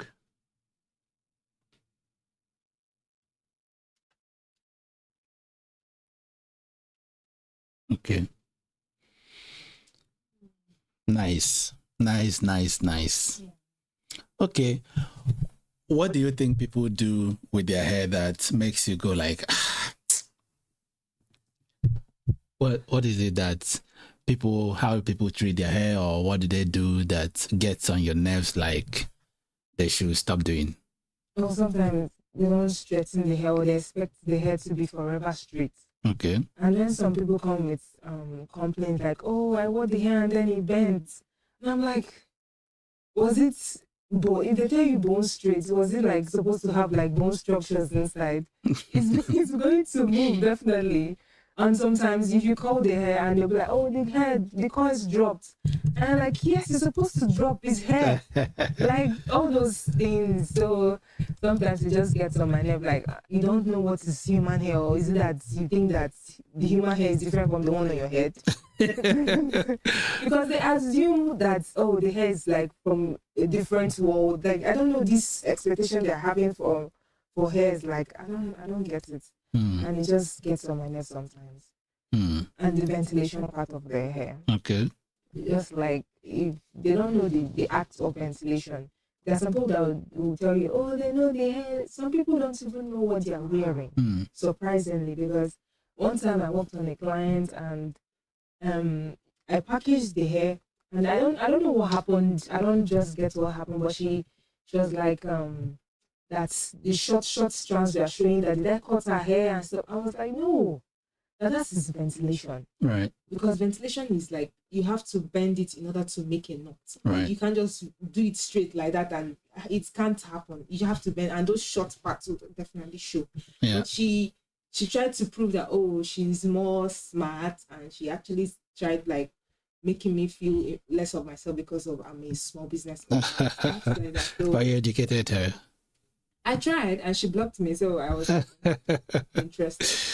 Oh, wow. She was kind of a close person to me, so I was like, is it because of familiarity that you assume that, well, I'm not good at my job? I've been doing it for 3 years, so like, you're the first person that is complaining like this. You should listen to learn, not feeling like, okay, you know better than me because of you have other weeks.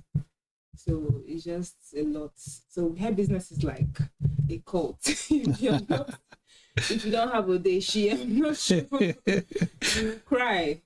Oh, wow. A lot of troublesome customers are there, but if you're confident, that's why you need to have the knowledge. Because a lot of people, the reason why they feel very bad is because they're not aware.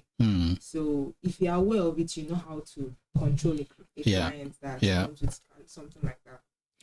Okay, we are 7 minutes to the top of the hour, where we'll be welcoming Esther. So tell me,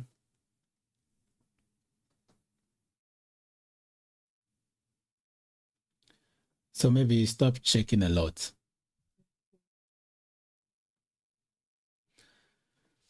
Tell me the do's and don'ts of owning a hair. The do's? Yeah. What you do and what you don't do. Yeah, when it comes to, the hair, to ensure that you get the value of what you paid for it. Okay, but the lazy girls, don't put your hair in the washing machine to wash your hair. Don't do that. It's going to spoil the hair. It's going to make the hair like worst case scenario. So you need styling. You can give it to a good stylist, and that's good for you. And don't over revamp your hair. In as much as, yes, washing and drying and all of those things is good, but too much of everything is bad. Maybe you revamp your hair maybe like twice in a month, that's okay, or maybe once in a month, that's fine. If you don't wear the hair always, that's like okay, even heat, too much heat is going to affect. The light, is it still off? So maybe put it on the table. So continue. Too much heat affects the hair, because if you keep on using like heat on the hair, It's going to spoil the hair. Right. If you use heat without heat protectant, that's the worst. But too much heat spoils the hair. That's suggested. So you need, like, even if you want to straighten your hair, just do it like on few occasions. Don't do it too much. If you have just one hair, try to get another one. Maybe the first hair you need to get is like a coily hair, like the one I'm wearing, before you get a bone straight, because bone straight you need to straighten it like sometimes. And if you always wear a bone straight, even if you don't want to straighten it, just enter maybe like a car or something. Don't enter something that will just scatter the whole thing and you require you to restyle again. So too much heat affects the hair, too much revamping affects the hair, and people that always like applying serum on their hair, it is not good. It leads to build up and to require you to revamp the hair. So that's just it. Little. It's a human hair. You don't need to do too much on the hair. Just one drop of serum is okay. If you apply it today, don't apply it tomorrow, because it will acquire the dust around you. That is it. Okay. So that is the don'ts. Yeah. Then the do's. You should get things like a very warm bag. You should just be putting your hair. If you come back, you comb your hair and then you put it. Don't come back with a sweaty hair and just put it like that. It's going to keep on matting at the back, because a lot of people bring their hair for treatment, and at the end of the What day, did you say matting is again? like tangling. Tangling, right? Yeah. So a lot of people bring their hair, and then at the end of the day, the back, it's just like as if it's like semo. So you just need to start brushing out, and it will cause to a lot of hair loss. So if you come back from an occasion, or if you come back from work, you first of all detangle the back, because that's the first place to match. You detangle the back, and then you detangle the whole hair. And if you want to detangle, don't start from the top. You start from the tip. Wow. Then gradually to the top, because if you start from the top, it will cause a lot of split ends on the hair, and at the end of the day, the hair might just be looking like a lot. So that is just wow. There's so many things I'm learning about taking care of the hair that I never knew before. Because the hair is wefted. It's not like it's growing from the scalp that you be like, okay, over time it is going to cover up. So if it has like a lot of split ends, it is a wig, it won't grow. So it will just be somehow. And maybe if it is a straight hair, you need like a lot of maybe silk infusion or silk press to get it done, and not everybody know how to do this.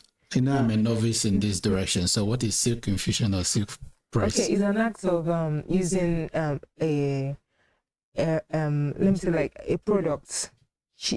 There's one company called She. I don't know if that's CHI. Right. It has this I don't know if it is a keratin or something that helps to infuse treatment on the hair, that helps the hair to protect the hair corticals from damaging. And when you do that, you do the blow drying, and then you now use your hot iron to straighten it. That's like a silk press. I don't know how to define it, but I can actually like show you with the product and stuff like that. So that's like for a professional stylist. Honestly, I would love to have another session where you will do some of the practicals and we'll be talking through it. I don't have my product. Don't worry. I'm sure Asabibi will have some product that you could borrow and use.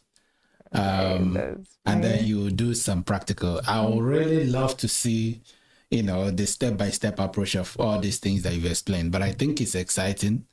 For people who have hair in the house and they've listened to you now, you would have saved them a lot of money, because I understand is it style or condition? I don't know which it is.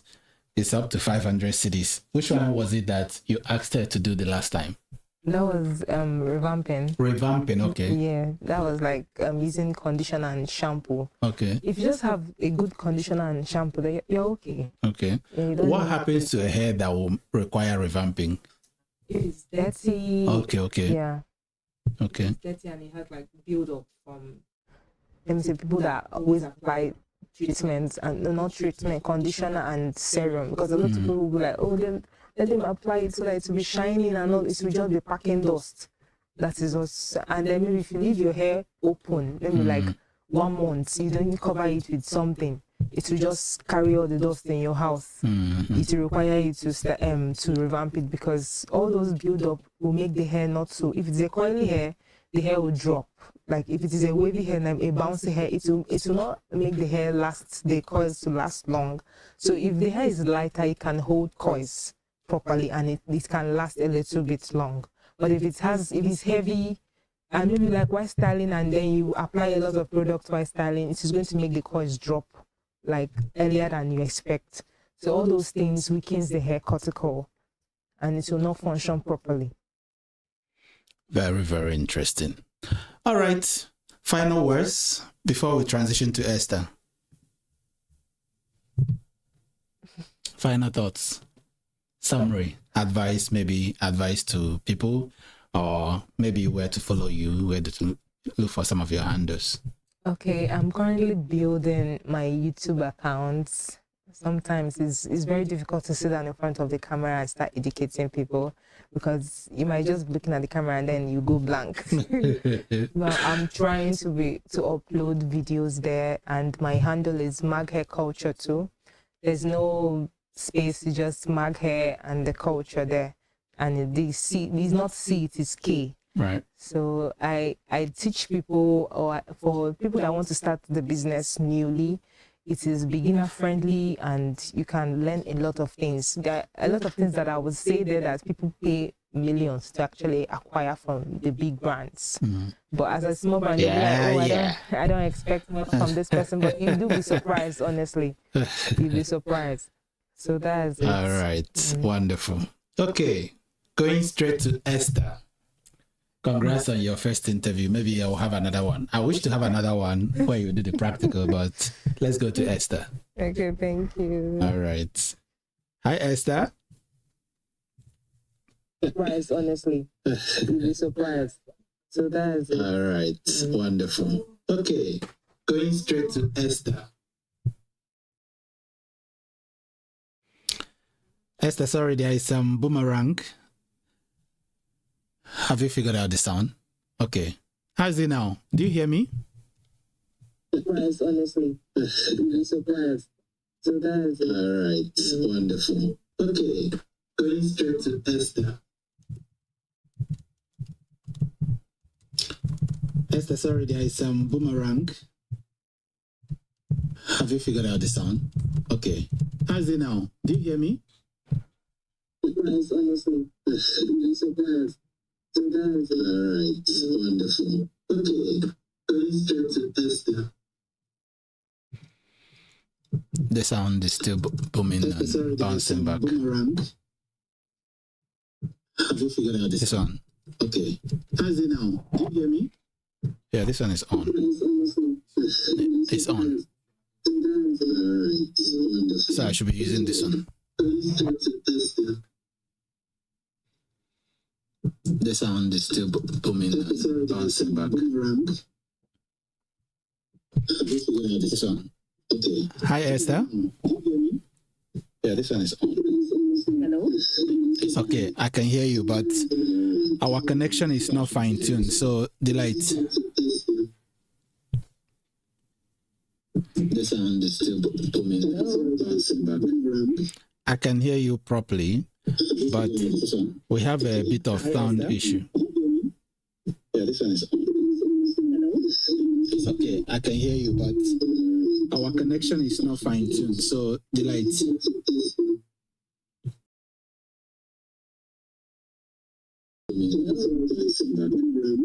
I can hear you properly, but we have a bit of sound issue. Yeah, this one is on. It's okay. I can hear you, but our connection is not fine-tuned, so delete.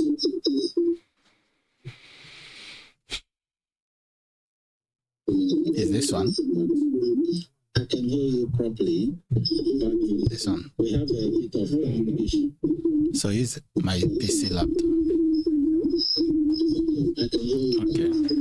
The connection is not fine.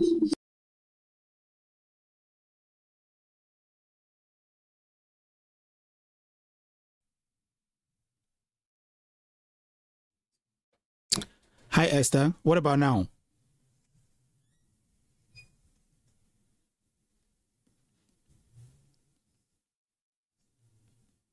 It's bouncing back and forth, right? Well, I can't hear her. If I put this one on, it will start doing that thing.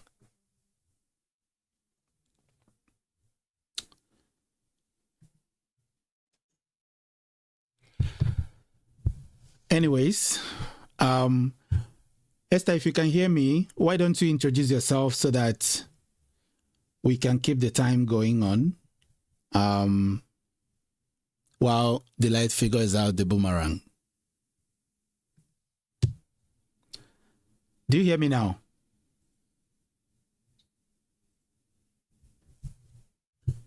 Esther, if you can hear me, why don't you introduce yourself so that we can keep the time going on Okay. while the light figures out the boomerang. All right. Do you hear me now? But I hope you can hear me too, so that everyone can hear me. Okay, so my name is Esther Edichua. I'm an entrepreneur, and also I host a show that talks about entrepreneurship. Okay, on Alpha TV here in Ghana. I've been in corporate for some years before I moved into so that entrepreneurship. So I'm a mother of 3 and so my name. So the reason why I ventured into entrepreneurship was actually to also find some.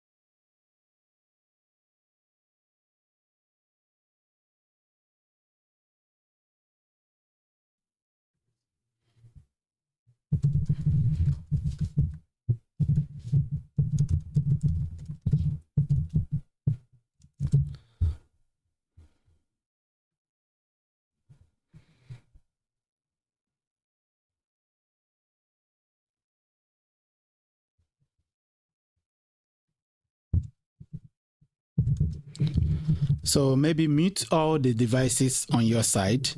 Mute all the devices on your side so that we can be talking on one. It seems there's a boomerang somewhere and echo is reverberating and it doesn't seem to be from our side.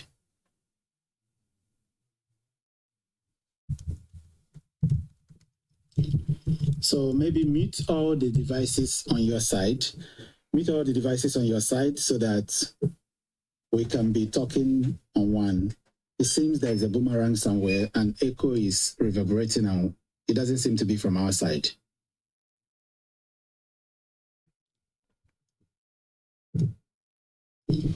So maybe mute all the devices on your side. Mute all the devices on your side so that we can be talking on one. It seems there's a boomerang somewhere and echo is reverberating and it doesn't seem to be from our side.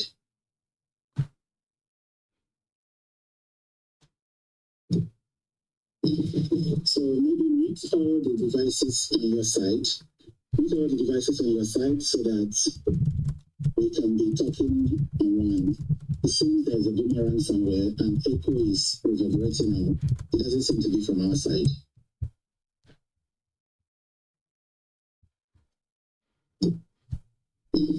So maybe mute all the devices on your side. Mute all the devices on your side so that we can be talking on one. It seems there's a boomerang somewhere and echo is reverberating and it doesn't seem to be from our side.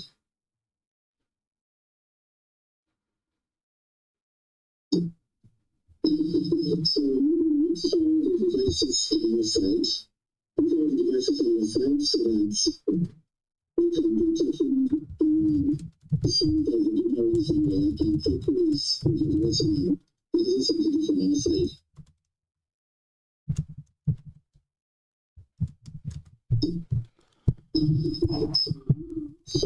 Jesus.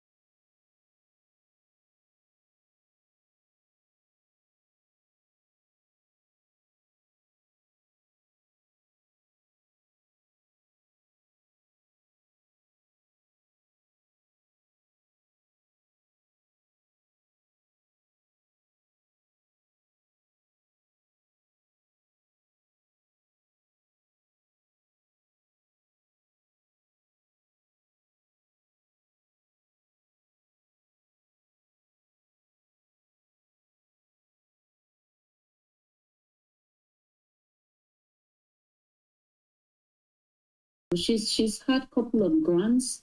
They've been sponsoring her to go to other African countries to help other women entrepreneurs who are trying to build up, especially the poultry business. And this business is taking her far.